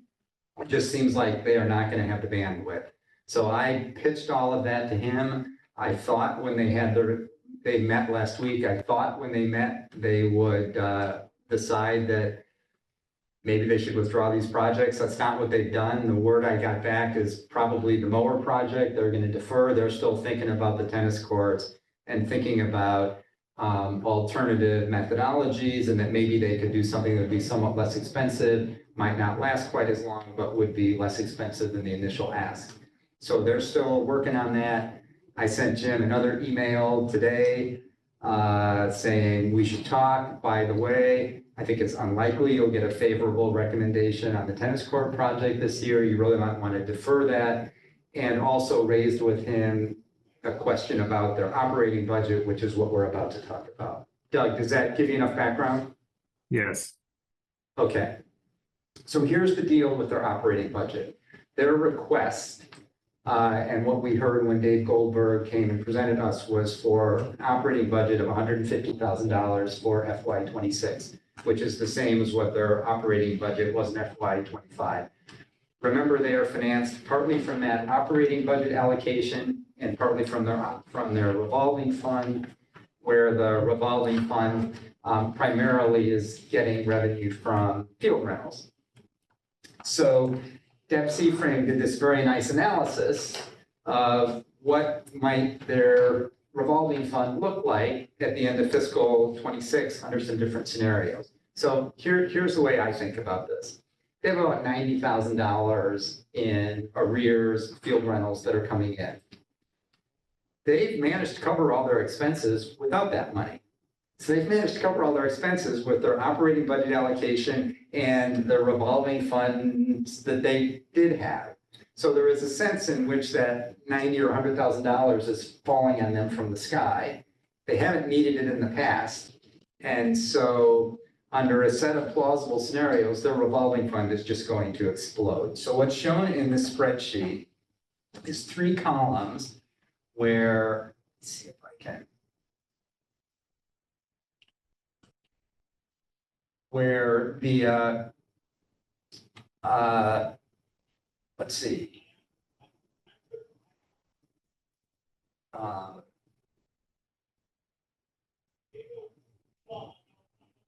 yes, let's see, I want to just get in the right spot here. Okay, so current balance in the revolving fund is 106,000. So they have this 90,000 in arrears that's going to come in. They have field rentals for next year that's going to come in. And then they might get some allocation from the operating budget. So what Deb did is she did a calculation of what the operating fund balance would be at the end of fiscal 25 and then the end of fiscal 26 under some different scenarios for what their operating budget would be. So the first column is what happens if they get their $150,000 requested allocation from the operating budget. The middle column is, let's see if I can make this a little bit bigger. With the eye doctor. So, Hang on here. The middle column is what would happen if they got zero in their operating budget. And the column on the right is what would happen if they got $40,000 in their operating budget. And the thing to notice is then this bottom line, which is what would their revolving fund balance be projected at the end of fiscal 26. So have to make some estimates for what would their expenses be in the rest of fiscal 25 and fiscal 26. What would the revenue be from the revolving fund in fiscal 25 and 26, including that 90,000 falling from the sky. And what it shows is with that $150,000 operating fund allocation, if they got it, they would have close to $350,000 in their revolving fund at the end of fiscal 26. They normally are running around 120,000 or something. You know, they want to have something there so their stuff comes up, they can manage it and they can manage cash flow because cash flows are uneven for them during the year. But that puts in mind for me that perhaps they don't need $150,000 operating fund allocation, and that's money that the taxpayers don't need to provide this year. So I would be inclined, I think my inclination would be to pitch them on why don't we set your operating budget at 40,000? Probably gives them more in their revolving fund than they really need, but it ensures that, you know, we don't shut them off and cause some problem. I could pitch Jim Drews on that if there's a general sense that that would be a reasonable approach. I don't know when they're having a next meeting. I don't know what they would be able to manage. We could try to call them in a week to come talk to us. Why not zero, Dan? We could do that. The concern is just, you know, these are estimates, these are projections. Things could happen so that the projections aren't right. And I wouldn't want them to end up in a situation where they can't run programs because, you know, the estimates that were used to create this, you know, something happened in the estimates that were used to create this weren't right. So I was just thinking of building in a cushion. I mean, on the numbers here, zero would be completely reasonable. And I mean, you know, I think we're all seeing that in the numbers. I was just thinking build in a cushion because, you know, stuff happens. Maybe these estimates aren't going to be on track. Is there different oversight for operating versus revolving? There is. And if I recall, maybe you can help me. Wasn't there some kind of thing that they changed it to pay from instead of operating, pay from revolving? Yeah, so Dave Welch is the, rec department staff person. He had been paid from, operating budget. And last year, they wanted to make some changes and shift him to a benefited position. And I think there was some resistance on advisory. And so they switched and decided to pay him from the revolving fund. And the revolving fund is controlled by the rec commission, not, advisory doesn't really have anything to say about that. Whereas the operating budget, we, make a recommendation to town meeting. Was the previous, when it was 2 part-time or whatever it was that always paid through operating then? Oh, prior to the operating budget, it was all paid for out of the revolving fund. Those part-time positions. They were always paid out of revolving. Prior to. Going back how far? Yeah, so I think that 150,000 became I think that was about the time 23. with the request for the turf field. Yeah, so, right. Why was So- that? I'm just curious. So, let me try, help me out if I don't quite fill this in right. I think it was fiscal 23, they got a big increase in their operating budget. Prior to that, their operating budget allocation had been about 15,000 a year. And then there was the turf field at Laurel Field got voted down. And the town said, hey, we want you to do natural turf, organic management of natural turf. And so they got $135,000 bump in their operating budget. So their operating budget went from 15,000 a year is kind of what it had been up to 150,000 a year. When their operating budget was 15,000 a year, they would have had to have paid those employees mostly out of the revolving fund. Because they didn't, wouldn't have been enough money in the operating budget. I guess when the operating budget went up, they started paying the employee out of the operating budget. And then when there was resistance to that here, they said, well, we'll just flip back and pay them out of the revolving fund. Because then it's the rec commission that makes all those decisions rather than advisory recommending the town meeting. We don't think this should be a benefited position and so on. So should they pay the benefits out of the revolving fund that now are on the town operating budget? Since that didn't go through the vetting process? Yeah, I don't know what happened. I mean, right now the benefits are being paid out of the benefits budget, right? It should, but if, Well, if a salary is paid out of a revolving fund, the benefit should also be paid out. But I don't think that's what's happening now. It may not. Deb just, yeah, the employee right now doesn't take any insurance, so there is no benefit that comes out of the insurance. So it's a non-issue at this point in time. But if the employee were to take insurance, it would come out of the revolving fund. okay, It good. makes sense. Good to know. Yeah, thanks, Deb. Penn. I'm kind of inclined for a number of reasons with zero. But I think that if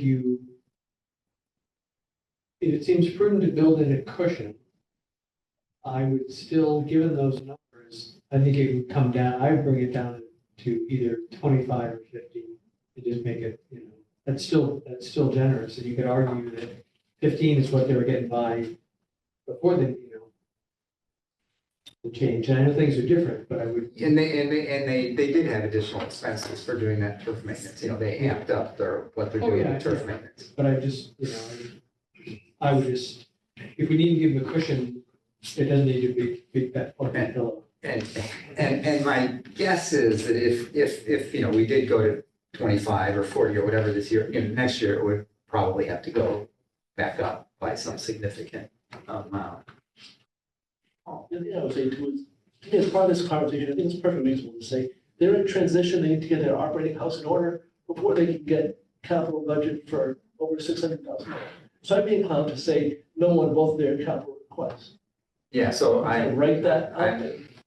I'm in complete agreement with you on that, 100%, 100%. I'm still concerned about, I would like to see if it's a salaried person, employee, to have it be under operating.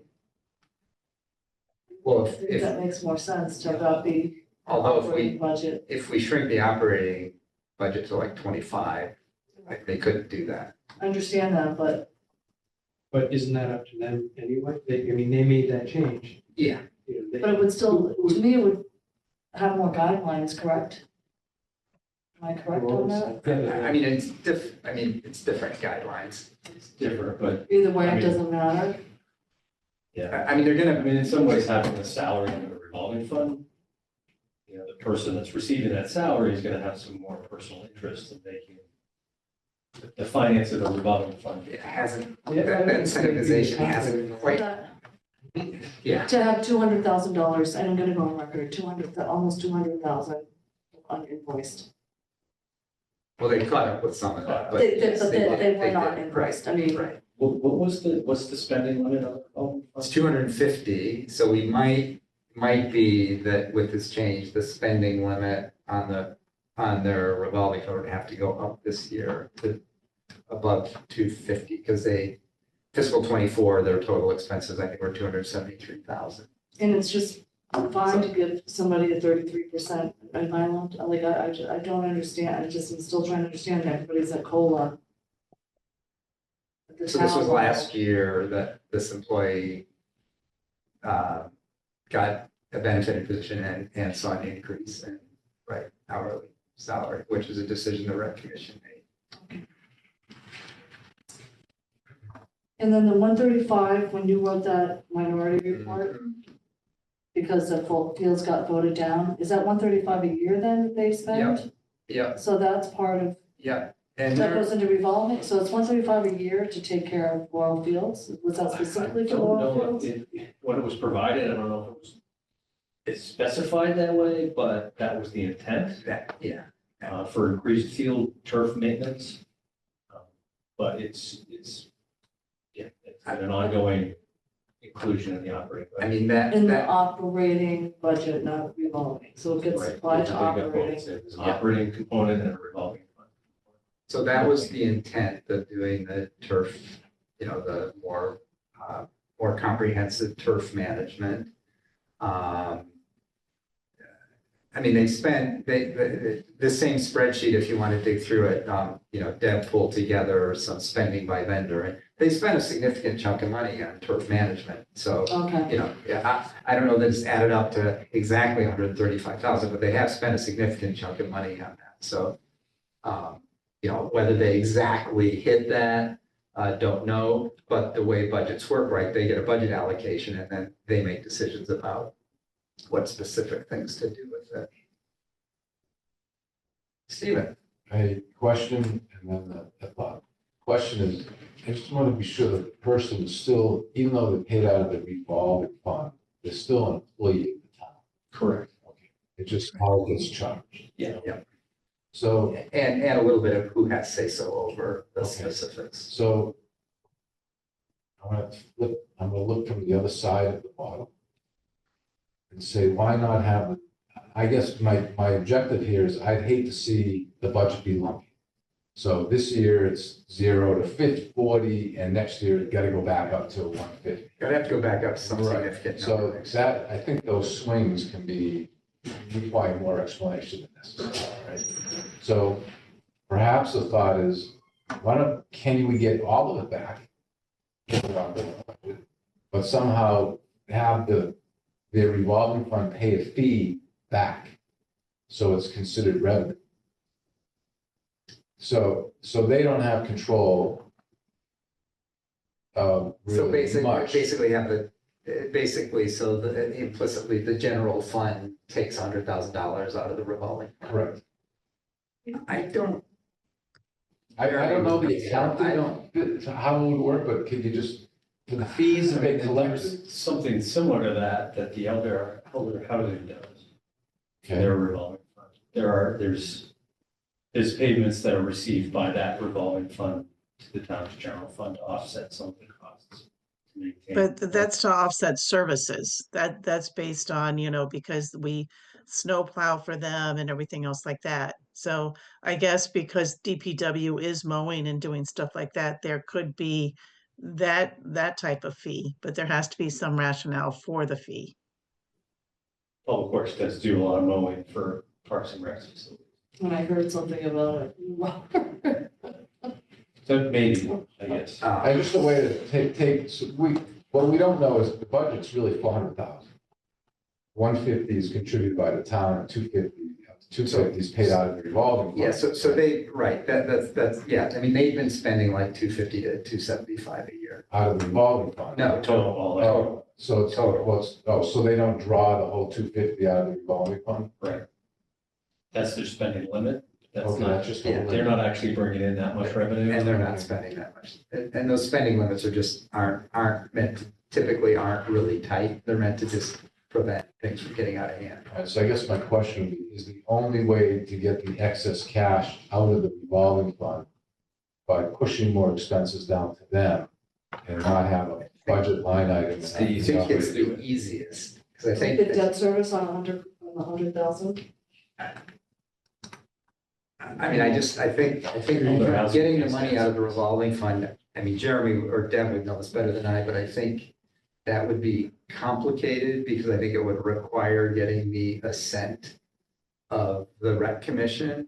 And it's hard for me to imagine, particularly in this time of transition, in the next week and a half, that they would be persuaded, they would have a meeting, they would agree to do that. Even if on Deb's point, we could do it, without having some So specific fees. is there gonna be an argument with the commission when the town says, we're not gonna pay for your field maintenance and painting and lining anymore, you gotta do it out of your revolving fund?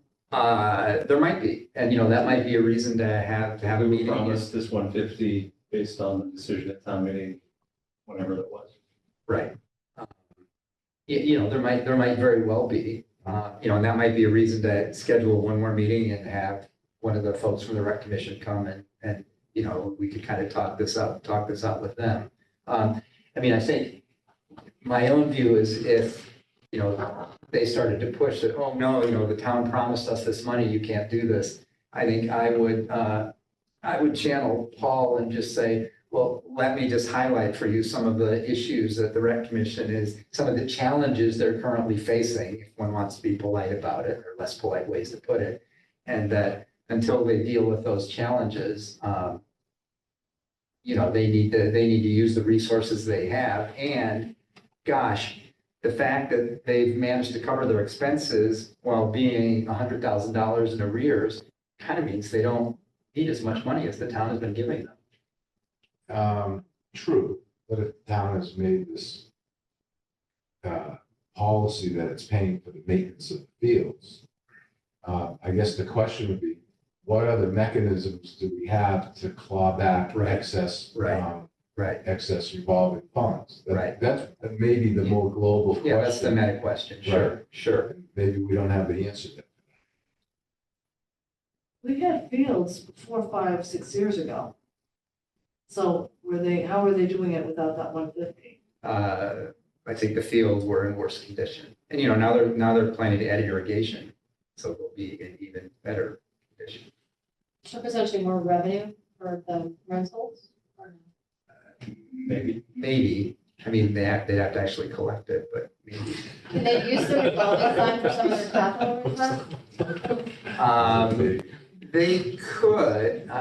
I'm gonna get in so much trouble. I just thought if you have that much money in the revolving fund and you've got these capital requests, like what could offset your capital requests? Like maybe we don't receive capital requests because they have excess funds in revolving? So if they had a capital request this year that, we were all pretty enthusiastic about, like $100,000 capital request, then that would seem like a great strategy. But if the hope would be that they're gonna defer their capital requests, then they don't, at least this year, don't really have something. It could be, I suppose another strategy along those lines, I'm just thinking out loud here, would be, on Steve's point, don't pull their operating budget down, but make it clear that next year, the expectation is, they're gonna use a significant part of the revolving fund to, pay for the tennis court thing that, probably next year. Revolving funds can be used. That would be. To me, that makes more, I don't know about the, in terms of the. That'd be another way to do it. In fact, I'm kind of leery about that. I would be leery about that. Let's go year by year. It's kind of a matter of, the claw the money back sooner or, try to keep track of next year, claw it back next year. Given the scenario, given the situation, I'd be inclined to sooner rather than later. So let me ask another question. So do we want to schedule one more meeting and get the rec commission to come and talk about what? I feel like the budget maker should be the one to do the presentation though. Did the rec commission, they did the budget? Yes. So they're responsible for the budget. Yes, though at our public hearing, we can recommend whatever number we choose to as a committee. Okay.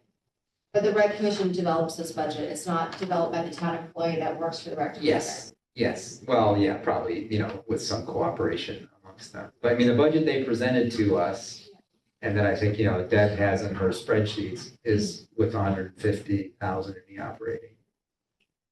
In the operating budget. They are presenting, I believe, a capital budget on Tuesday. So Tuesday or Thursday? Yes, it's on Tuesday. Yeah, okay, I'm sorry, I'm like, it's So 11:43. So- God, it was I might right. just say it'll be helpful to know 148. if they're gonna scale back the tennis court thing. I don't know if it's gonna be something really scaled back where it's just repairs and it'll, or if it's like closer to like the full project, but just my impression is might scale it back by a quarter or something. I mean, even staff to even figure this stuff out, it sounds like they're in a period of transition. who's there to even figure out if it can be scaled back? So, in my naive opinion, those funds belong to the town. We overfunded. Correct. In the past. Correct. Those funds come back to the town. The tennis court stuff is not a done deal. So to say, well, if the tennis courts are done, And then it you can use those. excess Probably funds. isn't gonna happen this year. Right, so to me, I think that an answer might be, how do we get, what's the mechanism to get back excess funds? So revolving. So one mechanism is the one, implicit in the spreadsheet of Don't. reducing their operating. They may come back and say, that's not our burden. The to maintain the field is not our burden, that's a town burden, it's a town asset. Well, we have to maintain it. We have funded it already. Yes, though the revolving fund, those are town funds too, so. Is there a minimum? So I mean, I think the operational question is, do we think we want to have a meeting with rec folks, or do we just want to, here's what we're doing, and kind of issue it as an ultimatum? I don't see, I mean, if they didn't get the message, I mean, look, we're not in the business of embarrassing people, but it's gonna be a little embarrassing for them. We could just meet them on the 22nd and it is what it is, but I mean, they're not listening. I've been trying, Doug. Yeah, no, I appreciate that. I just frankly, we just spent 5 hours in this meeting. We don't need another meeting. If they're not listening, they're not listening. I guess the question is, what would we be expecting to hear? Like what? Yeah, what's gonna be different? You see the light. I guess I would, if I can, I think in terms, I know you're gonna take another bite at the apple, but I think in terms of, I think you say fairly, perhaps, even as a bit of a minimum, that the issue, or however you want to phrase it, for some of the members of advisory on going ahead with even a scale down project it's not a budget question. So reducing the cost is not the Yeah, that's a good point. of our hesitancy. I think that, which is why I'm pretty comfortable saying my sense is that this committee is not going to make a favorable recommendation on their tennis court project. Yeah, I mean, the questions that we had last year at the at the town meeting still remain. And my guess is they haven't answered them in the last 3 weeks, so. So if we are gonna do then an operating budget, what about splitting the difference and suggesting 30K? We're just picking that number because it's the splitting the difference? Well, What's the rationale behind it? I'm looking at that spreadsheet and, unless they can have a compelling story that their field rentals are going to be way less in the coming year, with 30,000, they would still end up with almost $230,000 in a revolving fund at the end of fiscal 26. Dan, which is the difference you're splitting? That I had suggested an operating budget of 40,000, just to, again, building in a cushion, because maybe the estimates here are going to turn out not to be great projections. Yeah. And I think it suggested 25 or 20. I So see. I think he said 0. Well, we were talking about Oh, you zero. said I thought you were going the difference between 0 and. I don't think $10,000 probably makes that much of a difference. What's that gonna pay? What's that gonna be earmarked for? It's just, I Jeremy, do you have a view on this, or any recommendation? I don't know, the numbers you're throwing around are sort of just arbitrary. Well, can I just suggest, if you go to the tab, Dan, where it says like 2025 expenses by vendor, Yeah. and you can see what they're spending their money on the operating fund right now. Second fund. Keep going. I mean, down. The second one, there you go. And so in the operating fund, they have different categories that they hit every time. So they have electricity every month. They have integrated pest control. They have, the landscaping is the big one. That's where it really could, that field maintenance probably should go under the revolving fund. The Orlando painting is the line painting of the fields, but the sanitation, like the porta potty and the phones and things like that, are truly things that belong in the operating fund. They're going to, incur those expenses regardless of what you do to the fields. So you need to have some kind of budget in the operating fund. Why not put payroll in there? So Well, you Deb, can see their payroll's going to run about $50,000. Right, so But they won't So- let us. Deb, do you have, like, does that lead you to a number of what would be an appropriate amount for the operating fund? Well, I mean, I guess I would say at least, 25, if not 30, just to be on the safe side. But, the thing is, this is the first year that we're actually trying to put their expenses in line items. So this is like kind of I went back, if you go back to FY24, I did the same thing by vendor. It wasn't necessarily by category. And so you can see how much they spent that there too. And, there was some fluctuation. They were spending money on a bunch of different things, and they weren't what they were doing is, like, if you can see, like in April and May, they knew they had money left in their operating budget. So things that should have gone into the revolving fund, they just loaded up in the operating fund because they knew that if they didn't spend it, they would lose it. Right. So there was really no rhyme nor reason to it. We're paying much closer attention this year. So, How was the determination made, which operating or revolving the expense comes out of? well, the revolving fund really should be based on things that make your revenue. The revenue and the expenses are supposed to be aligned with each other. So things like the phones and things that they're going to have regardless, we're trying to go into the operating fund. Whereas things that we're basically dealing with their programs and their fields are to go in the revolving fund. And that was, I was following Dave Goldberg's, suggestions at the time that we created the budgets. So he was the one who was really guiding the horse. Kind of observation is the payroll for the program, snappers and summer girl, I mean, like, those are things that I think people in town know they send their kids to. So Yes. those two in the payroll for the rec director, that's like 70K. So I don't know if there's a message to say, look, like, we'll give them a budget to sort of fund payroll, these critical programs, right? Knowing that it's probably overkill. Well, the things like the summer go around and the snappers really belong in the revolving fund, even the payroll portion of it. Those are the people those expenses go directly to the revenues in that account. That's covered by the revolving. Well, should be, That. right. So I mean, that's an alternative suggestion. In this list here, you could vet out some things that are clearly not maintenance that are in that operating budget. Vet that out. So one thought would be to have them pay expenses to the extent of their revenue. So they must have a projection. They know how much revenue they can bill in a particular fiscal year. I don't know how much that is. And then nobody's paid attention to that, Stephen.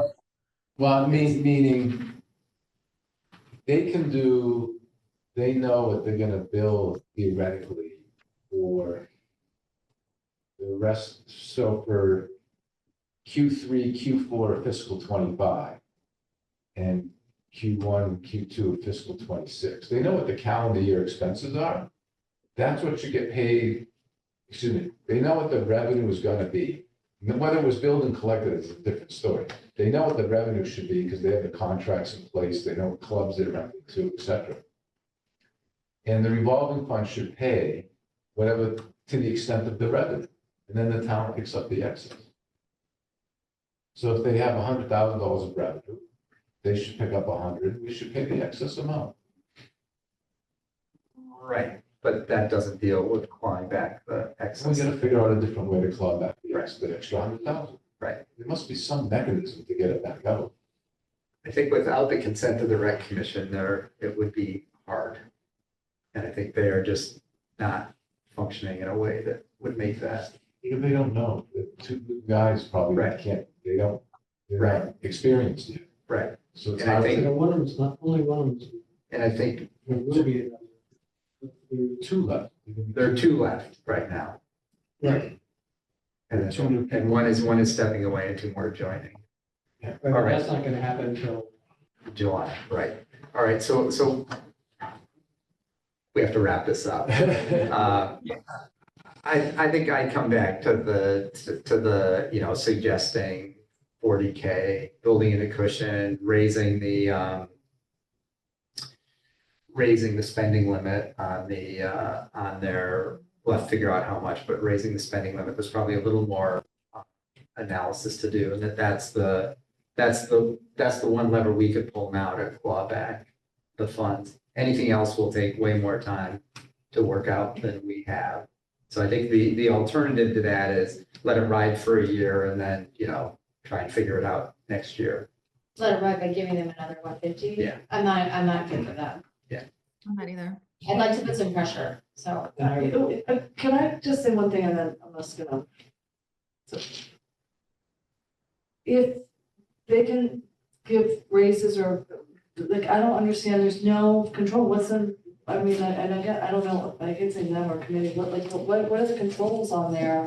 To not spend and say, we're gonna spend it here, we're gonna spend it there, and we're gonna hire another person, and we're gonna do this? Are there any kind of So controls?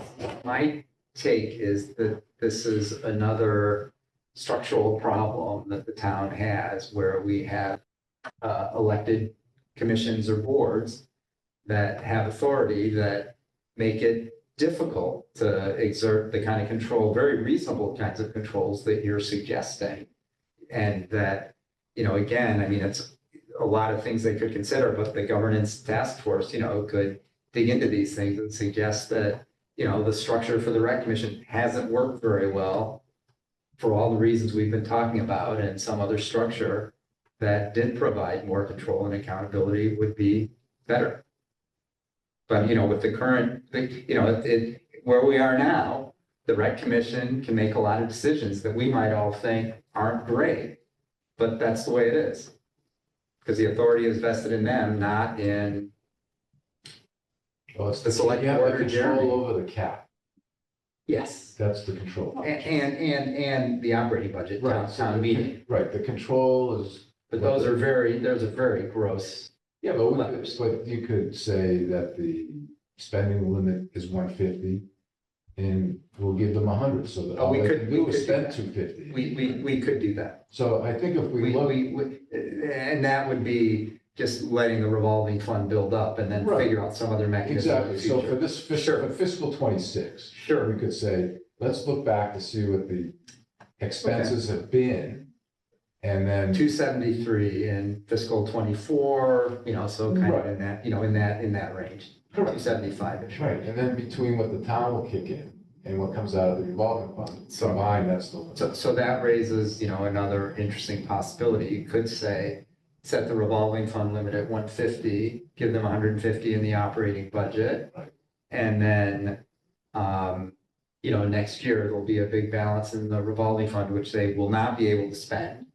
And then, you know, figure it out. Maybe there'll be a capital project and have them use it for a capital project. So that would be, you know, that's a good thought. That's another way to go. That would. Let these new folk get their sea legs, so let them understand what's going on. The advantage of that is in the operating budget isn't having this big drop and then this big increase. It has to be explained. So that, yeah, okay. That's interesting to me. Are we able to cap the revolving fund? I guess I was under the impression they had discretion over that and there wasn't anything we could do about it. And one of the early articles in the warrant is setting, there's a list of all the revolving funds and a spending limit. And that spending limit is set by town meeting. So Okay. we could recommend a 150,000 spending limit. And provided that town meeting agreed with that, that would be that. And we could write up a nice explanation for why we're doing that. I I see. find that kind of appealing, Literally about giving and having them end up a big kitty. but they can't spend it. Yeah, but, well, it's still gonna be, if they can't spend it, then, you know, where's it gonna go? I mean, I could imagine it could go to some future capital project once they get on track and they figure out what that is. And after that's resolved, then, you know, that the revolving fund spending limit can go back. I mean, it avoids the point that Steven said, of, you know, huge volatility in budgets is complicated and harder to explain. And it is kind of It's an elegant solution.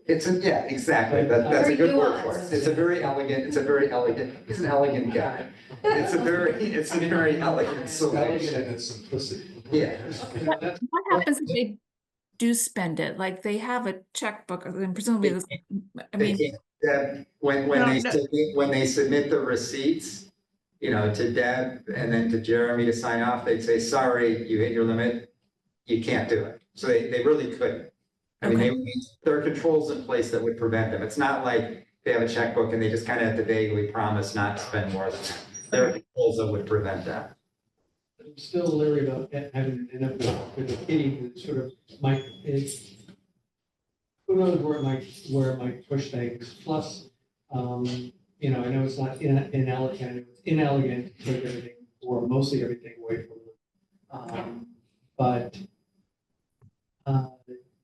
Yeah. it did seem to me that, you know, that's also indicative of how we're feeling about it. And I would probably come down to, you know, maybe 30, 40.